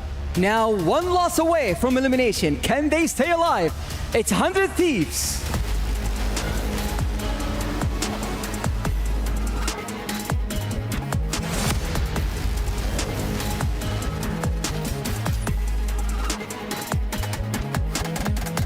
Two teams, one ambition, to continue on to potentially become the inaugural Valorant EWC champions. For the other team, their journey will come to an end. Who will it be? Let's find out. Well, it's almost time to crush another key, Tom. We'll see whether it's going to be EDG or 100 Thieves after this BO3. Excited to see what they can bring to the table, because it has to be said, for Edward Gaming, that opening game, 13-4 loss on Icebox, that was an underwhelming display here on the international stage, and I don't imagine 100 Thieves will face that same form of enemy here today. You kind of hope not if you want an exciting series, because on the other side of the coin, 100 Thieves, I think, came into it looking very, very good. Like, it went close versus Fnatic. I think if you watched that game, you kind of believed there were points where it genuinely felt like they could win it. So going into this best of 3, if it's an EDG that are sort of a little bit underwhelming as they have been at other stages of the tournament, I do think that there's a very much good opportunity that 100 Thieves could take this one away from them. But that's what makes this so exciting. That's what makes Group D the group of death, is the fact that even the winner of this has to go and face Gen G. That's really all you need to know about how stacked this group is. This isn't a game that will get you qualified to the playoffs. This is a game for survival. And it really feels like if both these teams were in other groups, we could be looking at a very different story. Now for EDG, of course, bringing in ZJC as like their new player, he's going to be slotting into the similar role of what we saw from Jenny in the past. But on the other side of things, actually Cryo picking up that Yoru. We saw him on the ISO before, so having a Yoru Neon, one of the most explosive Haven comps you're ever going to see, one that will revolve around that hyperfixation on aggression, and they are kicking things off, I believe, on the defensive side. So how they're going to challenge for that map control, how they're going to get up in the faces of their opponents, is going to be exciting to see. But also for EDG, having that new player in the mix who's only really played that singular week, of course, over in China, and then played a singular best of 1 here, you're going to have to adapt incredibly quickly if you're going to actually be able to sort of put up against this composition. I guess those changes for 100 Thieves coming off that loss they had to G2, obviously not the same G2 that we saw play here, that we saw the key crushed off, of course playing with a coach here in the EWC, but back over in Americas. They had a loss, they change it up, and realistically, this is a map that throughout the entirety of the previous stage has been somewhere that 100 Thieves are very comfortable. They're always picking it if it's left open, and I imagine that means that EDG knew that they were going to be facing off against this. But that prep out the window as we see that little bit of a comp switch up. I think more towards normalcy as well. Although the ISO can be pretty impactful, the Yoru just so much more valuable for going into those backside dives. We'll be kicking things off on Haven any moment now. As we get into the game, stakes are high. This BO3, Sunset up next, Ascent to close us out. It all starts here, and the question on everyone's mind is, do we see EDG reach a new level? Because they have to. That opening matchup was disappointing, to say the least. But if anything, it's unusual to see a team under-deliver 2 times in a row. I think that was a wake-up call. Oh yeah, I think it almost had to be. It's interesting for me that the swap from 100 Thieves, just because throughout the qualifier, we saw them playing with this composition and absolutely battered MIBR with it. So it's like, there's definitely been times where I think this has worked for them, but at the same time, I think that Yoru right now is such a sort of strong choice in terms of the agent pool, so I can't really say I'm overly surprised. I don't think it will change too much about how this composition is overall going to be played. Nonetheless, as you said, I think EDG, they're going to have the opportunity here to obviously set the tone in terms of the pacing. I think Haven has been a pretty comfortable map for them, and over at least the last couple of times they played it, it's been that defensive side where they've been strong. So kind of have to wait and see if they're going to be able to at least put up a decent showing here as they're starting out on that attack side. Well, kicking us off, it will be I must wait a moment. Clear intention to take this towards the A site from EDG. They've left a trap on C for the push, but it is 5 players down through long. A direct attack. And Boostio, the one with the pressure on, but rotation's already in. Asuna here, dropped immediately, and another following up as 100 Thieves lose most players on the site. Cryo managing to fly under the radar at least, picks up one. The Paranoia delivered, gets him a second, but they're losing players second by second. Xander in for the double, leaves him in a 1v1. And a close bar with the HP low. It doesn't matter. ZJC able to take it across the line. Yeah, someone who came over, I believe, from Tyloo, and has definitely shown some promise in the past. Of course, you might be wondering, have I seen this guy before? It is the name change away from what was quite a few more letters thrown into the mix. It just slips my mind. I think Clinton had it down, so I'll wait for him to come back, and he'll be able to let you know of that one. But no, a strong showing in the pistol from him, and what I like to see as well is just the Kankan show already getting off to a good start. The fact that he's so aggressive in that pacing. I think especially on a map like this, if you can get him rolling he's going to be a terrifying force. But the same could be said for Cryo. They still did some damage on the site. Of course, in the best of one stage, we were talking about the value of the pistols, and it doesn't change, at least per map, but of course, a lot more of an opportunity to reset into the next if things don't go your way. All that 1-0 start. Attack looking to towards the A site. Fortunately, Kankan's already been taken down. Cryo with the classic pick. But there's plenty of players a little bit further away, able to clean up some of those fights, able to deny any retrieval of weaponry. And 100 Thieves, well, they don't have much of a choice. Classics in hand. A situation where obviously we're not expecting a ton of damage, but anything from this point forward will stand to benefit them. Taking it nice and slow, of course, is that attacking side. Wary of pistols lurking around any corner, and for good reason. Xander almost getting one with the element of surprise. Yeah, luckily, got Smoggy to watch his back. For EU, getting out of the smoke shouldn't be easy. He's at least going to get the info of where these remaining players are, but it's nobody to clear out that final pick. A little bit dangerous in the early stages of the round, and some decent damage done, unfortunately, for the side of 100 Thieves. They keep all the weapons over. They're going to come in with 5 rifles for the next, of course, not quite in the Vandal and Phantom camp, so the buy for the defensive side will be that little bit better, but they're still going to have to be quite careful with the caliber of player that's on the other side. Yeah, this is really where the game will be a little bit meatier, I suppose. A solid start for EDG, a 2-0 up, but this round, quite a bit of promise. Okay. That's all right. Unfortunate way to lose a player off it. He's just taking him down through the window. Okay, already one player down. That's going to be the Outlaw left on the floor as they trade off to take the Guardian. But still, 2 Guardians, 2 Bulldogs, and an A site mostly open. Decent shooting chance. They've slowed it down, though. Yeah, and also they've reclaimed the space on the A site. I think 100 Thieves making a very good read early on of where they're likely to double back to with the map control that was lost. I do like that spam. It's one of the most common spams in the game, but with teams regularly wanting to go for these pacier B hits in round number 3, especially when you have weaker weapons, I think it's such a powerful initial play from EU, and well, it's about as free a kill as you're ever going to get.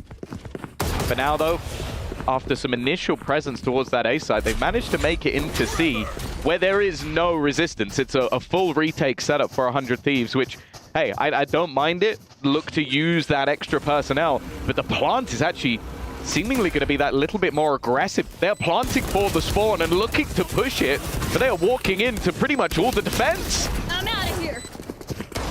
This is a difficult scenario with Asuna jumping and spraying. Still, it ends up remarkably close. A couple of picks from the side put it down to 2 alive on 100 Thieves. You know, considering, what was it, a 4v2, 5v2 at that point? And Asuna just goes, I'm going to jump in and start shooting around. I don't know what gave him that idea, but, well, if it works, it works.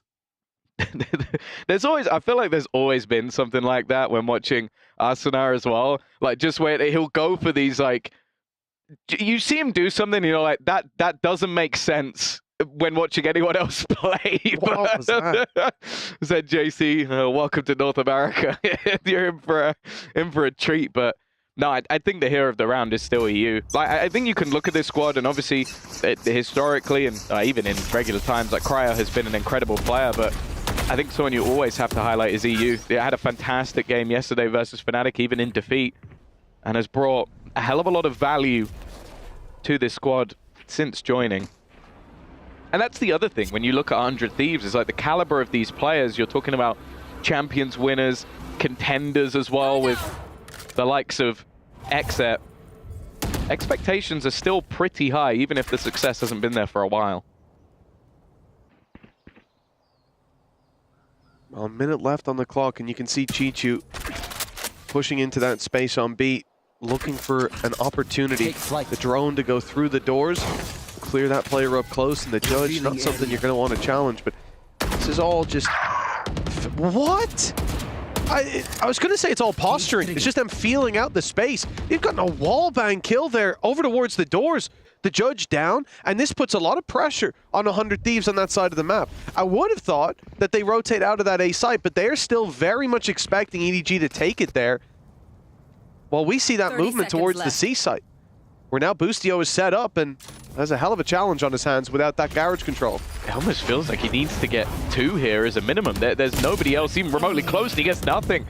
ZJC, another high impact kill. We saw it in the pistol. He basically won it for them, and now this round's looking done. I think the remaining players on 100 Thieves are almost forced to save, and it feels a bit silly with how, well, sort of just 2 kills have gone the other way, but you look at the finances, you got a couple of players who can maybe invest into like a Guardian, a Bulldog, or something of the likes, or maybe Cryo can drop a proper rifle over, but if they don't save these 3 weapons, chances are they're not going to be able to have a buy in the next round. And I think EDG have made that realization. Okay, nobody's come around this position. We need to clear these guns out. And that they will. A full swing into spawn, takes down 1. The others backing off. You can see Asuna up in heaven and already sprinting away from that big push coming down. They should be able to get those 2 across the line without too much of an issue, but yeah, it's a weird round. You look at 100 Thieves there. They have their garage and C player. They have a 3 stack on A early, despite sound being made towards garage. And it's this reveal here. No, it wasn't. It was smoked off. They actually blocked the reveal and still was able to get Never mind. He just spammed it. Yeah, we switched away. We didn't see it in the moment, but it was a blind spam through the wall. That's unreal. You gotta be a little bit tilted when that happens, because that's also maybe a little bit of sweet justice with the spam that came through a couple of rounds ago through the wall, but that one's more absurd, if anything. It's a straight walk-up. Like, okay, he took so much damage early, but what? What is that? That kill couldn't see a thing. Just takes the head clean off. They only had a couple of guns to play with in this scenario, but it seems to have worked out for them. Blink and you miss it. 100 Thieves break back. Well, Asuna's taken over in that one. A straight push down, a stun that perfectly delayed those big swings, a double spray down, and a full blind spray for the 3rd. I always wonder if the 3rd kill is like, maybe he could see slightly more in his POV, but I don't think he could. No. He might have seen Tracer. Oh, he the gun could, just a tiny bit, but that's still a fantastic shot from him. Unbelievable. And here, you know, they've been pretty direct in taking the A plays, then A space into slow mid push and garage push. So the idea there from 100 Thieves to go down on C, they probably thought they'd get free space. And instead, they had a perfectly timed push, great utility. Following up into this round, the same thing. Direct A play, opening pick is wonderful. Xander caught after 1, but there's plenty more players to fill in that space. And 100 Thieves, now that we're seeing that little bit of aggression coming out of them off rip, they seem to be a different team altogether. Yeah, I think that maybe in some of the early rounds, they were showing a bit too much respect to EDG. And you can understand it. They're Champions winners. You're talking about Khan, the man with the most aura on the planet. Like, he will literally stand up and sing after winning a Champions MVP. Like, it really doesn't get any better than that. But I think with this composition, you almost have to show that little bit of extra disrespect. Like, I'm going to sprint down, I'm going to take these fights. And, well, the last couple of rounds I get confident. I will say, for me, very happy to see Boostio back on an international stage. I just think that he has so much more flair than anyone else. I've seen this round before. Yeah, it's a little slower, a little more tempered. The paranoia primed and ready, fired through by Smoggy to try and delay. This time EDG a bit more ready. They hadn't put all their eggs in one basket with a big C long swing. They waited it out. And as a result, relatively even footing with that pick from Chichu. That's opened the B site. That's given info on Cryo as well, so no jump scare for him. And they'll go right back towards this C site, up against the U, who was their standout player in their opening matchup here at EWC. And you see why. Connecting 2 solid shots and leaving Chichu to pick up a 3K. There's a minute to do so, but they know exactly where he is. I like this as well. It gives them an opportunity to sort of group up and actually play this one together. A split 1v1 for Chichu, the guy's terrifying. There's a real chance that he takes that round home. Instead, even though they haven't managed to do something with the ult other than information, the main thing is both players are now playing off of each other. This 2v1 has just become so much more difficult for G2 to try and win, and that's incredibly well played. And again, another high-impact round from EU, a second 3K that he's added to the table, and I believe that's now them taking the lead. it's one of those moments really where you see that like the coaching staff maybe would have even thought about calling a pause coming out of round 4, like leaving B site completely open and stacking heavy towards A, expecting EDG to run the same round again and again, and even playing passive on that stack. It was a terrible idea, and it was one that, you know, it's a gamble, because if they do go A, great, but when they don't, when EDG play the map, it's an easy win. And I think that they've obviously heard the players communicating that, okay, we need to play a little bit more aggressive. We need to make a little bit more aggro control in those early rounds. And no need for a pause, because they had the right ideas in between those rounds. Again, the early aggression gets 100 Thieves the advantage. Now a 5 versus 4 to play with. Still a couple ultis that could make this, at least turn this back in EDG's favor a little bit. The Rolling Thunder for ZJC. The Hunter's Fury for nobody as well, and clearing out these spaces, but they need something to go their way soon. It is just this aggression and re-aggression, though. You think you've managed to survive that initial hit, that you could see EDG are trying to slow things down to be more prepared for the way that 100 Thieves are playing, but it doesn't seem to be working for them. And Arsenal has just been incredible with that first bullet accuracy.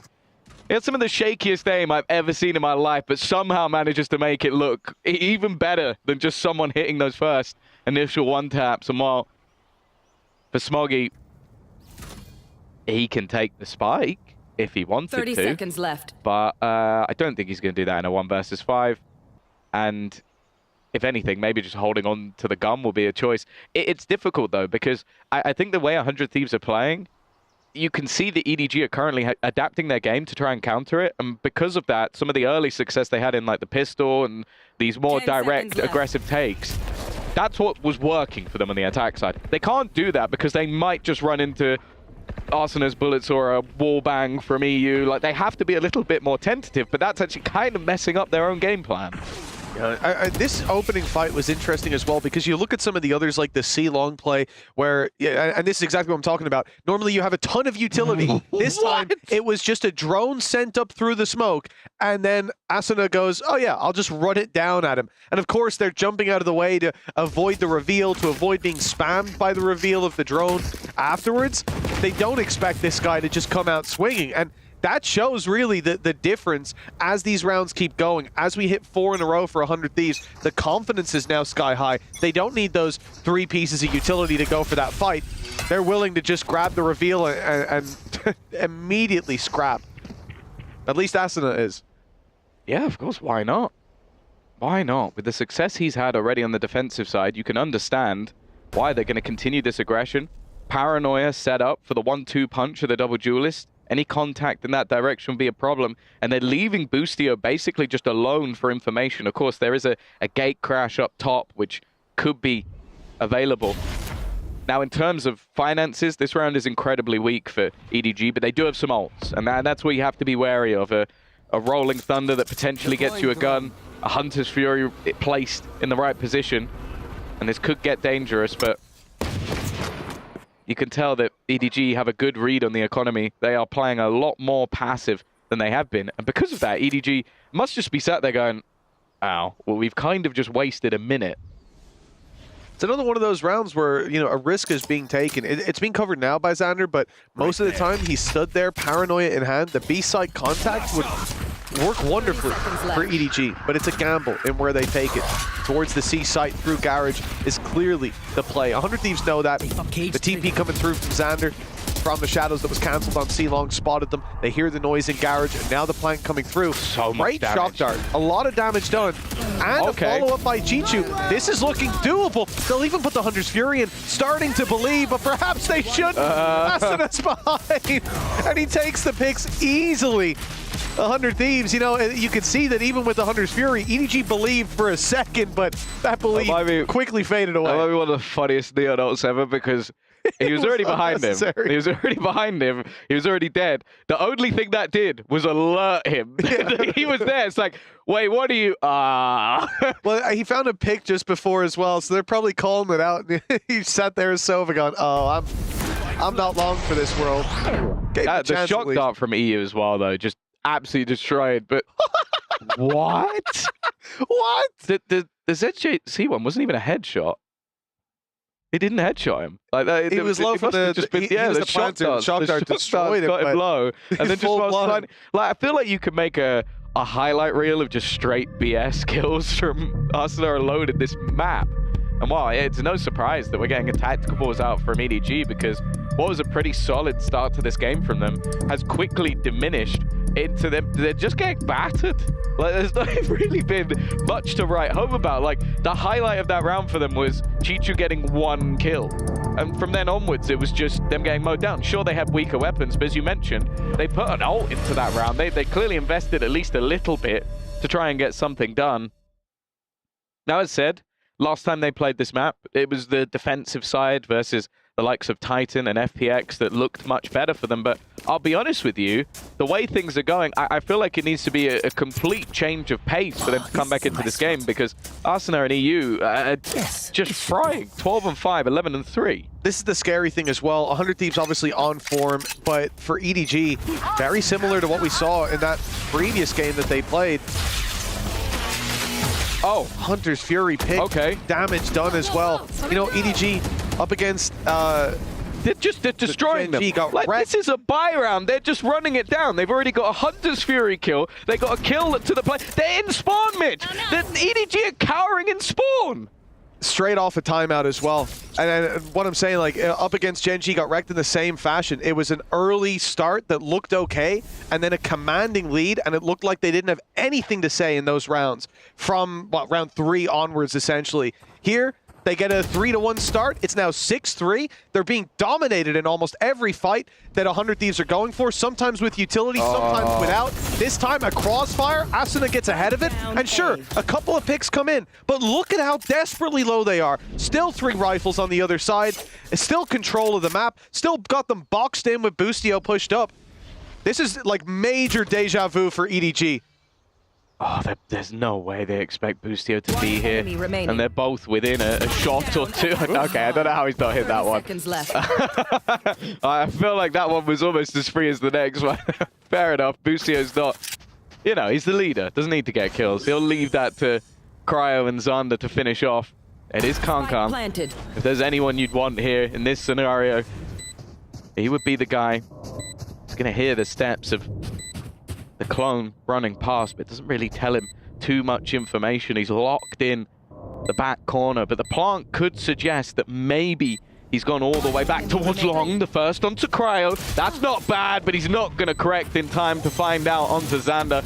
It's a nice attempt from Kankan, but the round seemed dead from almost the beginning. Like, the way that they basically approached that round was just, okay, they've called a pause. They've tried something. Let's just Hunter's Fury and run it down immediately. And they had 2 kills in the first, first few seconds. Like, look, that was basically off the barrier dropping.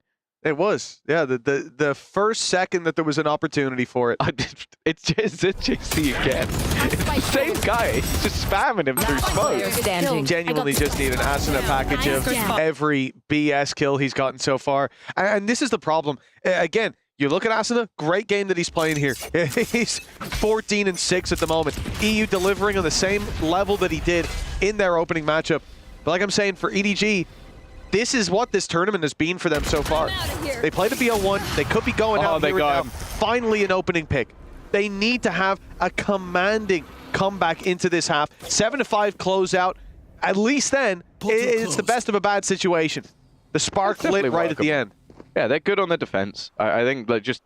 I'm less worried so much about the direct scoreline and more so just the manner. The context, They're getting destroyed. And while managing to shut down Arsenal is a great start, he has been the bane of their lives, especially ZJC. He probably has a smile on his face just seeing that he's gone down. And maybe he won't get spammed through a wall or a smoke or something this round. And while the gamble so far from 100 Thieves is not the right one, 3 players towards that A side of the map. Drone might give them the information that they need. I think, yeah, they're going to start their push-up. But it is being watched. Spike planted. A deep play from 100 Thieves. Smoggy, like you said, watch him for this. They've sent back Chichu as well. He'll be covering that C walk up, but Xander still manages to get the pick. That pulls Smoggy in the other direction. ZJC filling in the space. Smoggy gets another. for the squad of EDG. They're now fully in control. The time ticking, backside B controlled there for them. Kankan spotted in the corner. But lurking in the back of their mind is Smoggy, and it's Kankan with the op shot to put it all onto EU. A standout player for them in their opener. A solid, reliable pair of hands here, but it's not to be. And a much needed round for EDG Connected. They get the opening kill. They trade out along the way. And this is the important thing. Like you said, Tom, it's not about 7-5 as a scoreline. You come out and you go, oh, okay, well, that's workable. But the fact we were 3-1 up, and not only were they losing all those rounds so convincingly. I mean, EDG had no say. For 6 straight rounds, finally they're back with their hands on the reins. Yeah, it was a bold call anyway. A glass cannon operator purchased up for Kankan, but we've said it before, we'll say it again. We know what this guy could do with the sniper. Put it in his hands, he can turn rounds. Now we even have a little bit of extra spice of life. He'd managed to find the kill with the Vandal, but this is all just to make sure no one can push, and it hasn't worked. Finally, Cryo will be able to at least get the trade, but even still, again, Arsenal being down is not bad for EDG. That does feel like a worthwhile trade out, and now they're going to try and pincer down on it. It's not pretty, though, from nobody. I don't mind him pushing up in that space. Yes, he's alone, and it was a 4v4, but the B space has been left open by 100 Thieves so many times that the contact play seems worth it. But with him going down, now the players are left with a disadvantage. Moving back into this C site, the space has been filled in. Cryo was towards the A site, but now they've got numbers ready and waiting. An easy pick. A good trade, though, by Smoggy keeps them in it. Rolling Thunder still online. They might use this a bit more aggressively to try to take this control. Maybe you'd expect them to almost try and challenge the spawn. They are going to try and challenge the spawn, but they don't realize that they've already lost too much control. It's going to be left now just to Smoggy. Well, Thunder doesn't even give him a second's notice. See, he looks like he's washing his hands of them. No, this really is a confident display from 100 Thieves. 4 rounds, it's not the end of the world, but in the context of how we got here, EDG were 3-1 up. They have a lot of ground to recover going into the second half. I'm standing. One son. Together. Go together. One more. 3. Wait, one from B. From B, just stick. Hurt. Die!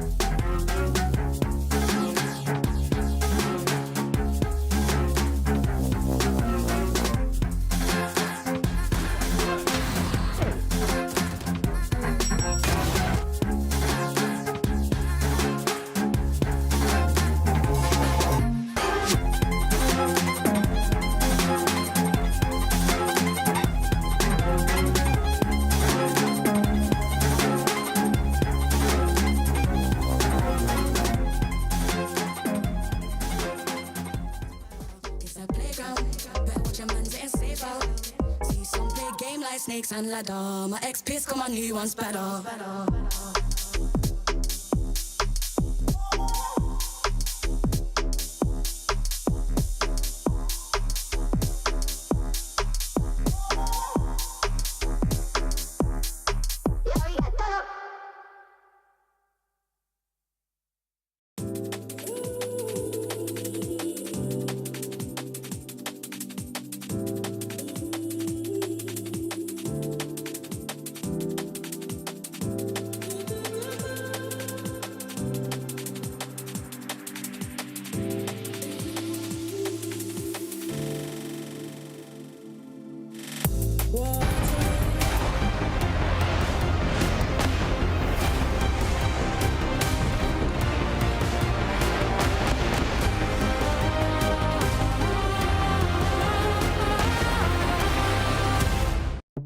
Back, folks. 8-4. 100 Thieves leading and certainly in momentum. 7 out of 8 of those final rounds as EDG are going to attempt to clamber back into this game. Defensive side at least, but looking at how aggressive Asuna was on the defense, I'm worried for what they're just about to come up against. Hey, win the pistol, get the operator in Kankan's hands, you got a game.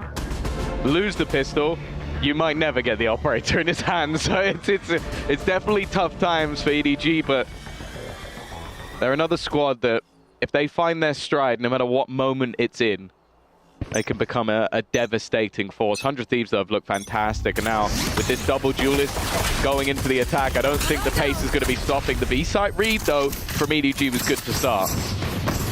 Yeah, good gamble certainly pays off as they managed to stop the initial push. The C-site play, though, stun was perfect. It actually stopped Chichu, kept him in the corner, so they can't fully get that space back, but Smoggy up on top of those logs, able to grab himself a double, a triple, in fact, and EU will quickly be dispatched. A much-needed pistol round landed for EDG. Yeah, that's their lifeline found. It would feel pretty brutal for this map to slip away after that first half from 100 Thieves, but the fact is, getting those early rounds has been enough to sort of put EDG at least into a position where this map can become competitive. I like that, though. It seemed like they had a good read on what 100 Thieves were going to be doing in the pistol. Like having that initial 3-player stack up over on B, having the quick switch to C once that hit failed. It definitely looked like they were ready in a big round, more so from Smoggy. 100 Thieves not deterred, though. If at first you don't succeed, try again. I'm out of here. Well, this time it is left a little bit more open. So much so, the plan's going to come through for 100 Thieves. Spike planted.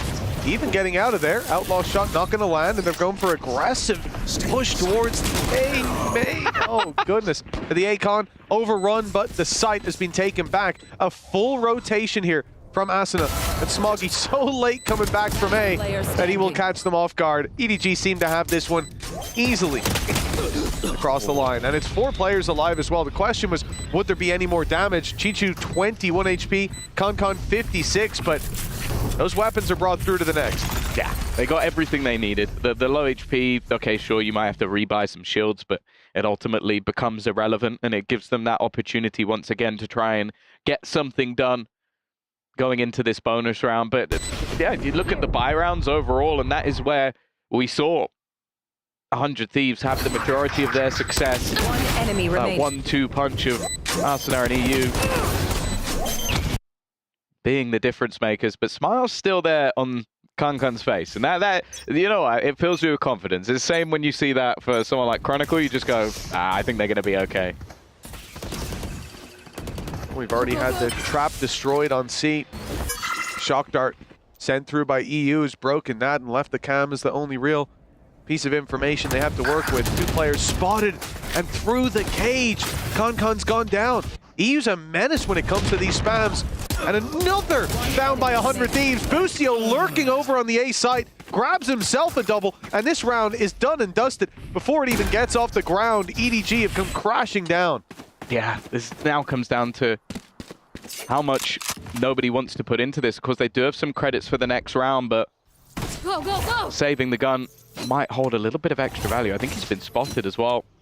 I'm out of here. They want to try and remove this gun, but also don't want to throw too many of their own away. So it kind of comes down to just being clever about it. I like the dart just coming over the top of the map. He's having to fall back, but I think with how much time, how many angles would need to be cleared, there's a good chance that nobody's going to be able to hold onto the gun.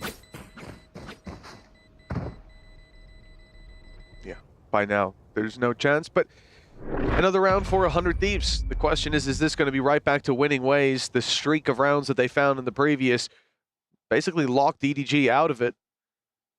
But this one's got to be frustrating. The lurk on A gets great value, but here it's all about spams. Okay, Cryo actually got a little bit of a glimpse of the player before taking him down through the smoke, and that prompted this full A push as they go for the rotate through their opponent's spawn, but Busio's there waiting for them. It's got to be frustrating, though, just the amount of times, like, Asuna's been hyper-aggressive. He's been supported by utility most of the time. EU has found so many kills through walls, through smokes, through just spams.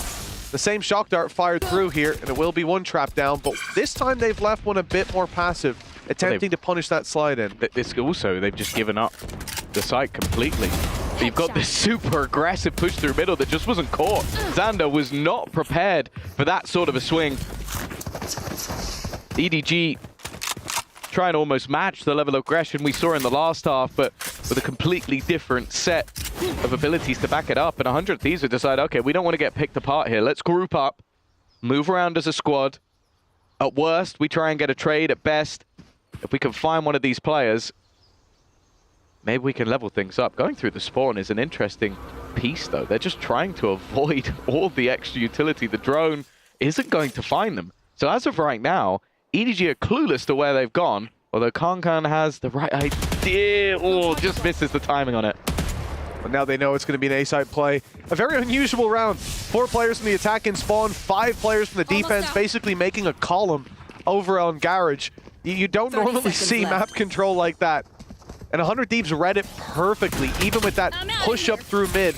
Not the initial one, but the second one, and how they were being held to wrap through spawn. On site now, Kankan wins that. Stunned up, but he's still good for the fight. And it all goes crumbling down for 100 Thieves. That win streak that we saw in the first half, not likely to be replicated here. EU will find nothing. And EDG, 5 players alive. It's a flawless round to put them 9-7. Yeah, I think the great thing there from EDG is you see what happens when they're actually able to set up. Because that was the main problem with that first half, is they were being bullied and battered and bruised before they even got to make their own set play. This one was a little bit slower from 100 Thieves, and because of that, you then get the setup retake. You get those extra supported pieces of utility, you get them moving as a unit, and that's where EDG play their best VALORANT. A 7th round onto the board. Similarly to the last half, it's that 3-1 start, and that was where it all came crashing down. So seems like we are going to have ourselves maybe just a small moment. Kankan's already given the thumbs up, so I'm assuming this won't be long. It's a bold assumption, Tom. Hey, if Kankan's happy, I'm happy. Fair enough. All the other, everything else is broken, but just him. He's like, I'm good. I'm like, cool, let's go. I'm not biased. No, not at all. It's not shining through. Anything to see an American key crushed. I understand.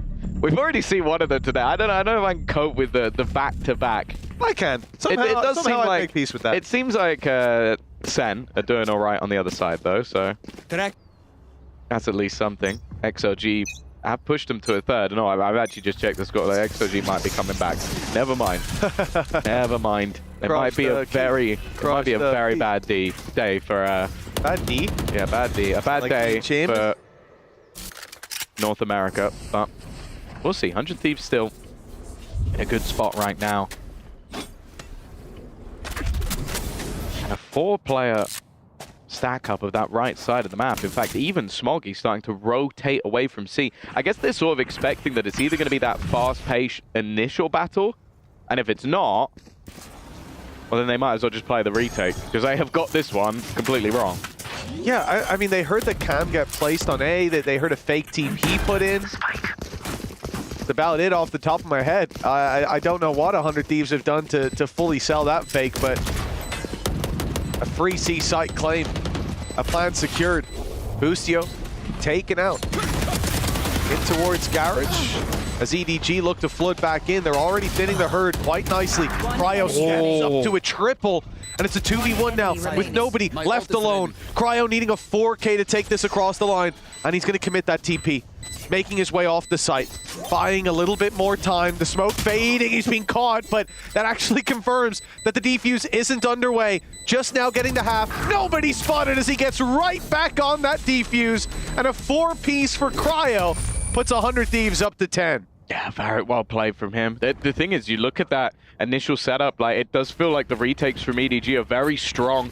Already managing to, I think it was Smoggy catching out Boostio, and then the quick swing from Kankan giving them that man advantage, but Cryo was just a force to be reckoned with, just making sure that nobody was getting back out from that connector, from the double doors, and then in the 1v1 at the end, okay, it got a little dicey for a second where they doubted the smoke, but the second it came down to that tap, he was ready and raring to go. Operator in for Kankan. I mentioned it. It's always a difference maker on this defense, but he is in the wrong place at the wrong time in back-to-back rounds. Yeah, the A side's just been overrun again. Chichu, he's going back out. He's looking for the fight, and the information on the back of it, well worth it. The fact that he gets out of there without being punished is huge. Hunter's Fury put through, good tag, and the follow-up is there. Cryo down. EU left all alone. He's being flanked out, reads it, but can't land the shot. Well handled, and EDG, They're not letting this one slip without a fight. It feels like both teams had that sort of like switch flip in their head where they go, am I showing these guys too much respect? And I think that round from Chichu was exactly that. He goes, they may have the A site, but I'm going to swing and just take one of them out and get all of the information. So it allowed them to take that full mid control. They then did a lot alongside that sort of Hunter's Fury, and while the Arsenal swing out this time, it looks a little bit ridiculous when you watch it back. So much committed. I like that. Yeah, exactly as you said, Tom. Just Chichu going in deep for that pick, waiting them for Asuna to go pushing. I think he was 30 HP, and he manages to find a second. It's a great round from him. And I like to see EDG feeling that little bit more confident, because that was my fear. You know, losing to a team like 100 Thieves, or vice versa, going down to EDG, it's fine. But for EDG, that opening against Gen G, they got crushed. They looked deflated. And you don't want to see them, after that first half, I was worried we would, go out in that same fashion. Here, they've started to find their form again. A timeout call by 100 Thieves to correct that. But this is where it really does get scary for 100 Thieves. It's clear to see that this defensive side is definitely better for EDG. It's a lot more difficult for you to be disruptive, and they've started playing retake. They've started being more passive overall, like not taking these super aggressive fights unless they do it as a full squad. So 100 Thieves haven't been able to just catch a stray here and there or have their own defensive setups. This time at least, a little bit quicker towards middle, but just look at the purchase. That's all you... what? That's all you really needed to know. It's not all you need to know. What you need to know is somehow they got 2 opening picks with a Sheriff and a Classic, and now throwing in their ultimates to try and turn this round into a win. Well, they've got rifles to play with, or they did. Asuna's been dropped. That's the rifle on the floor. Soon to be recovered, perhaps. And it's Bustio to pick it on the way out, but he is immediately dealt with the Blade Storm of Concon. Now the operator in play. And it's only a Classic spamming through. EU tries to get them from the side, but no chance. They did very well to find those opening picks, but when push comes to shove, EDG are the ones coming out on top. 10-9, one behind after an abysmal first half. Yeah, this really is just quite an odd scenario where you see a Classic and a Sheriff win 2 fights versus 2 rifles in middle. I'm not really sure how that managed to go their way, but then the way that they come back into it, like none of the guns were actually retrieved by the attacking side, and then it's just trying to play post with much, much weaker weapons. Kankan now taking the lead in terms of the kills. That operator, ever present in his hand, he is so good that you almost feel like you need that sort of old school 100 Thieves strat. It's not avoid CNED, it's avoid Kankan. They've done a good job of it so far. Have they? He's got the most kills. Yeah. You look at the scene, typically they're going to the opposite side of where he is. The gamble's paying off. They avoid him for a bit. But it's kind of hard to avoid him on a retake. If he's not there, you wonder what the hell he's doing. Asuna good on the Chichu. Go! He's good for another 2. Sliding around with a shorty in hand. And he's going for more! All right. All right. That's Okay. ridiculous. The confidence certainly back in Asuna's body. What was that? I feel like he goes into flow state. Yeah. Like I can't imagine that anyone's brain is ticking that quickly that he's like, I'm gonna do this, I'm gonna pick this up, I'm gonna go with the shorty, I'm gonna pick up the op, I'm gonna then go for a no scope. Like it's just like my eyes can't keep up with what he's doing. So I think he is just, it's like he's entered the Matrix, and then, yeah, it's like going for a sliding no-scope at the end. It'd be different if, like, he didn't have a rifle, but he intentionally picked up an op and went, I'm going to slide in a no-scope this guy. Like, the confidence you need to pull that out in what is now a very close game. If this was the end of the first half, it'd be like, oh, well, you know, he's been frying, so they're in a very dominant spot. A timeout called here by EDG. And this is what I was saying as well, where like Concon's impact, even looking at the attack side, that the only round they won after that 3-1 lead was opening pick by Concon, and then map control played after. In terms of his defense, it's been very hard for him to find those opening picks because they've never gone to him initially. And I'm not sure if they somehow know where he is, but the gambles have paid off. I hope they don't know. We have bigger problems. But no, I think it has just been a bit of a gamble, maybe figuring out based on other utility where he's been set up. It could be that, but a lot of it does feel like he just takes an angle and then they just don't go that way. So it's going to leave them in a bit of an awkward spot. This is a nice spot. For this round. The finance is definitely not the best for EDG, but I think they don't want to leave themselves out to dry. And yeah, Glass Cannon, that was how he got that 4th round in the previous half. Unfortunately, though, at least for now, it does seem like he's not in the right place again. Yeah, everybody else has got credits for the next. It's just Concon on that op that doesn't, if things don't go their way, they'll be looking to save that. And the problem is, again, the op, the big investment is on the A site. No one is on the A site, with the exception of Boostio's being left behind to lurk out that space. But hold on. They took Garage, they looked for a C play, but now they come back in the other direction. Concon waiting patiently, and he finds his reward. An opening pick, a second on the follow-up, a bold choice to continue trying to challenge. EU's got the spike. It would be brave. Indeed, he did end up swinging it after hearing the dash back. He'll creep up behind late. Asuna, EU, finding some. Boostio in there for a double. And now it's winnable for 100 Thieves. Concon did what he could, but Chichu takes a double spray. Both headshots. We need that in the replay. I don't know how he got a double there. The round ended so fast, I was like, he can't have won. Because it shouldn't be... Oh, it's a 1v1 now. It shouldn't be possible, but no, he gets both headshots in the same spray. That's madness. Like, the way the round started, yeah, EDG probably should have won the round, but like... Oh my god, they even played it together. That's brutal. That's so brutal. Oh, this is a nice spot. What an unbelievable spray down. Concon was sat there thinking, what more can I do, man? Double open and pick. Trying to carry them through, and in the end, they get there. Op saved, full economy, 11 to 10. That play right there just saved the game for EDG. That'll keep you up at night. That's what I'm gonna say. That's a round that'll keep you up at night. If this round, this game, this map ends up going in the other direction. And while this time, they know where the Concon op is, but I have a feeling that's by design. Yep, look at him. Look at him on the map. Immediately shoots 2 shots through the smoke and goes the other way because he's thinking, they're trying to avoid me. You could try and avoid Concon, but he's in your head as well as you're in his. But it has been the difference maker. Once he's there for the opening fight, once he's the one picking them off, they've been winning the round. And again, he'll be here. The first shot into a decoy. Now they know what they're facing. Asuna diving around. Cryo gets one, but immediately traded out. The Hunter's Fury chasing Concon, but it won't delete him. But nobody falls. The numbers are back to a 3v3. The flank watch by EU could pay off dividends, with Chichu sneaking his way past the cage active, but that gives away his spot. Concon from heaven, making it difficult. This is where EU needs to move, and he's heard the steps. He knows that Chichu's here. This should be an easy equalizer. Xander looking the right way, had all the info to play with, and we're down to a 2v2. Round that could end up deciding the map. Oh, it's the EU shot. I thought for a second that Concon had managed to make that work, but he hasn't. And now left on to Smoggy.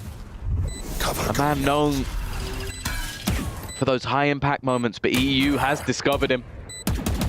He knows that there's 2 angles that he needs to clear. Smoggy trying to find that second player, and he's just not quick enough. Xander is going to get them to 12. A game that started in fairly dominant fashion, but has quickly turned into a banger. 12 and 10, 1 more needed.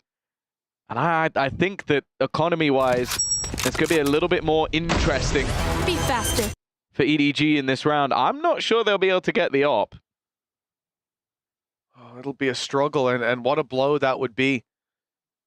Concon happy to even take it out Glass Cannon, and he's made all the difference with it. But yeah, look at that buy. It's miserable. Now, the ults are in their favor. That could buy them 1 extra round. That could get them into a better position to fight for this map, to fight for OT. I have retrieved the spike. Rolling Thunder and Hunter's Fury.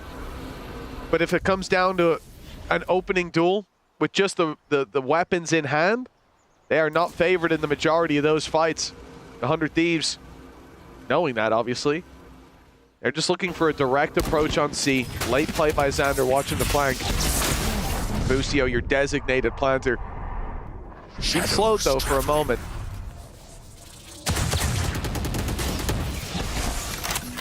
they going back? Fnatic doesn't really have any space. It's not like he's been pushing up A. It's just passively spotting the mid and A pushes.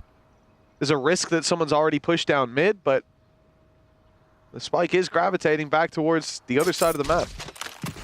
And they're taking this slow, but it's a lot of time already gone. 35 seconds, and they've made the decision to go back towards this C site. Kankan in position. They're leaving this very, very late already. I think that's the Hunter's Fury going through. One player has made it in, and they have managed to, I believe, reveal that Chichu is on this corner. They know he's here, but he still wins the fight. 15 seconds, they've got to try and make that run, and in fact, they're going to go back towards the B site, right into the hands of Kankan, who's just waiting for them and shutting them all down. 4 kills for Kankan, but it really feels like 100 Thieves have kind of fumbled the bag there. Yeah, I'm not sure about the idea behind that round. You even see for a moment they wanted to go to the A site, and that was the right call. The site was wide open. A big gamble by EDG, sticking in position on C, thinking that they'll come back there eventually, and they did.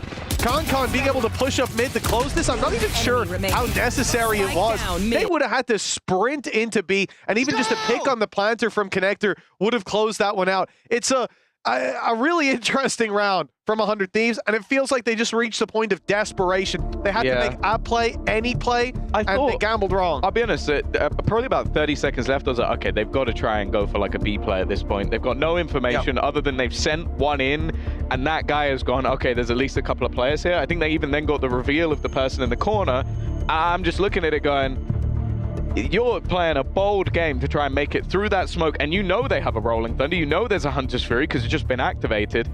I think they were just a little bit too late to make the decision. Boostio's trying to stare across at the opposition while being, I believe, given the orders by Zeeks, but honestly, this is not the spot you want to be in. Arsenal, they've been farming his ult up quite a bit, like giving him the orbs on C long, so that's going to be online alongside a Bucky. Boostio down to a pistol. He's not the best game individually, so again, there's opportunities. I'm more worried about EU not having a rifle. That guy's been probably their best player. Yeah, tough to wallbang with the Stinger, so... Kankan after the 4K has decided, you know what, a rifle will do. Yeah. If it works, it works. It certainly did for him. Overtime possible here for EDG. Asana's dove into that back side. Ult activated as Cryo gets traded out. Here's Asana's moment. What? Kankan to shut him down. An immediate reversal of the favor as 100 Thieves. Weaker weapons for the most part. A man disadvantage. A paranoia that catches all 3 players. That's an easy dive in as all the control should be taken back. Some still inside the smoke. And they're caught running out of it. Too slow to follow up on that paranoia. 100 Thieves. They get their vision back, and they're right back to winning ways. 1-0. That round looked done. I can't believe they closed it like that. Like the fact that turned into a 2 versus 4, and then both players just hitting 2 taps in a matter of seconds. It looked like everything needed to be done by EDG had been done to take us to overtime. But in the end, it wasn't enough. They will head to their own map choice in a deficit as they've got to try and turn this one around.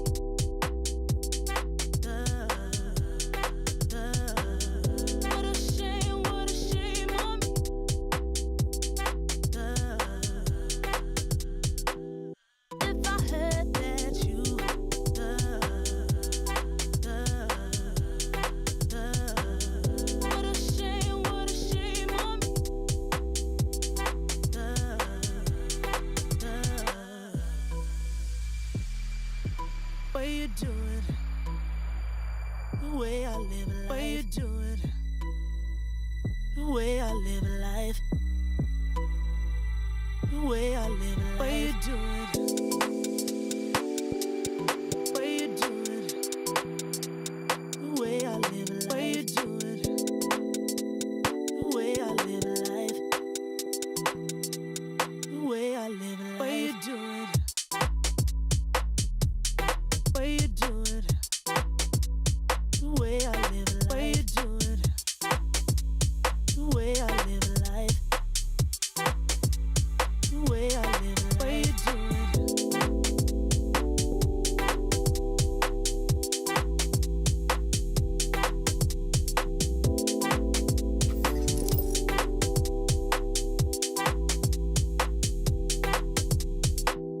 What a shame on me.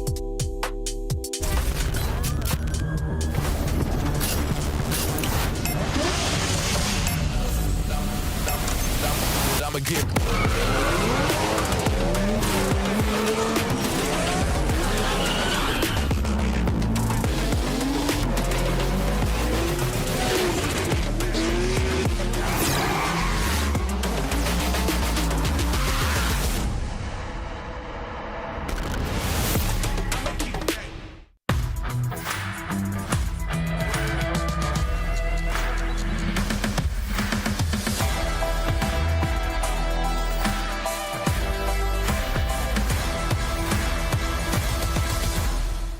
I stepped into a realm of wonders where the sun kisses the sea.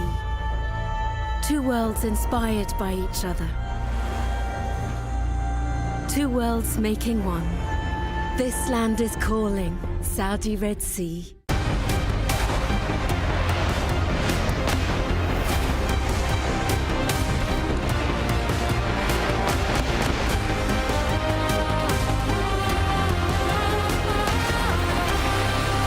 Welcome to EWC 2025, where we have got, for the first time ever, Valorant players on site ready to compete. I'm going to be giving you an image. There's going to be a map from Valorant, but we have altered something in this mini-maps. It's for you to tell me what has changed. This map is Ascent.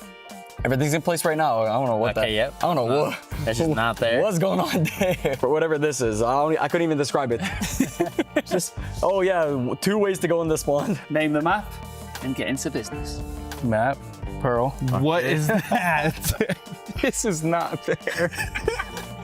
I wish it was there. I would take this duel every round. That should not be there for sure. You sure? Yes. Yeah. Something tells me you're gonna like this one. Icebox, here we go. Wait, I don't know what it is. I think that this is the kind of thing that either you spot it in the first 10 seconds or you're gonna be looking at it forever. Oh, I know what it is. You know what it is? Okay, Brock, I'm gonna give you 5 seconds to spot it. Honestly, it's pretty hard for you. Right here, right here. Oh my god! Oh my god! Okay, I like this. Okay. What is this map? Bro, oh, can I look? No. You know it's split, right? Split. It's already wrong. It can't be that big. This map is small. Actually, there is a safe thing here. That's a tough one and you got it. Yeah. That is the bit. Well spotted. This is Abyss. Yeah. Like this. We have... Oh, this. Exactly, that does not exist. Good job, Abyss. Yeah. Excellent throw. Excellent Okay, I'm locked in. Actually, I'm locked in. Thanks for letting us know. Since I can show you. Okay, 3, 2, 1. Map? Haven. This. Yes! Loser. Yeah, but it's closer to you, so you have more time. Look, if it was this way around, I would say. Okay, bro, get better. I need you to stop fighting, guys. You know, I need you to fight against all the. Okay, well, thank you very much, guys, for joining us today for this game. Definitely best of luck in your games, and thank you very much for watching. Thank you very much. Okay.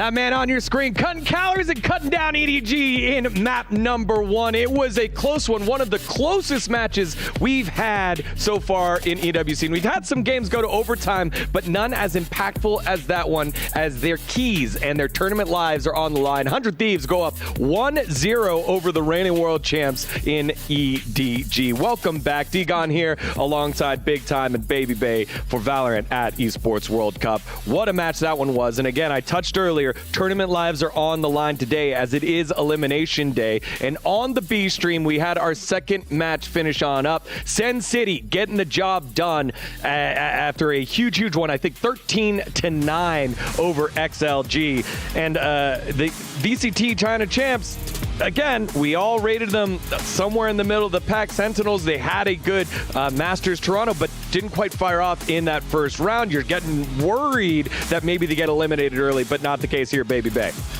Yeah, and I mean, let's just talk about this man on the screen, though, for the time being, because Asuna just dominated in this matchup. It was very, very close, though. I felt like for a second, EDG were going to be able to bring this one all the way back off of the back of some great operator shots from Concon. Yeah, I mean, I was getting worried for 100 Thieves. Honestly, I really thought that comeback was on, even down to the very, very last round when I felt like it was EDG's and 100 Thieves snatch it out of nowhere, which is just insane from them, but a really well-deserved win. And like you say, Asuna really going crazy. This man has been on 100 Thieves for probably about as long as I've been alive. So he's born there. I think he'll die there, but he really exemplifies what it means to be 100 Thieves. Yeah, 100 Thieves, again, rolling pretty good here. Now, let's take a look at that update there from the Sentinels and XLG match, and it was a 13-9 Sentinels. After pauses and a pushback in map number 2 against XLG, they get over the hump. Yeah, I mean, the fact that this even goes 3 maps, I think is something that we all didn't expect. You know, XLG going in with a coach, you know, in this tournament. I mean, come on. But Sen do get the job done. They dodge a bullet. They still have another one. The thing is, they're not through just yet. Exactly. Right? There's one more game, and that's the same for the winner of this game that we are in the middle of right now. So your lives are on the line, but you're absolutely not safe yet. You know, the goal for all these teams, get it out the groups. Yeah, now, Big Time, one of the big ones here early on that set the stage for that match between 100 Thieves and EDG was round number 5. Let's take a look at that one here, because again, the train was rolling here for EDG, and it got stopped by 100 Thieves. Sorry, just real quick. This is such an NA, this is such a 100 Thieves play. I've seen them do this set play so many times in VCT North America, and to see them bring it here on an international stage and see it work and kind of suck the momentum out of EDG because of it, it's just so clean. And we talked about the initiator setting up utility. Yeah, exactly. That's really why we wanted to show you this, because it's like the men behind the duelist, right? They're really able to enable him. This map, it was Asuna going absolutely crazy, but yeah, 100 Thieves using stuff that they use all the time in NA. They're not coming here making massive sweeping changes. They're using what they know, and yeah, very classic NA style, as you know all about, Baby Bay. Yeah, just completely running it down C-long. The crazy thing is, I've seen them do that back to back to back to back before, and I'm just like, you're tripling down? It's insane. All right, well, with that, 100 Thieves on the cusp of knocking out the world champs. On the call, let's send it back on over to Mitch, Man, and Tom. Thank you, D-Gon. Yes, it's time to see if EDG can bounce back now that we're on to Sunset, their battleground, and somewhere that I think they will have a little bit more favor. If this was as dominant as that first half, I wouldn't be in the EDG camp. I wouldn't have a lot of faith. But they bounced back, made it damn close in the end, and a 4v2 is what ended up sending them out of Haven. This one, I'm expecting to be bringing us to a third. Yeah, I think it'll be interesting to see how it goes. I'm glad, of course, that we have an expert like Baby Bay, the king of running it down on the desk, because that's when I watched his career, that's what it was. I do remember you playing Phoenix on Ascent once, which I'm now only bringing up because it's funny.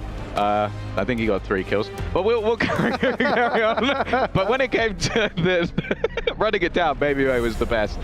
He's very close to where I am. I hope he doesn't come beat me up. He's too friendly. The best, at least the most consistent. Yeah, it didn't mean he was getting the kills. He was running it down. But he did run it down. He ran very fast. From hell or high water. Very fast, very quick. We love you, I promise.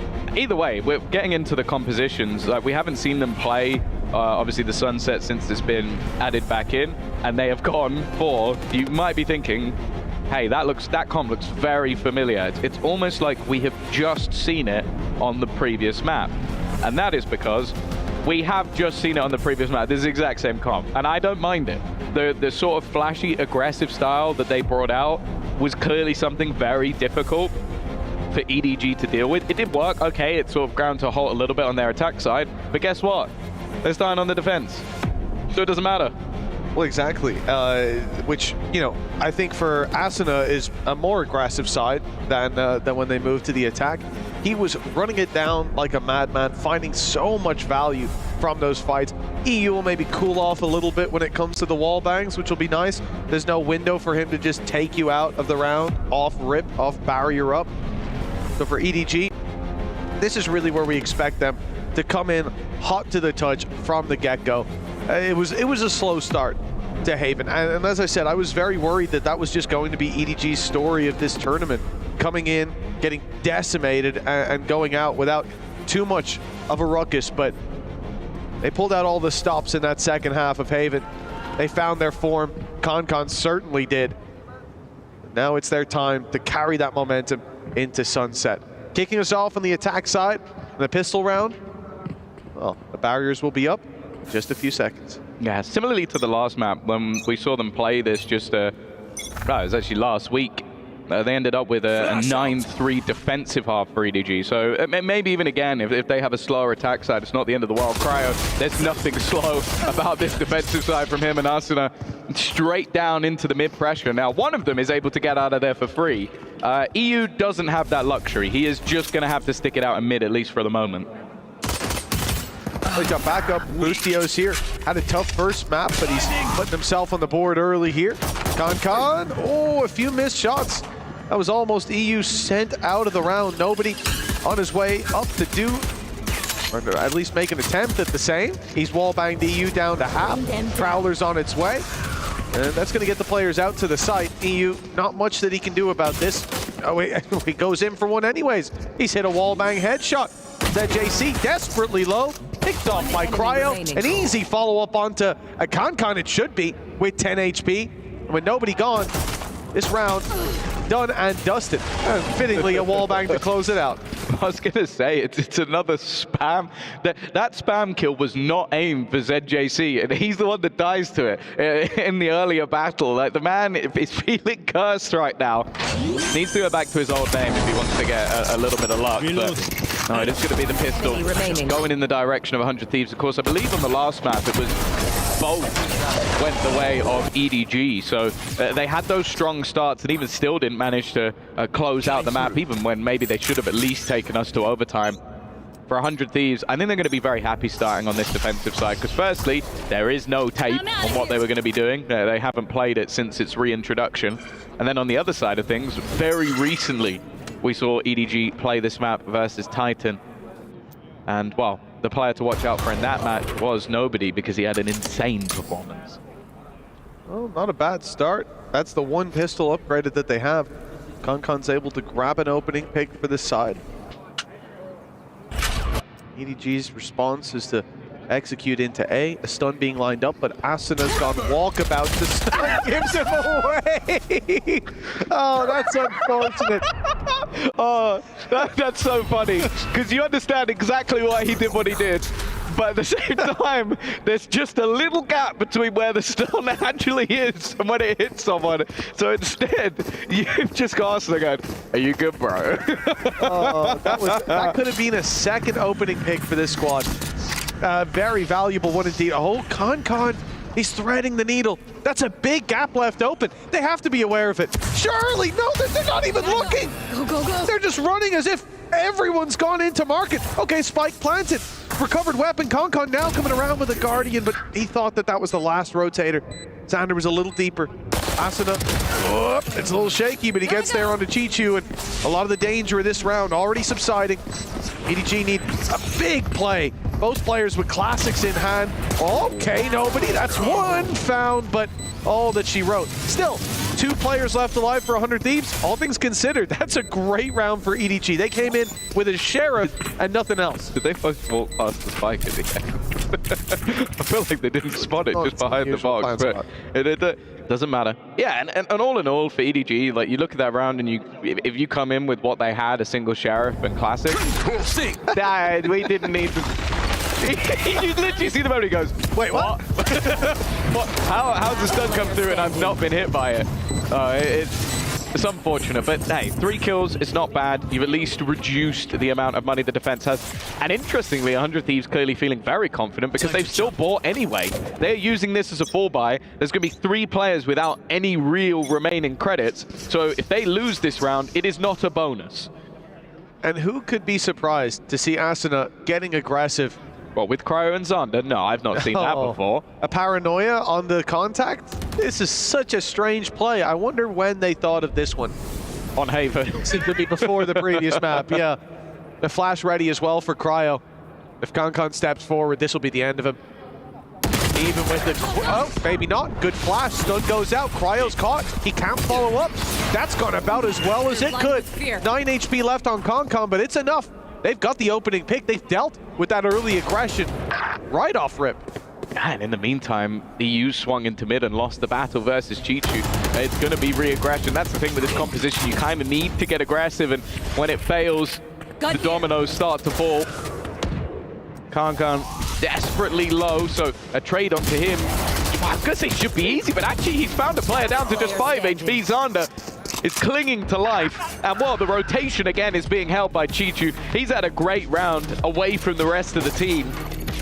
Talk about this guy and his lurks on that Sentinel, but that made it very difficult for the rest of the players to even group up and help. I mean, Concon had a weaker weapon, a paranoia and flash lined up for his contact, and still, he's able to walk out with aura. One enemy. Sure, Tom. Sure. I suppose he did. It's your favorite one, I've heard. Oh, I love it, mate. Chichu as well, like you said, away from the pack, cutting off all those rotations, keeping so much space for this squad. That's about as good of a round as you could hope for. And it might make 100 Thieves think twice about early aggression. Concon, well, he decides to pull out some aggro of his own, and it's a double opening. Cryo, at least able to follow up. It's pistols for the most part. I'm not sure about that play, but Chichu's there to clean up anyways. Oh, Pop, just as almost like a level of disrespect, just wanting to get into the site quickly. And I feel like with the investment from 100 Thieves, this is kind of the bare minimum. They've got a couple of kills, they've made things costly, but that is all she wrote. Not bad for either side. I don't think 100 Thieves would have gone into that expecting to win the round, and this is where they will have that purchase. The haunt as well from Nobody is just fantastic. Like, it makes things so much easier for Concon, and well, the backup was at least there. 2-2. This time the early start went the way of DDG, but we now look at if there's a response. Operator in for Cryo. It's going to change the dynamic of how he plays this defensive side, and it looks like B is going to have a lot of congestion, and that's exactly where he is. The right angle, although they're backing off. After breaking initial reveal, they don't want anything to do with this. It's going to be a Fowler sent through by Nobody. It goes directly into B main. It's not even the off that shoots it, but still, EDG send this in the other direction. Trap hasn't been broken, so they know there's no real aggression. They clear that first corner. And, well, a lot of steps being made by Nobody. That's going to be a quick acceleration into this site. Still, though, one of the players waiting for them is Asuna, and he's good for a double. That's 100 Thieves with a quick response. Bustio gets one before falling. Asuna does end up going by the wayside, but it's still a 1v3 needed for Smoggy. This is a lot to ask. Manages to reposition and has actually found a slight gap, but I think very quickly EU makes that realization of, okay, there's one spot that he could have gone that we're not currently covering, and immediately fills the cap in. Even still, Smoggy has managed to hit the headshot, but he's completely blinded. Still makes it around the corner. The B site is open, but he's not necessarily looking to go there without at least finding the kill. EU playing this one incredibly safe. 30 HP. Okay, a plant should at least go his way, but the round, no chance. Even the plant, I'm not sure. He's running a knife out, gets there a little late, but I mean quickly puts him to bed. Another round for 100 Thieves, and Asuna, definitely the player you look to. This is the reason they're able to find that. He shut down that split immediately, cut one head off the snake, and none really grew back. This is a lot of what has been the story of this game. Arsenal in positions where you kind of expect maybe that he'll get one, maybe he'll do a little bit of damage, but he's been over-delivering in every position he finds himself in. And how good's your lip reading? Not good enough. Okay. Their fears betrayed them. You might have said, I got my one. Off in play for Cryo. It's gone mid this time, but they're bypassing it yet again. EDG, direct play to A. No Asuna this time to hold on to control. Good reveal. Great reveal, in fact. Somehow Concon still gets one. The spam takes down EU. And now Xander, oh, he's TP'd into the breach util. A shock for him for sure.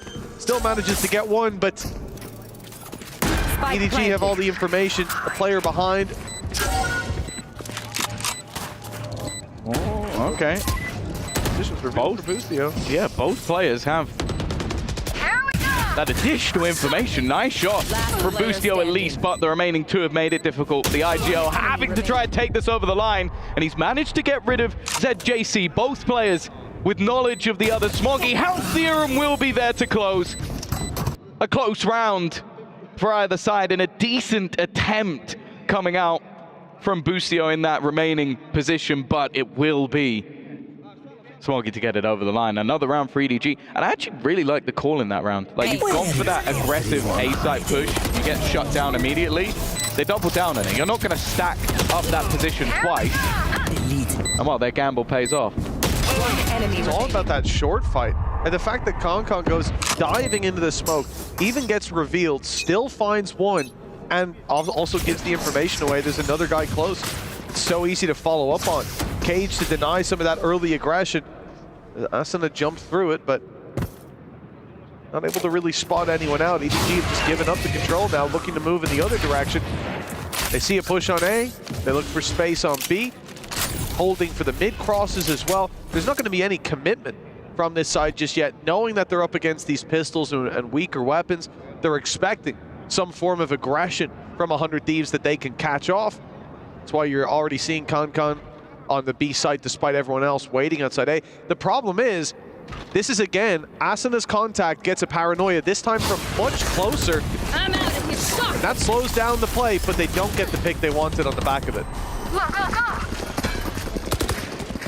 Right read by EDG as well. Just leave at that point. 3 players pushed up.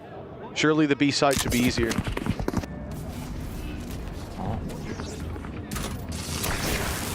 A little bit awkward with the weaponry for Concon. They haven't checked the corner, and Cryo's got away with 2. It's a good thing that Chichu manages to find that trade, or this could have got truly dangerous. But EU's also then thrown in a Hunter's Fury. A little bit too much distance between him and ZJC for that kill to come through. It was desperately close, but he at least tagged him up once, leaving the breach low. 45 HP. A rolling. Oh, a shock dart to the face! Smoggy has to do it all now. They don't have that rolling thunder to work off of. It's all down to him. And EU with his 3rd kill of the round. Hunter's Fury, shock dart and a stinger. And it's enough to give 100 Thieves a 4th. He's so good. Like, all of his utility seems to bring value to the squad. He was actually, as I said, a little bit unlucky that the distance between ZJC and the Hunter's Fury was just a little bit too far. And then the shock dart ended up being, yeah, absolutely perfect. It's Robin Hood. That was a wonderful round. A double classic kill, a stinger, a shock dart, and a Hunter's Fury. I mean, it's not a nice one to lose.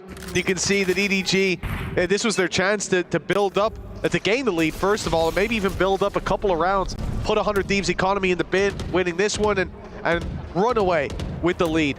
Instead, they've been punished. They're put down to pistols. A rifle on Smoggy is all that they have to work with. He's hiding inside a smoke as somehow an entire portion of the map has gone EDG's way. They're already swinging him behind. Concon's got a double with a Sheriff. Smoggy strikes towards the A site, and with a TP in, they're now ready to fight with 3 weapons in a 5v2. And these last couple of rounds have just been utter madness. Like the supportive utility that was about to be put into play for Concon became completely useless because he killed both players before it hit. Just so you know, he headshot both, and then the Rolling Thunder went afterwards. Or just okay, we've bounced their corpses a little bit off the ground. Like, that was just pure individual menace. And the worst thing is, 100 Thieves knew he was there. They were spamming him. They spotted him. My favorite part about that was your explanation of the Rolling Thunder was a visual cue that nobody can see us right now. No, I was talking to you. Oh, okay. Well, I mean, I got it. It was very good. Exactly. I wish we could have shared that with the world, but Go, go. So basically what you're saying is you want the return of the TikTok stream. Absolutely, Tom. I mean, I'm doing all these dances for nothing right now. What's the point? 4-4. If anything, I'm seeing too much movement. Look at that, man. There goes the Rolling Thunder, see? Yeah, the movement. Yeah. I don't even like seeing it in the game, And Tom. then he did a handstand. Oh, look at him go. Oh, Tom, you're going crazy. Oh, God, if you guys could have seen that. He did a flip into a handstand. Unbelievable. Well, 4-4 and 100 Thieves call a timeout. They want to touch base with their coaching staff as, again, they had a very crazy round themselves where they had classic kills and not a lot to work around, but managed to win it. And then the exact same things just happened for their opponent, resetting everything. EDG had the chance to run away with it, and that chance is now theirs yet again. OT, I saw OT. Okay. Part of the play, part of the strat. Or maybe that was from the last map. He probably assumed, yeah, we're going OT.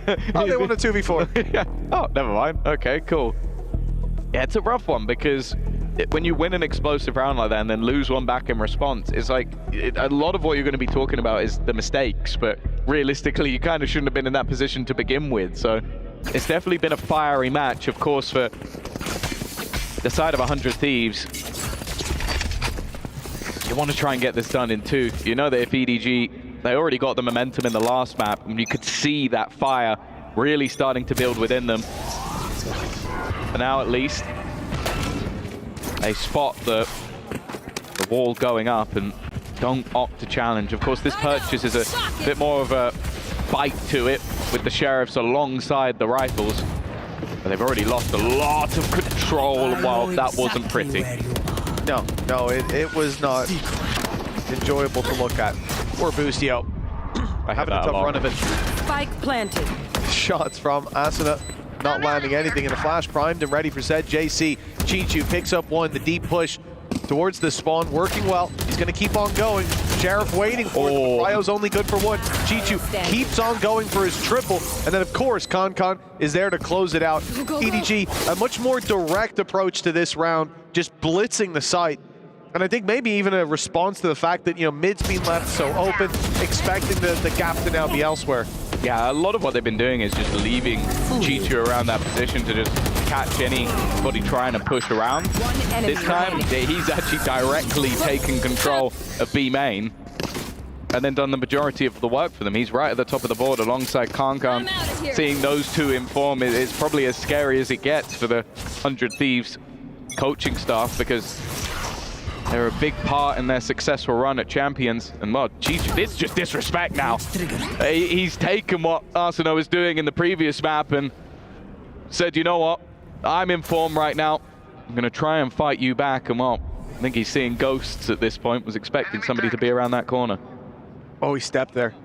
Xander knows that he's coming around that corner and he'll take him down. The jump up, poorly timed. Exact angle Xander was holding. Stun goes in. You can see Boostio caught towards the backside. Cryo comes in to support him. Looks for them around the left.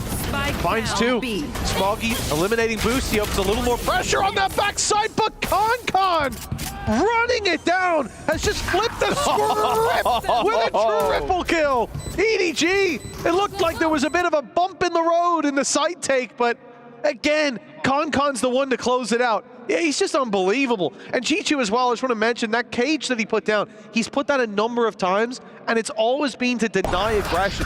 This time he uses it for his own aggression. And up against Asuna, that's a little taste of his own medicine. I love just how much raw individual skill we have in this server. Like, you see that double. Oh, damn, okay. You see the double coming out from Cryo, you're like, okay, that was sick. And then 2 seconds later, you see Cargo go, okay, double, I'm getting 3. I also like the judge, it's like, come on, push the cage again. I'm gonna judge this time, you're gonna push my cage. And then so he doesn't push, it's like, this judge is not that useful anymore. Yeah, Chichu's, I mean, they're going for the same strat they did on their low buy. Blitz up to mid, stun on one side, Con opening it up. 2 players waiting around the other corner though. But they're running away. Oh, this could be a mistake.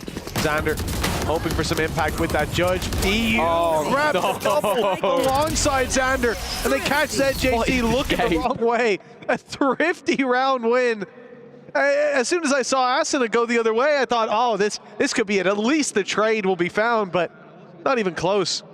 This has been such a peculiar match to watch. We've had so many low-buy victories, and EU just crispy as ever, pushing backwards into a judge as well. Like, the thing is, I kind of understand EDG's attempt to go into middle. It has been a spot on the map that's been very, very open. But the fact that they then end up in just the most horrific crossfire, yeah, I think that's how everybody's feeling after that round. Another low-buy victory. Thankfully for EDG, they still have the finances, and well, it's going to be the operator for Kankan in this round. My ult is ready. See if he can find the same success as he did on the previous map.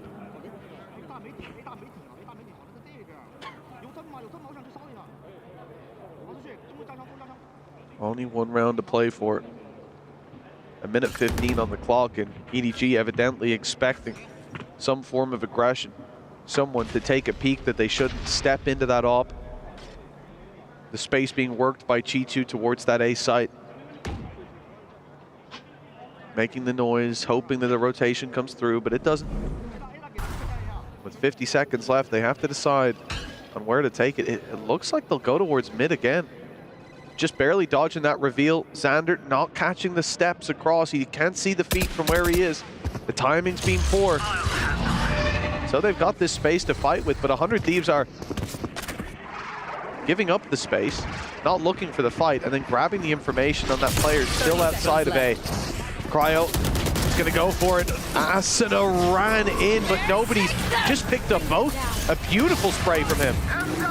And the ult as well. Finding no targets. EU's in the same boat. The time is the main issue for EDG, but they've managed to get into the site, find the opener onto Boostio, and then put themselves into the post spawn. Now we saw the 2v4 to end the last map. ZJC is walking backwards as well. He eventually gets the information that there is a player in behind. EU sneaking his way through the edge of the smoke, but he's just waiting for his teammate to come through. It's the usage of that paranoia. Shock darts doing damage. They are whittling away, but Kankan still survives at the back of the site with nobody alongside him. It is going to be EDG to go in with a lead on their map choice, but it was close.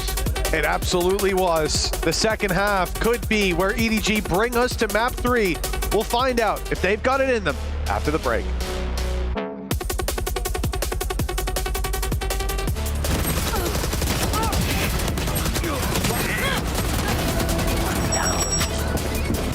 Enemy.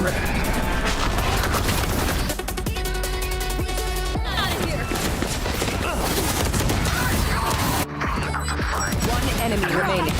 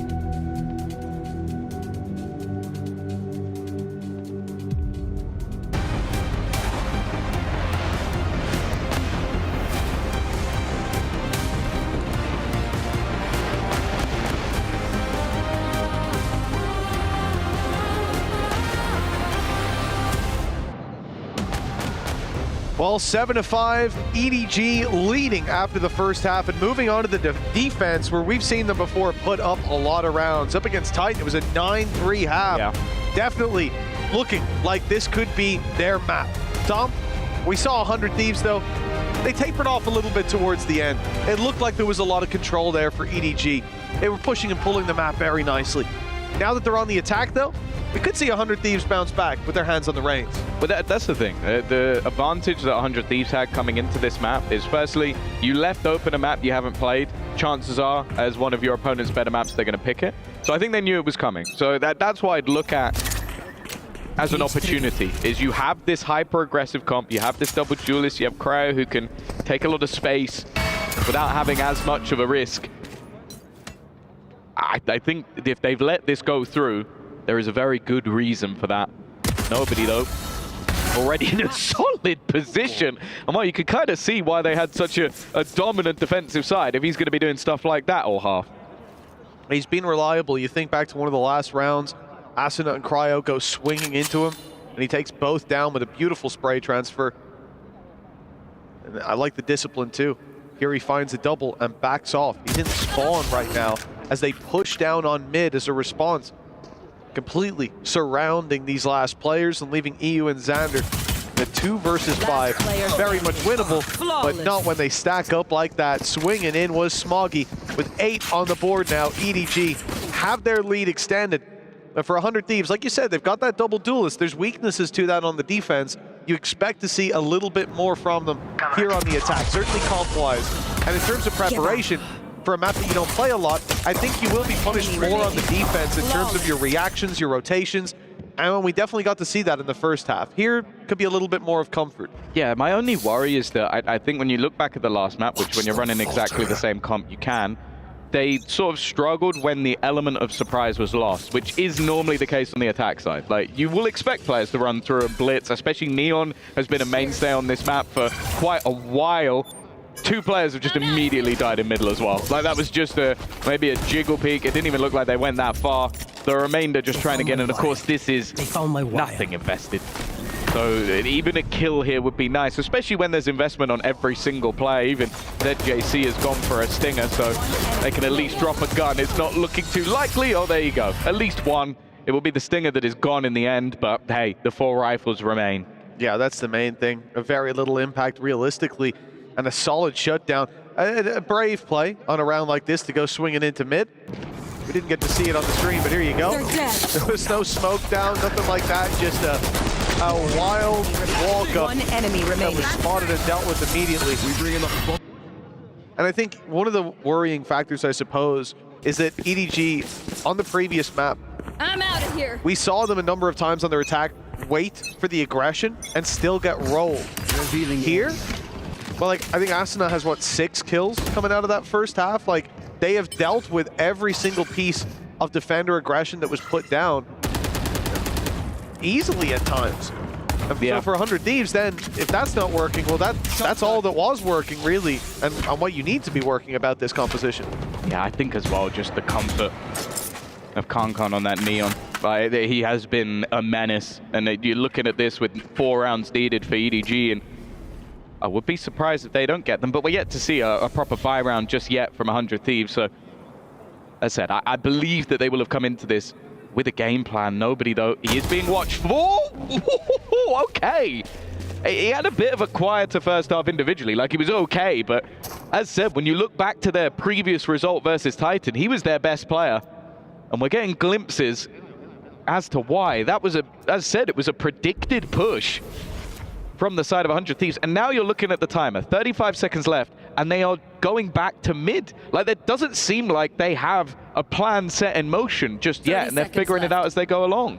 Well, the only thing going for them is that they're heading towards the site with just 1 player. A chance to pincer, but they're late coming to mid, and now there's already one Chichu. They're spotting for it. Going into the A site, still up against Trap, up against Con. It's not going to be workable. And they decide, to save after losing that player inside of main. 10 seconds left. It definitely seemed a little bit de-synergized. Those 2 players are sitting towards tiles, not crossing mid, not moving in. That is a bold play from Con, but you understand why. Confidence is sky high. Also, realistically, what has he lost? He's lost a Bulldog in a bonus round. Why does he care? He's going to either upgrade to an operator or upgrade to another rifle. He's trying to remove some of their guns and maybe upgrade for free. So his teammates out there with a Ghost is probably thinking, I would have taken you know, it's... I would have had that. I think if you're a teammate of Kankan, unfortunately, you have to accept the fact that you are not Kankan, and so the decisions he makes, you're not allowed to question. I mean, to be fair, probably 9 times out of 10 he gets that kill and then goes, hey, I've got a battle for you. So, yeah, fair enough. He's also currently 19-9, so I think if you went, I don't think that was the right play, go, press tab, and shut up. Who do you think you are? And here he goes again, and that's why. Well, EU, he got to win the fight last time around, but that's the upgrade. See, he's got a Phantom now. Busio tried his best to save EU there. He threw down a cage, but Kankan's just too quick in following up on that aggression.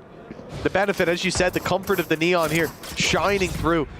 Surprising EDG, you know, they're in a 5v4, and Chinchu's making, again, you see this discipline, the wise call of not playing on the A side. If they need to play retake, they will. But if he stands there and goes down, now all of a sudden numbers are even, and it's a different game altogether. Instead, look at the minimap. They group up. It's going to be a full 5-player retake. It's a counter paranoia, though. Yeah, they're waiting for it. They're ready for the swarm. There goes the stun. Paranoia immediately thrown through. Bustio tries to make a play off it, but can't find anything. Kankan leading the charge, but he has lost. Arsene and Cryo combining. A trade back at least, but it's Cryo once again. He's been having a solid game, and now that advantage swings firmly in the favor of 100 Thieves. It's going to be left all on to Chichu. Chances slim as the swing back from Cryo. It is a superb round from him individually. And considering they had some weaker weaponry after the last round and they lose the opening pick, that's an incredible recovery. Yeah, I think a lot of it comes down to, like, you have your stun and your haunt thrown through, but that counter paranoia just deletes it, and then your actual push to the side is dry. You don't have a lot for the retake. You just swing it on in, and those picks being won out by Cryo, by Xander over towards short as well. Pivotal to keep this under their control. 100 Thieves, they win out in round 4 of this half after 3 in a row for EDG, but the big danger has now just come online. Kankan with an operator. You bet your ass he's playing aggressive. Straight down the mid. He spotted the barrel. Blood in the water. And he's eating good tonight. That's Asuna down and out already. Ooh. Only just about escapes. The spam has done a lot of damage, but yeah, the man advantage is the main thing, and you best believe there's likely to be a reposition. Kankan he has just got this spot on. A couple of other players building up in towards that B site, but I think with how low on HP is, the risk really isn't there, especially when you consider that Hunter's Fury is available. Now the idea from EU is sell a fake, sell a ruse, try and bait them into a rotation, and he has at least kept players on the A site. The problem is, if Kankan hits this first shot, the round almost feels like it's over. Well, he's hit it, but not on the player. It was only the decoy, the stun, got Chichu the pick though, down to 2 HP. When he could tank a body shot, it was a different game, but now just one needed in return. One shot from any weapon and he's down and out. Xander's the one to land it. Smoggy though has kept things heavily in their favor. An accidental weapon swap for Xander, and he's trying to bait them in. But look at the 3 players pushing from the same angle. Jump spot to start. Beautifully handled there by Smoggy. Nobody's the one to find the kill. That puts EDG up to 11. And we talked about this map. It's somewhere that should be favored to EDG. Looking at history, looking at the lack of history for 100 Thieves. And doing so dominantly certainly resets what we saw over on the previous map, where that first half was abysmal. But now, morale will be sky high going into that final map. Just 2 more rounds to lock it in. Yeah, I think that definitely caught off guard by how 100 Thieves were playing that first map, but you could see it in the first half of this one. They were a lot more comfortable, and in the second half, that the same seems to be the case. It's a last-ditch effort from the coaching staff. Zig's given a chance to communicate with the squad, give them the last few ideas that he can come up with to try and turn this game into their favor, because right now at least they are in a pretty bad spot, not really able to string any rounds together, and more importantly, like, keeping that operator into the hands of Kankan. It completely changes the dynamic. If you're slow and he finds you, you're dead. And if you try and go for something pacey, he still might hit the shot. There's decent odds, I say probably like 70% plus, even if you're sliding at full speed, that he might still hit it. And that's then taken out of consideration that you still have to deal with Chichu, Smoggy, W, and ZJC, which there's like... They're all doing pretty well. Yeah, Chichu especially been good on containing that space. Oh, he's going in, but a rare miss from Kankan. The 30%. Yeah, indeed.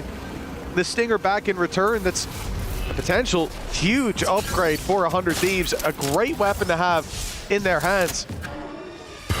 The man advantage will prompt EDG to get pushing towards this A site. Ready and waiting is Xander. Just on the other side of that cage. ZJC has an idea, and he'll get him. Okay, numbers equalized. Yeah, a little bit of damage done. The operator has been handed over to Kara as well. I think he's missed the timing. He has. That walk-up is going to go completely unspotted, and it might not necessarily be the death of him. No, it won't. But the rest of the team could be in trouble. The Spike is the last man through. And nobody is following, tracking. He's got the scent. That operator, the biggest weapon that they have, is dead to rights, but nobody, he wants a little bit more. He is playing this so incredibly well. Here's the Spike being planted to swing out, and it's actually EU to put him down at least, but there's so much still to be put into hands. ZJC with another, and in fact, he'll close it out with 4. 12 rounds onto the board for EDG, and 6 in a row needed for 100 Thieves to even try for overtime. Great read by Nobody too, realizing that that cam was being blocked out by the lantern in middle. And here you see actually exactly what you mentioned already, Tom. If you deal with Kankan, they still have so much to fall back on. And Nobody's flank was great. ZJC though, he was the one taking it. A Forte, great utility that pushed Asuna out from that plant spot. The cam had already spotted him. They were ready to take him down, but the utility got ahead of it. The Spike left in spawn by 100 Thieves here. You can see it's just going to be contact play across the map. Yeah, I assume that will be Xander to collect. Does have the ultimate available. They're trying to bait Kankan. That's the thing about Kankan. You think like, okay, he's just gone for that face in the same position. Surely he'll be a bit more passive. No! And Asuna not expecting, but was a bit of an off angle. That's already as bad of a start as you could have. You've lost one, a second gone as well. Now the Spike has finally been reclaimed, but this is already feeling like too little too late. The TP at least puts a little bit of danger, but he's been seen.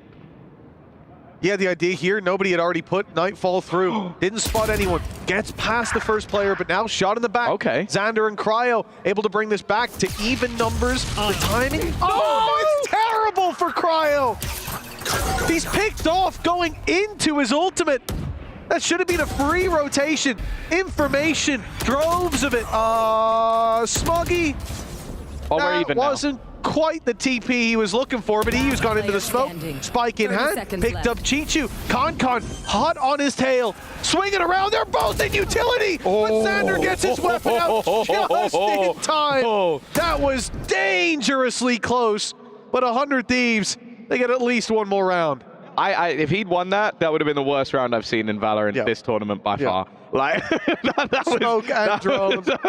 Yeah, well, yeah, one player getting caught using their ultimate, one player get caught pushing, one player getting caught TPing, and almost 2 players being caught with utility. That was, wow, that was almost an absolute nightmare. Like, that was a split second between disaster. But hey, the 100 Thieves live to fight another day. 5 in a row needed. Operator still in hand for Kankan. Take flight. He's been battling for B main throughout the map so far. And although the Prowler doesn't get the information they want, after the drone is heard, they knew someone was there. Nobody has still just walked up, by the way. He has just taken that control for free. He's still going. He is still going. He's still going. Boostio's hiding at least behind the box, but he's going to be cleared. It's a free pick for Nobody. You know, not ideal to say the least. Chichu's got Asuna. Now we're down to a 4v3. as Xander picks off another. Okay, that's Concon dead. That's a big player out of the round. Nobody somehow backstabbing another before he's dropped. Gaps for 100 Thieves. And there's a second flanker coming up. ZJC's got a freebie, and that's the spike on the floor. 30 seconds. EU has an idea, and he's even shot him through the wall, straight to the dome. 30 seconds left. But Smoggy still drawing breath. 25 seconds left. And look, they're just playing the regroup. ZJC back with his teammate now. 20 seconds left for EU. Time running desperately low, and he still has to get past ZJC. He's already tagged up the other player. It's winnable. 12 seconds. He's got to run. He's got to be fast, and he's got his knife out as he goes through the smoke. Smoggy's inside already, waiting for him to step on in. EDG, they bought a third map in this series and done so dominantly. Yeah, it was a solid performance from them. You saw some life in the likes of Xander, who definitely put up a decent performance individually, and there was some competitive runs, some messy ones at that. But for EDG, they are not going to care. Scoreline is leveled, and there's still another to come.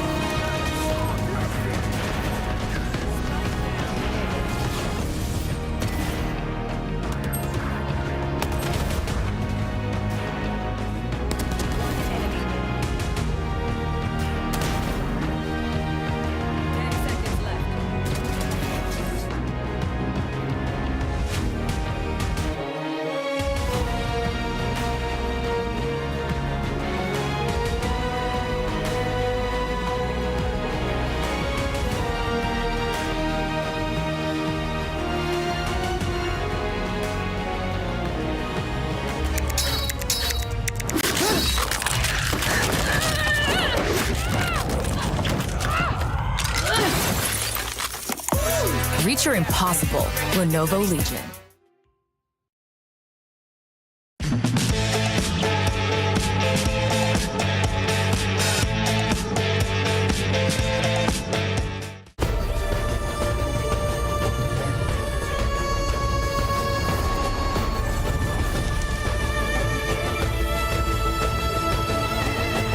This land is calling.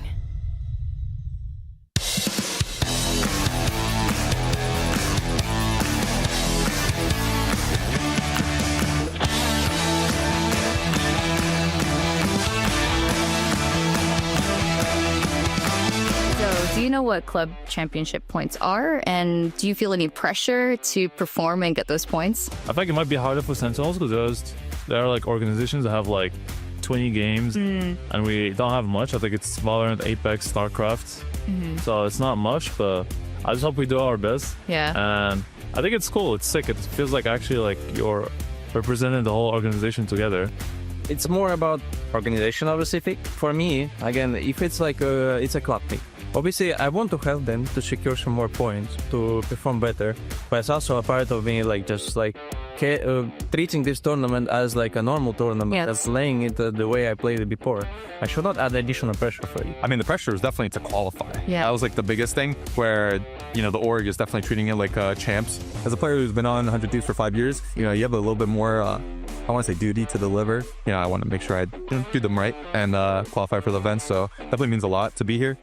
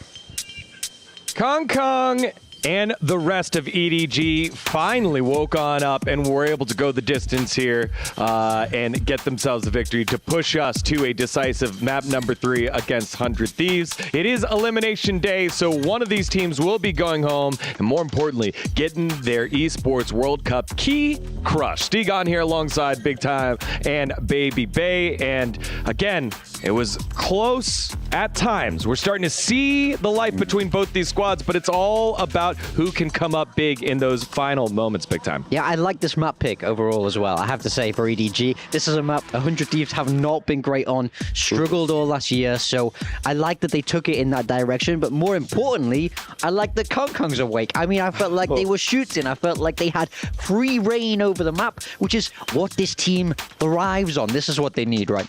Yeah, I mean, they saw his performance on Haven and were like, yo, I think we got to step it up a little bit for the man. But yeah, I mean, it wasn't just operator gameplay here, right? It was the neon slides, great use of the ultimates that ultimately ended up pushing EDG over the edge. Yeah, it's so fast, it's in your face. This is the kind of thing China is known for, and especially this man going absolutely crazy. I mean, he's a hero of Chinese Valorant, a world champion, and obviously he's not content with going home early in EWC. Yeah, baby, I think it was at halftime when you saw him pop off and then just this smile and grin like came back into life and brought EDG with it. We love Kong Kong because of how he's kind of altered and warped what was possible within Valorant. Yeah, he's always been that showman. That's kind of what set it up, set it all apart for him. I mean, and look at the impact he's had on other Chinese players. Look at Sui Fat, how he was popping off, you know. And I gotta mention Hao Dong with the standing stuff. But I mean, he's really paved the way for Chinese Valorant to thrive, and to see him kind of get into that zone. I think that's why the rest of his team was just starting to pop off in their own right. Yeah, I mean, I think it also helps that we have that flip side, right? 100 Thieves not being able to put a stop to him. Busio, unfortunately, struggling this game, and he has to be Kong Kong's counterpart on the Cypher. You have to be the one putting a stop to that neon, and he was just way, way ahead in that individual matchup there. Yeah, and if you look at the opposite side, Asuna, after we give him all the praise there in map number 1, Duelist versus Duelist, he was not having the greatest game. I think it was 9 and 17, something like that there for him. So now let's look on over to our final map of the day. It is Ascent. What have we seen so far from Ascent? Because we've gotten a lot of Icebox, we've gotten a lot of Lotus in the first couple days, but now we're moving to Ascent here, Baby Bay. I mean, I think you're going to see some standard compositions out of 100 Thieves, and that'd be same thing for EDG, except one team is going to be running a Killjoy. I'm certain it's going to be 100 Thieves, and the other team's going to be running a Vice. That's EDG. So it's pretty standard across the board, and this is like what's cool about Ascent. It's like your cookie cutter map where whoever has the better macro gameplay, or sometimes it can come down to the Jets if they're really feeling it. That's going to be the difference maker. Yeah, I think that's what, once again, we're looking back to Kong Kong, right? I mean, he really is the star of this team, but he's famed for that operator gameplay, right? That's absolutely where he's at his best. Ascent is textbook. There's so many different plays you can do all the way around that map, especially on that defender side. So once again, it's how well can they set him up for it. I wanted to give you guys some lore. So the last time, like I know I was talking about 2023 a little bit. 100 Thieves in 2023 won map 1. Map 2 went to EDG. Map 3 went 14-12 OT. I mean, we could really see history repeating itself, or EDG breaking that mold as well. And I know it's different rosters, but still, I think this is going to be a banger map. Yeah, and again, today is elimination day. One of these teams will be going home and having their key crushed. Earlier, Sentinels was able to take care of business after a nail-biter 3-map series against XLG Esports, the #1 seed from VCT China, and their key was crushed. Their hopes were crushed as well, as we have some footage of that epic moment. Just kidding. The epic moment will just have to wait. But it did get crushed. I promise it did get crushed. All right, final couple thoughts here as we're going into our final map, 100 Thieves and EDG. Who do you want to step up with? We got 30 seconds. I want EDG. I mean, I'm a fan of China. This is a storied team. Still a lot left to prove after not making Toronto. So I want to see a bounce back here, but I wouldn't mind 100 Thieves either. Hey, listen, I love my duelist. I want the duelist that is taking the more aggressive fights to take this one home for their team. I want to see disruption. I want to see some crazy I don't know, 4K knife plays. I got to see something insane.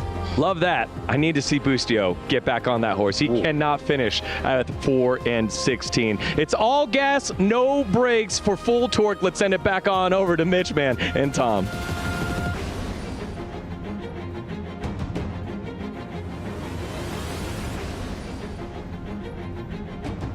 Thank you very much, Degon, and our wonderful analyst desk. You guys are looking great out there today, just like EDG were in that previous map, shutting down a lot of the things that were working for 100 Thieves in the previous. You look at Asuna and getting aggressive early on. It dominated over on Haven. EDG had such a problem on their attack side dealing with it.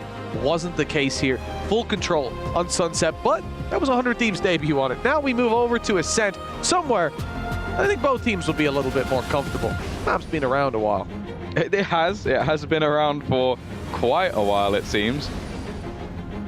And I'm looking forward to what we're going to see here. Of course, the standard jet battle could be the more interesting of the two. Of course, a lot of sort of standardized compositions that have come in, but we did see Chichu at least, I believe last time he played, lean more into the Vice, which I have enjoyed at least seeing a little bit of play of Vice on this map. I think it was Chronicle, right? It was playing it the other day. So, but hey, never mind. We don't have we don't have Vice, but we do have Waylay. Now, I'm not gonna lie to you. I wasn't expecting that. I think the only player that really springs to mind playing the Waylay, or at least that I remember casting, was Miniboo, and it wasn't great. I'll be honest with you. It didn't get, like, at least the slow, when he was throwing the slow, that was kind of cool, but it didn't have that much success. Well, it worked once, actually. Correct me if I'm wrong, for the viewers at home, like, Waylay is going to be a little bit different than when we saw Miniboo playing her. The faster pull-out time for the weapons, the stun, I think radius is bigger as well. And this will be somewhere that, I guess, Kankan could thrive. You think about how fast he's been getting into those angles, sliding in with the Neon, well, you're going to see the same kind of thing here. And also, I think the Refract, which is the teleport that you can place and then recall yourself to, it's now more similar, unless I'm mistaken, to the chamber recall. So the time that you have to be taken down after you press the key is very, very short now. So your invulnerability starts much earlier. I think for EDG, it's an interesting look. And hell, I'm certainly behind it. If Kankan can be activated, I mean, he has been here the entire series. The first map was a struggle. They got there 13-11 in the end. Obviously, EDG lost that map, but it was a hell of a climb back. And I think coming into this one, my eyes are on Asuna, who was shut down a lot in the previous, Cryo, who did decent, and on the Jet, we expect to be putting up numbers. But Kankan, no matter what happens, I think he will. Yeah, well, that's the thing. If you want to see anybody play this agent, you want to see some of the best duelists in the world, someone who can play these very aggressive roles. I think in EMEA, at least, we saw quite a bit of camo pulling out this agent, and it can definitely work. I think there's a lot of sort of angles that you can get into that normally you won't be able to make, those sort of like that space being garnered. I think as well, the saturate as an ability is something that I think works as almost like a stun that you can throw yourself. So it's definitely an interesting one, and I think with what we see with these sort of Jet setups, it actually opens up more doors because you can get way further into position. So there, it's one hell of a time to bring it out for EDG. We'll see if it works. Yeah, exactly as you said, it is a bit of a bold move at this stage of the game. Elimination on the line for whichever team drops the ball here. This is the lower bracket run, and that means that their key standing in front of the players on the stage now. At least one of those will be crushed before the day is over. EDG on the attack. The B site under pressure. Smoke flash already down, and here he goes. Kankan on his way, and Boostio's caught him. Yeah, the open up. The Smoggy immediately there with the trade. In fact, Boostio's gone down alongside, and Chichu just waiting. Those mid-lurks on Sunset were a real problem for the side of 100 Thieves, and it seems like that is going to be a repetitive theme for them. With him just holding that ground. Arsena now on a slightly more passive agent of the KO. Nice couple of shots to start, but there are so many more to find and so little time to try and do. He's hit another dink. It's a nice amount of headshots, unfortunately only rewarded with a singular kill. And back to winning ways, it is EDG with the first under their belt. Yeah, Chichu's been having a wonderful performance. I think you look on the other side, this is a really rough series for Boostio. I think on Haven, 0-4 in opening duels. I think the previous map, 4 duels at all that went his way. Like, he has been shut down, and by contrast, the map control that they've had on the attack side because of Chichu, the punishment on some of those rotations, the defensive solo side holds, he has been leading the way, at least in some of the rounds. Overall, it has been Con, but yeah, no one's surprised by that. He's first of the other players. Exactly, yeah. To be honest, that's always something I feel with EDG. I think that at least, again, in the champs run, that Chichu sort of got his flowers. Like people, you realize how good this guy actually is, but it's always going to be difficult when the guy who's most of the time just doing these crazy aggressive rounds, winning them, gets MVP and sings a song. Like, you're not going to be, you're not going to stand out more than that guy. Also has some of the most poetic lines I've ever heard, and stood up and did the sniper. Like, the cool guy, that's all I could say. And well, he started off this round with a bang as well. We've seen them take quite a bit of damage in some of these rounds, so I'm sure EDG would love a clean one. I guess who's waiting for that rotation play? It is, of course, Chichu. Nobody's coming in to help him out. Might be needed for the trade. Cryo on just 9 HP. Recovered a rifle, but he is not long for this world. Okay. Does get another before falling. But that's one rifle lost. It is 1 lost, 3 carried forward, though. Not going to be the end of the world, and that is the key that's under threat in the 100 Thieves camp. Yeah, at least dropping 1 means that maybe they're not going to come in with all 5 rifles for the next round, so... Or they'll have to gamble it. Either way, it's definitely better than nothing. Yeah, of course, for both of these squads, they are the clubs that are also fighting for that massive prize pool that could contribute to all of the other esports as well, so... becoming one of the first teams to get your key crush and not earning the points that will help to that leaderboard is not something that either of these teams will want, but also they're both gunning for their own trophy. Xander, what a start he's had in this round. That's absolute destruction. They barely make it out of the choke, and the one player that did was dealt with immediately. He was a shining light on the last map, and it seems like he's not going anywhere. He was even hit by the Waylay stun and manages to connect those beautiful final 2 kills as well. Great timing on the spray. That's got to be frustrating for nobody. Con not quite able to convert that pickup, hoping his teammates would at least find him, but coming out of that smoke, well, they didn't make it very far. 100 Thieves, there's the vibe check. They're looking good. Operator in play for Cryo as well, and that could definitely be where things take a turn for the better for this squad. He's going straight in for this mid aggression. No dash even activated just yet, and it looks like nobody is just about to walk into him. In fact, it was ZJC who backstepped a little too early. Didn't have the information over middle. Again, something that we've noted with EDG, especially on the first map, was they love those sort of set play executions and sort of feeling out the map and then falling back to one side. And when they were being pushed and pressured by 100 Thieves, that was when they really struggled. Well, the set play didn't work in the last round, and they've been pushed on this round. So both those sort of win conditions for 100 Thieves are in play. Now they have to make sure they clean this close angle. Kankan's dashed over the top, but he is yet to be spotted. That's a freebie, at least for 1, but the trade back is there, keeping things at least in a workable position. However, the defense do have an advantage. Well, it's not over till Kankan's dealt with, and Asuna, he thought that space was clear, was theirs, but not even close. Kankan's double has got them a plant and an advantage. Now in a 2 versus 1. And Xander, the player who picked up that 4K in the previous, has to pull off the 1v2 clutch. He's already been spotted. And as you said, Kankan has the ultimate. Could think about deploying it here as soon as they hear those steps, those boots on the ground. Spotted by the cam as well. Time ticking away.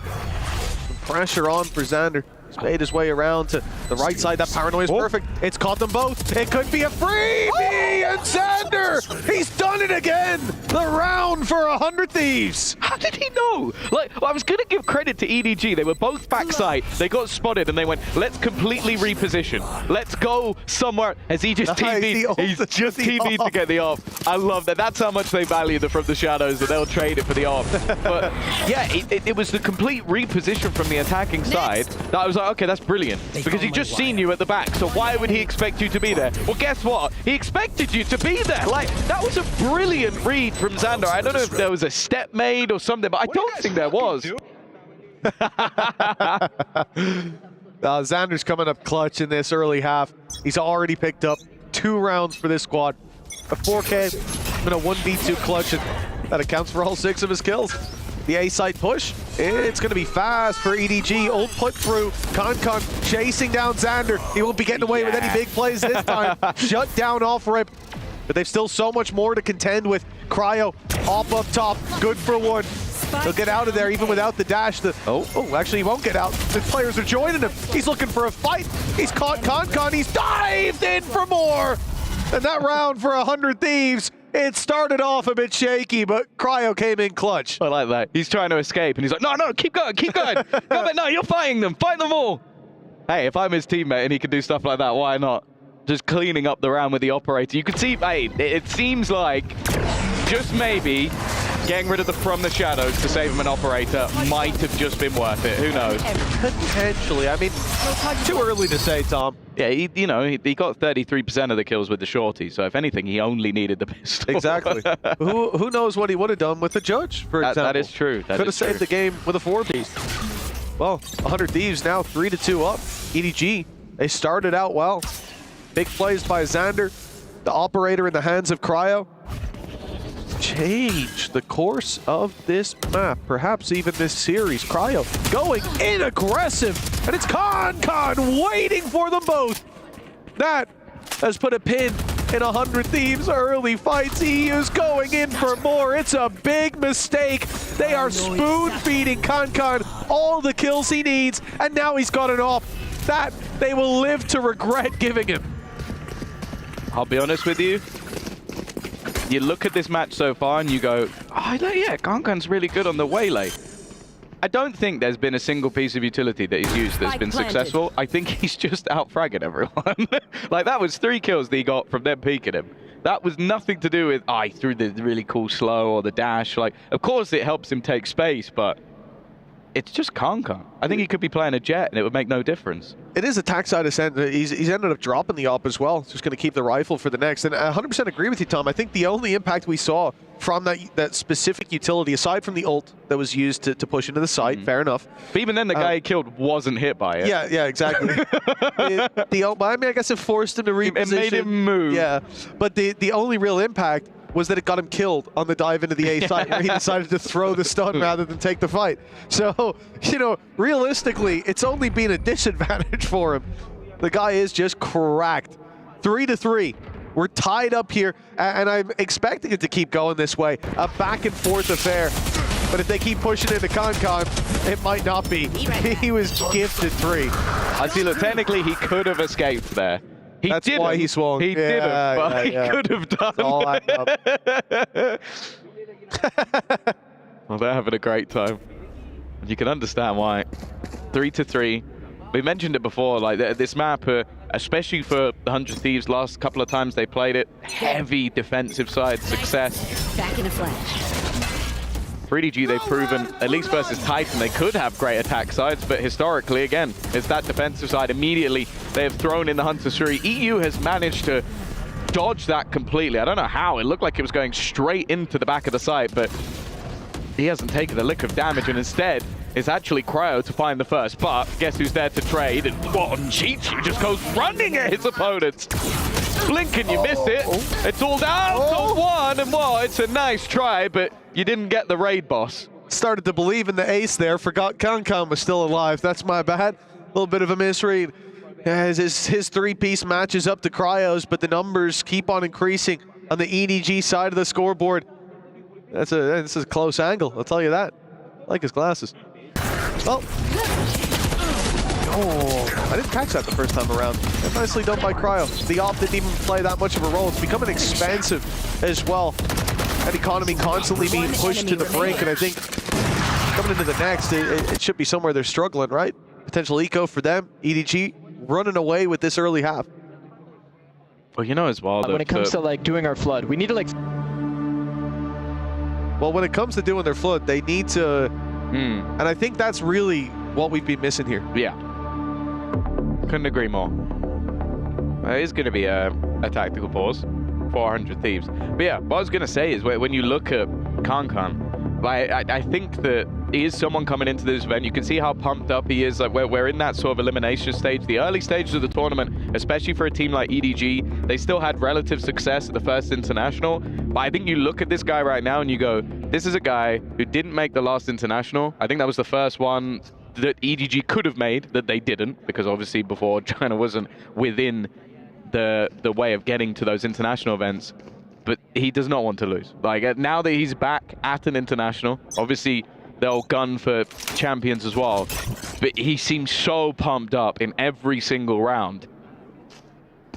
And well, of course, for EDG, the pressure is on. They have a nation at their back, one that was very proud when they took champions home, but of course they're gunning for more. Towards the A site we go. Pistols in play, but Cryo's in the right spot to get Smoggy on the TP. Kankan makes up for it with a quick pick, and nobody cheats you, so they follow suit. It's all pistols. The rifle recovered by EU, but he doesn't get much more than the one, and so Boostio is left all alone. Spotted out by Kankan as he tries to retrieve a weapon, and it's an immediate punish on 100 Thieves. But like we said, that was a low buy, that was the pistols. This is a round that EDG earned with their previous. Now's the real challenge. 2 ults. Like they immediately pop both of them. I do think part of that is just respect for 100 Thieves, because 100 Thieves have been so good at the low buys. Like their pistols, shotguns, like ult rounds have been disgusting. So I think that was just a moment where EDG went, look, if we use null command and then the convergence path, they're not winning the round. They have no utility, and they should be set. Now, I'll be honest, I don't think the convergence path hit anyone again. But we'll ignore that, because it's fine when Kankan can build it up every 3 rounds. It did force a player to move, who then got a kill.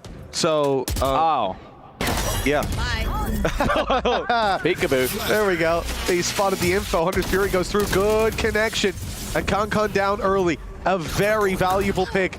A scalp taken, who's almost got as many kills as the rest of his team combined. Nobody down and out. Damage done to ZJC and Smoggy with the Hunter's Fury.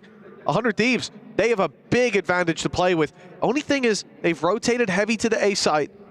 Based on what we're seeing here, EDG may still walk into them. Darn, but it's been the one player you really haven't wanted to face off against on this 100 Thieves side over the last couple of maps.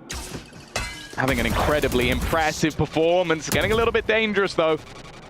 Back to a 2v2. I have the spike. He's going to be able to get out of there and retrieve the spike. Now, they have already cleared the majority of middle. The B site's being looked upon, and it seems like they already have... Well, they definitely have all the information, because you don't run through a site like this if you don't. Yeah, Chichu got all that space for them. Spike planted. EU and Cryo have to retake op in hand for Cryo. In terms of utility to break back through, they don't have their drone, probably have to wait for the reveal to come on. That's just come on now. So they've at least got that to move towards the site. It's Chichu stood in this alleyway waiting for the peek. If EU can find this, they've got a good chance. He's at least avoided the danger at the start. Reveal pops, and here goes Cryo, but they're ready. Each fight taken and each fight won. EDG, they bounce back. Again, that start of the round was perfect for 100 Thieves. They came crumbling down, and that's a lot of momentum, a lot of wind in the sails of EDG. Yeah, they seem to do very well when it comes to playing around that Hunter's Fury with the setup. But yeah, I feel like that was the turnaround moment. Just Smoggy being able to find that pick, secures control of the spike at that, and then is able to just rotate into the B site that the lurk of Chichu has already found. We've been highlighting a lot the impact of Kankan, but his wingman has been Chichu, just those late lurks, catching rotations, making sure that any attempt to support whichever site they decide to hit. Okay, obviously it's only a pistol for Cryo, but I don't think about what gun he had there. He didn't get a second to breathe. I think, again, looking at that previous, you just have to highlight that, you know, Boostio, he's getting diffed by Chichu when it comes to those late round lurk ups. Chichu's having all the impact in the world, and right there, losing Boostio, losing all that utility on the B site, that's what gave them an easy route in and an easy plant. The man who was standing up to start this series out is being sat down a little bit. I love that. Con gets in, uses the util to stun them up, and then TP's right back out. He's got info. He knows one was playing up close. Xander's already been dealt with. EU trades, places, classic out. It's a brave play, and nobody punishes. Doubles up as well. Oh, that looked like there was some real opportunity, but in the end, it will go the way of EDG as per usual. Chichu with the late lurk to close out the round. Yeah, this is now, I'd say it's past dangerous territory for 100 Thieves. So you've had a lights out attack half. Your defensive half in the last 2 games versus MIBR and NRG have been your better by a considerable margin. In games that ended up being 13-9, 13-10, they are struggling, and they're going to use the pause once again. Like, try and get themselves back into this match, because I think if they don't get back to 5, they're going to have a mammoth attack side. And more importantly, you're then looking at the defensive side of EDG and go, okay, that's going to have to be rough. And I do not believe that's going to happen. No. The only time we've seen weakness from them was the first half of this series. Yeah. The attack side of Haven. Yes, exactly. They were slow to start. They were looking like the same team that played Gen G. But now, a completely different flavor to what EDG are putting out there. And 100 Thieves are struggling to deal with it, even in rounds where they take Con down, where they have advantages to build on, where they have massive damage dealt by ultimates, by rifles, or anything in between. Failing on the trades, failing to keep that late space. It feels like there's always a door open to welcome EDG back into the round. So far, at least. This timeout, hopefully we'll see something change. Or 100 Thieves will be joining G2 with their key crushed and another America's team out of the running. Yeah. XOG have fallen the same way. Of course, that is the brutality of this stage. 4 teams will lose their key as the rest go marching on. Deciders tomorrow and then the playoffs after that. Cryo already under serious pressure, but Xander again has dealt with the menace that has been Kankan. The executions onto this A site haven't had nearly as much success because of that. And you can see from the other side of the map in the form of Boostio, he goes, you know what, I don't want that smoke. I'm just going to make sure that while my team have managed to successfully defend A, I am not letting them near B. I mean, that came off a single alarm bot being tripped. Killjoy ult, and it's a good job too. It bought time for EU to come into play. EDG looking to execute through as 3. 2-man disadvantage to play with. Should be the round that 100 Thieves finally get on the board. Cryo's on his walk through. Boostio's got the wall bang. This is it. This is 100 Thieves back in the saddle with Chichu falling. Boostio, solid round from him. That's what we needed to see. The ult helping out, buying time, and he's there to fight alongside his squad. Still possible for a 7-5 half.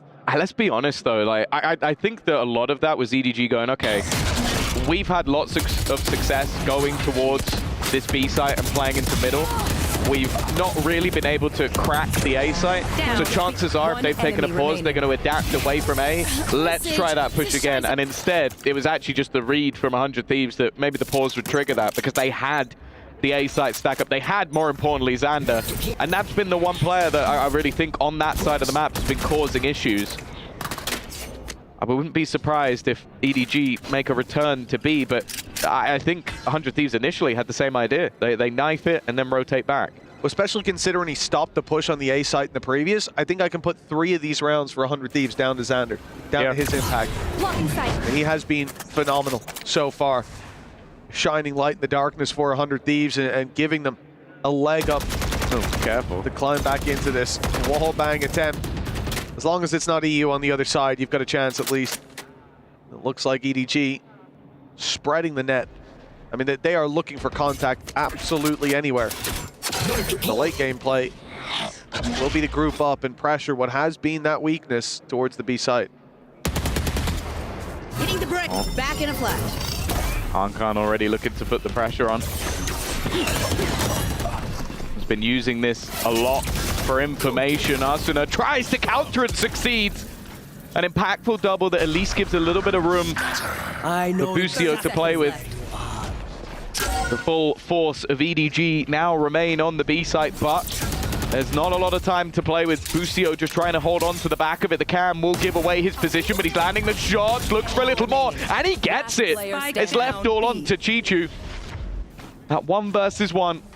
And it's Xander up against him. You mentioned the amount of rounds this man has won for his team almost individually. He is slowly sneaking his way and spots his opponent. It's another clutch, and it's another round for 100 Thieves. They will at least bring it back to 5. Well, Xander is the guy to close out the round, but you got to put your hands together for Busio there. He's had a really rough map, started to come online towards the end, and that's given 100 Thieves a chance.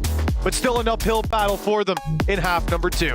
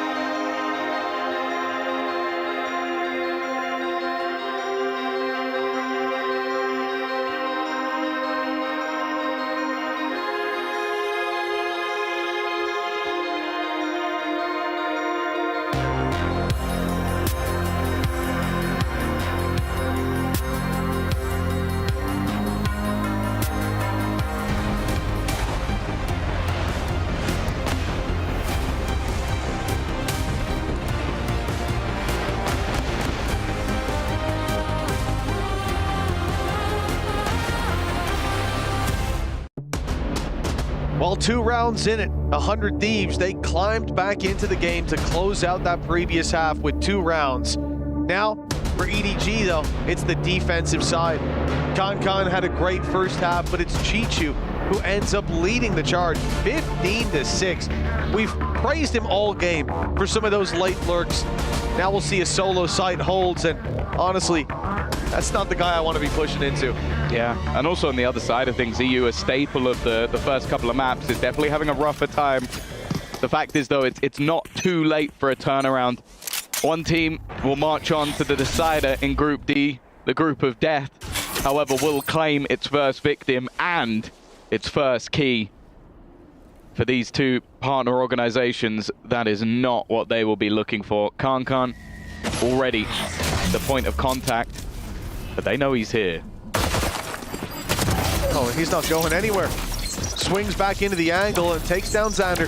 Smoggy with the paranoia ready, buys a little bit more time, and they're worried about that short crunch. This is a much more direct play from 100 Thieves. A pistol here to put them right back into the game. Level things up, and I like that they're not just going to dive into that A site. The rotations have already come in, but they'll have to contend with nobody, having pushed all the way through B. Just like Sunset all over again. Like, he was just taking ridiculous amounts of control. Yeah. And a lot of it did feel like, as you said, like the lack of, well, for better word, Chichu, it was because they didn't have that same impact on the lurk. The thing is, though, they're actually going to go splitting back in the other direction. So he hasn't been able to see almost 30 anything, seconds left. but it has still left multiple players to defend. There's that JC closing the door. They know he's up close. Dealing with him still costs another player. It's keeping numbers even. Smoggy blinded up. They'll make their way towards the site. Chichu swings. Smoggy does too, but they both fall at the hands of Boostio. A sliver of health left for him, and nobody in the 1 versus 1. Shock Dart is good. It's tagged him up heavy and hard. 25 HP, and the reveal gives nobody all the information. He knows now that player is boxed in, and he even backs off. He's playing mind games with EU, hoping that he'll push out into the open, give him the opportunity.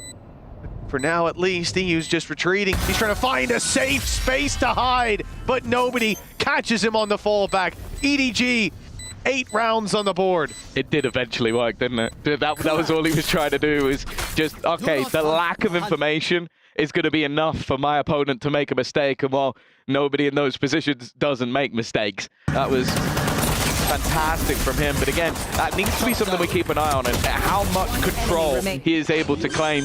It is Boostio to have a huge round individually, but unfortunately, it just wasn't enough for them to get that one over the line, and we mentioned it, that a lot of the time when there's been success on this map for 100 Thieves, it's been on that defense. A pistol round really would have been nice.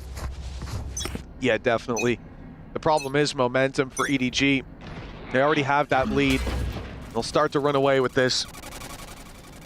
The 3-round gap about to extend unless these pistols can work a bit of a miracle. A Paranoia might have caught some of them, but the problem is it didn't catch Concon. That's probably the player you want to blind the most. Easy closeout. Boostio does well to find one, but it's the Concon show for the triple. Little bit of damage done, but 9-5 nonetheless.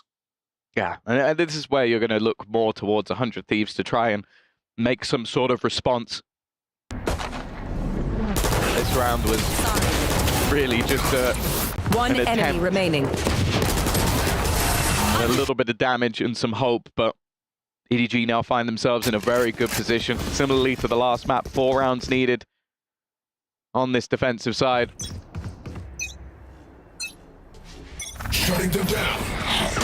But this fight is not the best. A couple of Sheriffs, Guardian, and some Bulldogs. Definitely more of a bonus round, as the next is where we expect to see the proper weaponry come into play. Maybe even the operator could be dropped over for Concon, which we've already seen it across the last couple of maps. When he has the op, it really is a different gravy, and when he's playing that Waylay and has the chance to retreat after the first shot, I wouldn't like to be against it. That's definitely dangerous.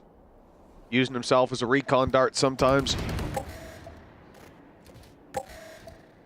Others just going in to cause some problems with the stun. I don't think we've seen them too often be set up for those fights to use the fallback, but definitely could by the end of this. If EDG win this round, I think that is the beginning of the end. We're well on the path, the home stretch. The 100 Thieves being understandably very cautious. Still, the site they're going towards has 3 players on it. Nobody's already found the first. He's followed up with more. The Guardian doing so much work here for EDG. Paranoia's good. Asuna does manage to make it out unscathed, but nobody's 4! And so close to the ace. Still, he's done enough. They had 2 Bulldogs, 1 Guardian, and pistols, and the 1 Guardian probably should have got the ace, I'll be honest. I think the last kill was the easiest of the lot, but the game can be a cruel mistress sometimes. Just immediate couple of openers. That was already bad enough for 100 Thieves, but this may have just been the nail in the coffin. So clean with that Guardian. And while yeah, it's a good round, but desperately close. Their key is looking shiny, but more importantly, it's looking safe. Yeah, it certainly is. The Crusher is calling out to the 100 Thieves key. 5-10. EDG on double the rounds, and 100 Thieves on an eco. Moving towards the B site by the looks of things, and if they bring it there, it's Concon and it's Chichu that you'll have to get past. That is not an ideal scenario. At least for now, they're going to try to work that mid control, but you know, you're working with Sheriffs. It's not somewhere that you're going to go pushing out to in the late game. Indeed, they move back towards B main, which means past the trips, past Chichu, and then dealing with Concon, who is hiding on the back of the B side in Boathouse.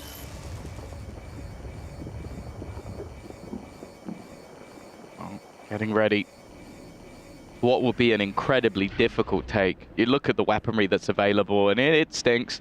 Maybe the Hunter's Fury can pad the gap a little bit, but it's just whether or not he decides to spam it directly into the backside. It has been utilized. Chichu's gone down, but there is a second threat that they need to deal with, and the Hunter's Fury hasn't connected, at least just yet.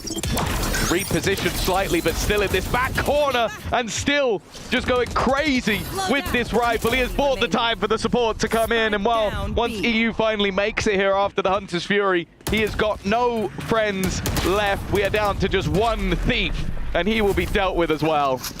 I like that attempt from Concon too, trying to use the refract to dodge the Hunter's Fury. He still gets hit by it, but the quick reposition grabs him one more. The stun not even needed. Nobody was quickly flooding back in. You see it here. He picks up an easy double knowing there's a player in that corner. The one pick that they found, not even nearly enough, and that's the problem. They didn't know going in there that, you know, the two strongest players here on this map for EDG so far were the two they were trying to get past. And now it all comes down to this, a rifle round that the last chance for 100 Thieves to start the comeback that they need. 6 rounds behind their opposition. EDG just needing 2 with all credits on the line for the attackers. He's going. Oh, they have got to be so careful. They've definitely spotted him, and of course that means the escape, but instead it's Cryo to at least be able to find a couple back. Give them the man advantage for this round. He's one off a Blade Storm. Concon's going to go for it again. This time he doesn't have the utility to keep him safe, and well, eventually will go down, but nobody is still available. And now going to look to double back in towards this B side. Timing's going to be everything. There's a chance that nobody could catch him instead. Hearing the TP across, maybe a little bit wary that that could have been an attempt to bait him. Instead, he might actually just get himself the 1v1s. It seems like Boostio will get into position. Yeah, they're lined up nicely now. On Boostio's contact, Xander will swing. The reactions needed for nobody to get away with this, or Surreal. Reveal goes out. Oh, it was so close. But Xander, always reliable for 100 Thieves. He'll lock in the 6th round. So many more needed, though. Yes. Like, every single time I've seen one of their players in a clutch scenario, and probably Xander on the other side, there's a level of belief. Well, you can see the level of belief from Concon. The fact that he's just running dry through smoke to try and end this game as quickly as possible. Maybe it will be their undoing, but I have a feeling eventually, one of those times it will work. 5 rounds the difference. Get out of my way! A mammoth attack side needed from 100 Thieves, something we haven't seen from them throughout this EWC, including the qualifiers on this map. Oh, Cryo gonna have himself the Blade Storm. Ever present, ever dangerous. They are pushing into what is the weaker site as of now, if you can call it that, with Chichu and nobody in close proximity. You should run. Well, that should at least save them a bit of bother. Chichu forced out of this site as the lockdown stands strong. The dash in Cryo clears all the space, and a plant can now be found on the back of the site. But in the meantime, hello? He's just taken Xander down through the wall. Looking for a little more, tagged up heavy at least. But the players using the smoke to get on out. EDG flooding back towards the switch and landing themselves a few. Nobody with 2 keeps the advantage in their favor. Concon has ultimate, and it's going to be put through. Cryo forced into the open. He gets a free kill. And ZJC with it all to do. But it's only 1. Asuna, he knows where he is. The nade is good. Ooh, he's just gotten past it, though. And ZJC's not ready for that. A 3-piece from Asuna. An 11-7 as a result. 4 rounds between them. The problem here is, though, Tom, these rounds are becoming incredibly close, and it feels like EDG are always just 1 shot away from putting 12 on the board. Solid opener. 1 enemy remaining. But I really like the re-aggression. I think they had that realization that the convergence path was coming, and with that site being so tight, there's really not a lot of places you can stand where you won't get stunned. So they played ahead of it, gave them the only chance they had, and while Arsenal took that chance with both hands, they still are yet to break the bank of EDG, but the next round will do it. That would get them within just 2 from a game that was looking done. A round victory here might just ignite the fire of 100 Thieves and put the reigning champions at risk.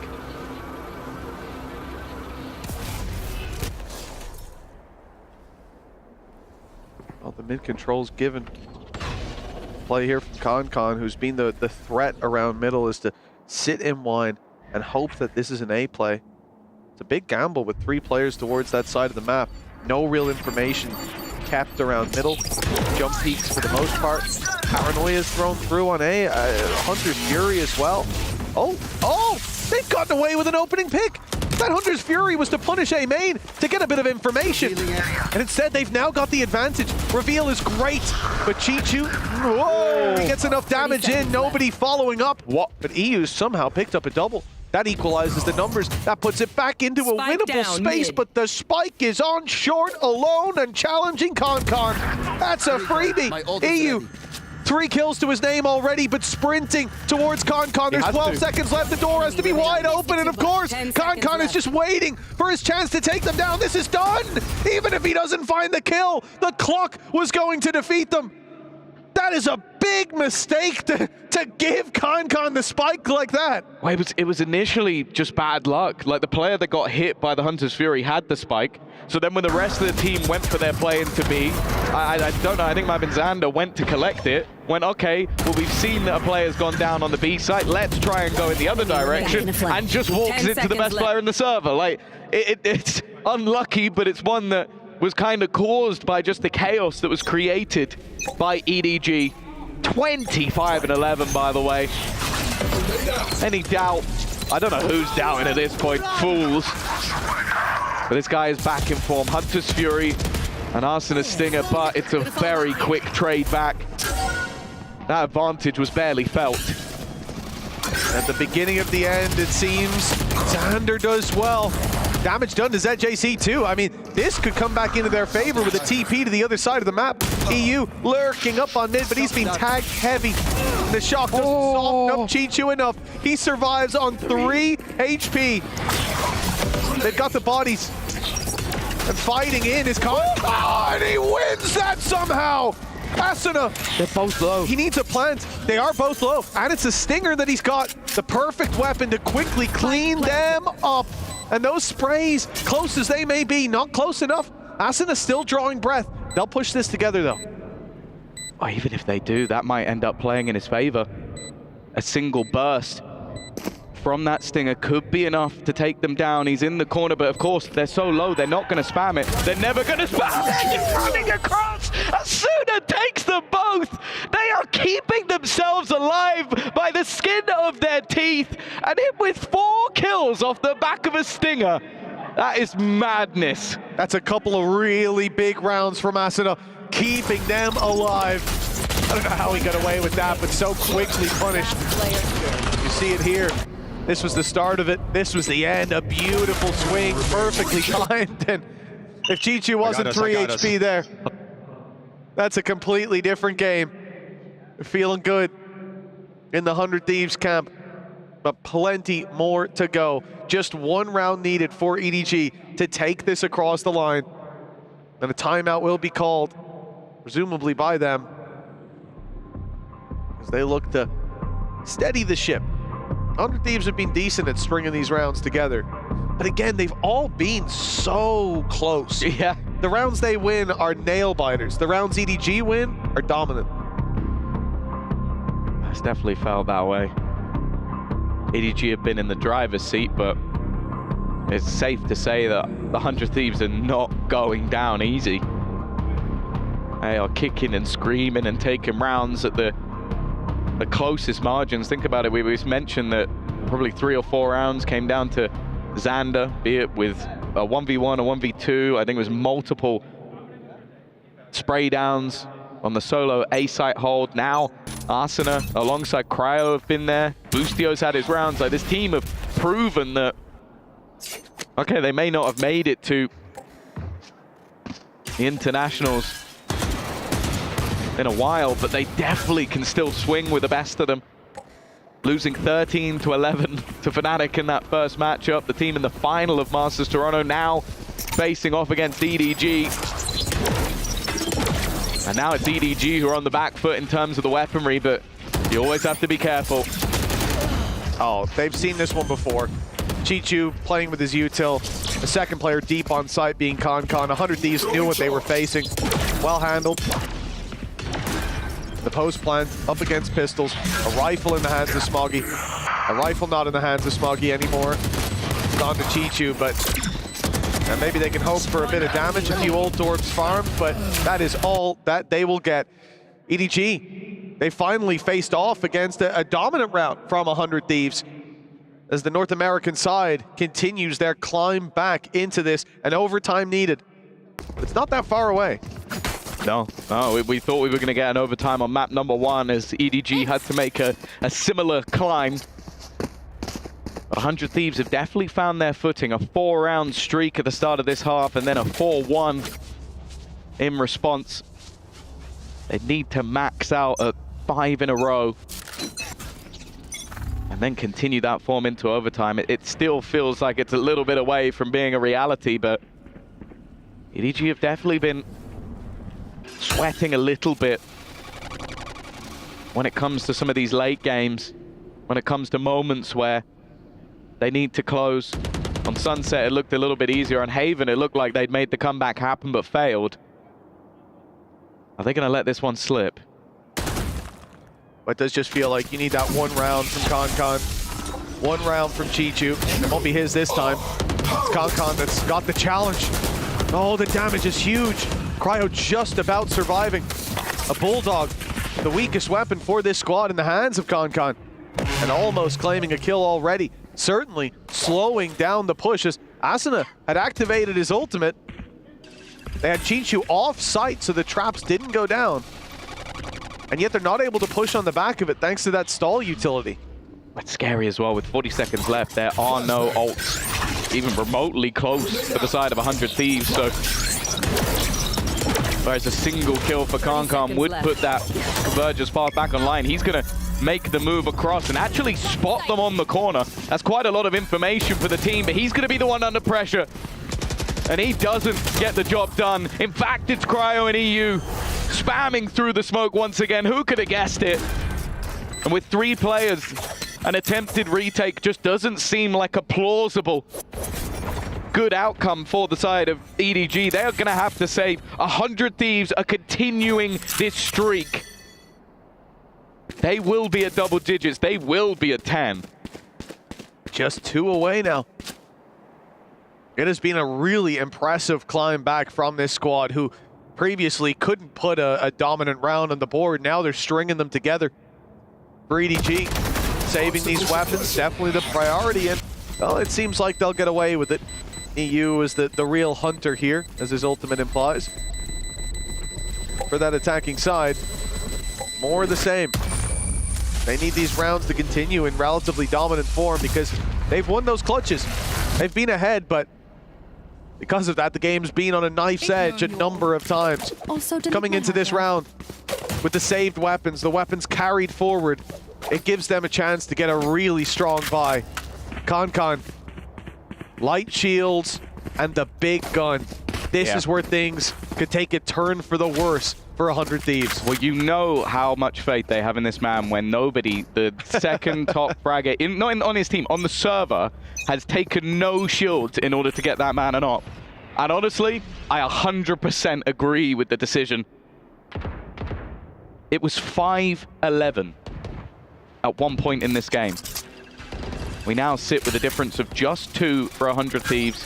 A victory here would be big problems economically for EDG and potentially give us an overtime that could send the 2024 champions out of the tournament in dead last. Kankan, though, stands between them, but again, he's gone down first. Cryo has dealt with him 2 rounds in a row. And what was a heavy investment into the superstar has come up with nothing. Nobody wishing he had those shields now. The fight seems to be coming Chichu's way. They'll be caught by the trap, but nothing comes of it. Chichu knows, though, that these players are getting close. Both cages up. He's built a wall, an area to defend, but they're about to go down, and he only grabs the one. Smoggy is in there with a double, though. Emerging from heaven, the savior of EDG in this round. EU, a sliver of health, and nobody. He can even end it with that shock dart he had primed in his bow. For EU, this needs to be an unbelievable clutch, and it is unbelievable as EDG take it across the line with a chance for revenge against Gen G. They continue their lower bracket run, and the key of 100 Thieves, despite one hell of a well-fought series, will soon be crushed. It has to feel like a brutal defeat. They came into this tournament in the group of death, and I think you looked at that group of death and went, okay, you've got 2 teams that performed well at the last Masters, the other is a Champions winner, and then you got 100 Thieves. A team with like relative expectations, but realistically, they outperformed them. They gave everyone they played a run for their money. They could have taken down Fnatic, and they very nearly could have taken down EDG, but when it mattered most, this team dug deep. And there is a reason why we call them champions. There is a reason why we still believe they could run it all the way back. Of course, their next matchup is likely to be even tougher, one that they fell to before. But even still, that was a hell of a game, going tooth and nail all the distance, and honestly, the resilience that this 100 Thieves squad showed. I'm excited to see them come back for Americas, because I think that most teams should be watching them and be a little bit worried. For EDG, we were worried when we started this out. Their game against Gen G was a dominant loss, 13-4, and they looked quiet starting this series. Almost bounced back on map number 1, but closed it with a 2-2-1. And now they're primed for revenge with Gen G, their next opponent, to fight for a spot in playoffs. One of the players who drew our eye, who even gave up his shields for Kankan in the final round, was nobody, and he is standing by on the stage with Fancy. Thank you very much, gentlemen. We are here back on stage after an amazing series. It was very close. I have nobody with me from Team EDG for a quick interview. My first question to you, after you guys missed on Toronto, how important is this win for the team's confidence? 我想问你，因为你们今年一年有很多你们战队经历了很多起伏嘛，然后从多伦多到现在，你们这次的胜利对你们整体战队的信心有什么样的影响？我觉得全年有起伏算是很正常的吧，我们去年起伏更大，然后这一场的话算是给我们后面的第2赛段跟冠军赛打了一个基础吧，就是来增加信心的。I think you know it has been a tumultuous year for us, but this win has pretty much laid the foundation for us to be able to continue this hopefully a streak of victories all the way to the championships. Well, fantastic. But I also want to ask, what adjustments did you guys make after dropping the first map? Because that was very, very close. 就是这场，因为你们是相当于是让1追2嘛，当时你们第一场输给这个100T 之后呢，你们当时战队做出了哪些调整呢？我们当时输掉第一场，我们说的是比昨天打得好一点，感觉还不错，应该后面拿下了。Even though we lost the first round, our team's response was, you know what? At least we played much better than yesterday, and we are only going to. I mean, we've hit rock bottom. We've only got upwards to go, so it'll just get better and better, and we'll definitely win it.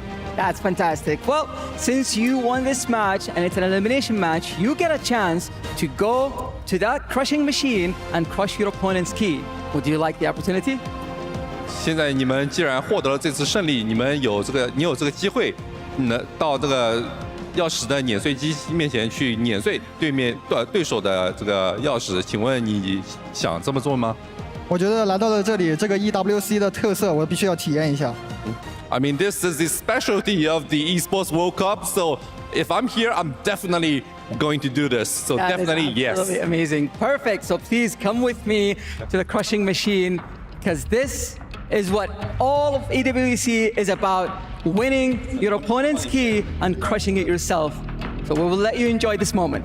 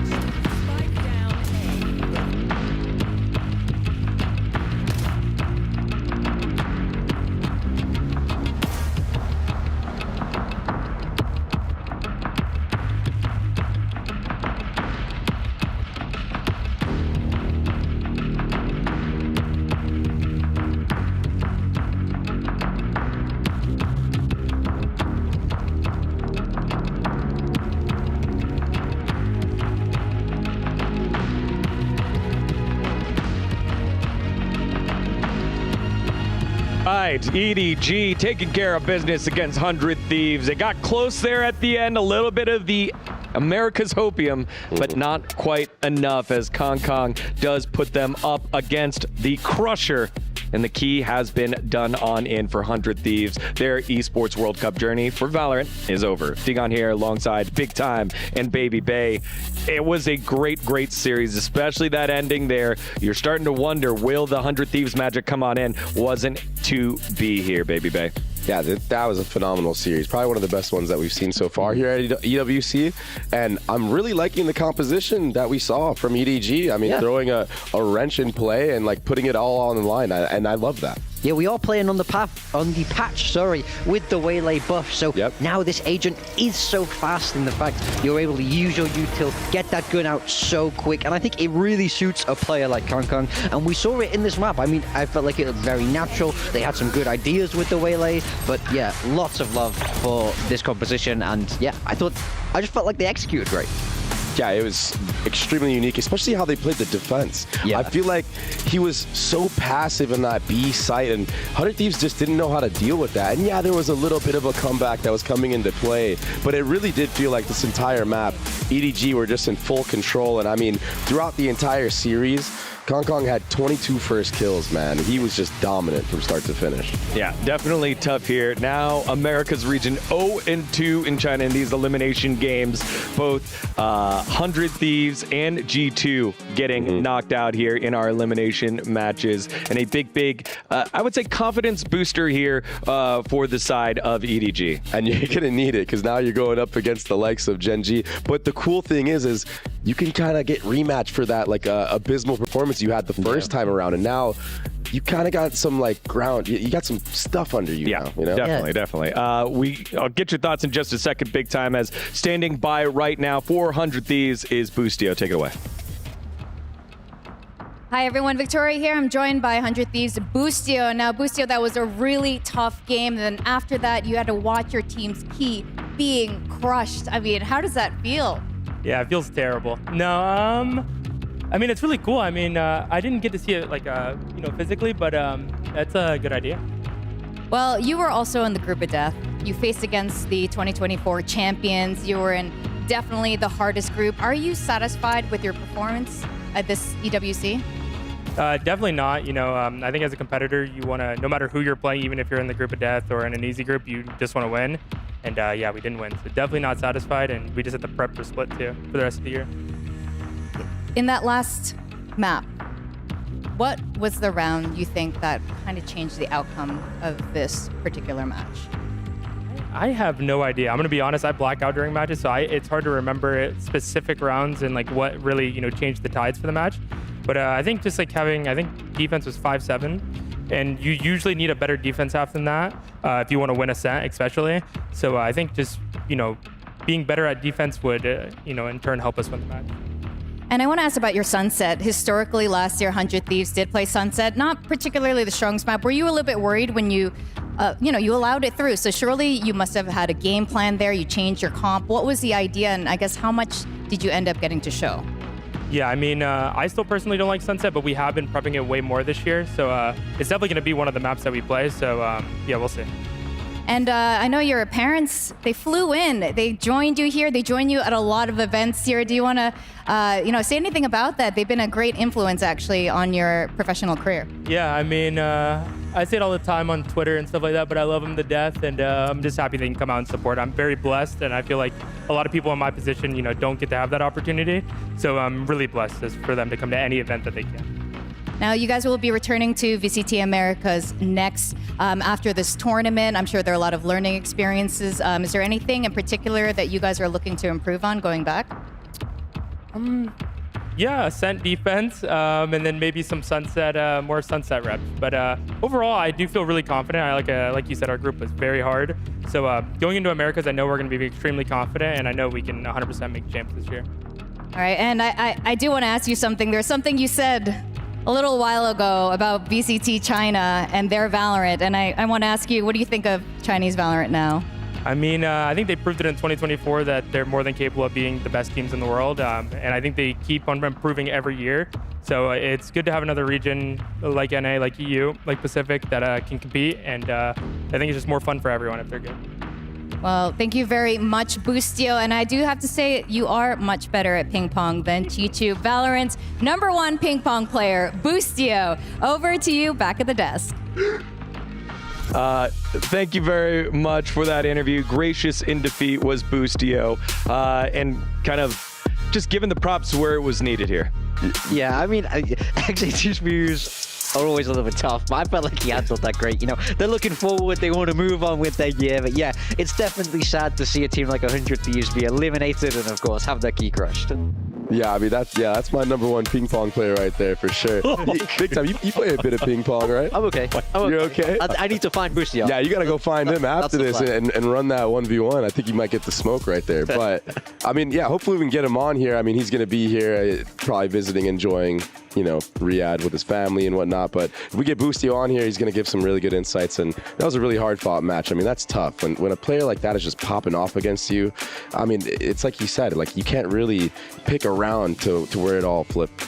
Yeah, that's part of the format and part of Esports World Cup Valorant. It is brutal. You lose 2 series, you're on out. That key gets crushed. We got to hear the pop from the crushing machine as well as we take a look at the brackets after our elimination day #1. In Group A, it was on the bottom side of the bracket. Billy Gaming going up against G2 Esports, and Billy coming out on top. G2 with the substitute, with an opportunity, multiple opportunities to try and close it on out. Billy showed some resilience. We're able to battle back.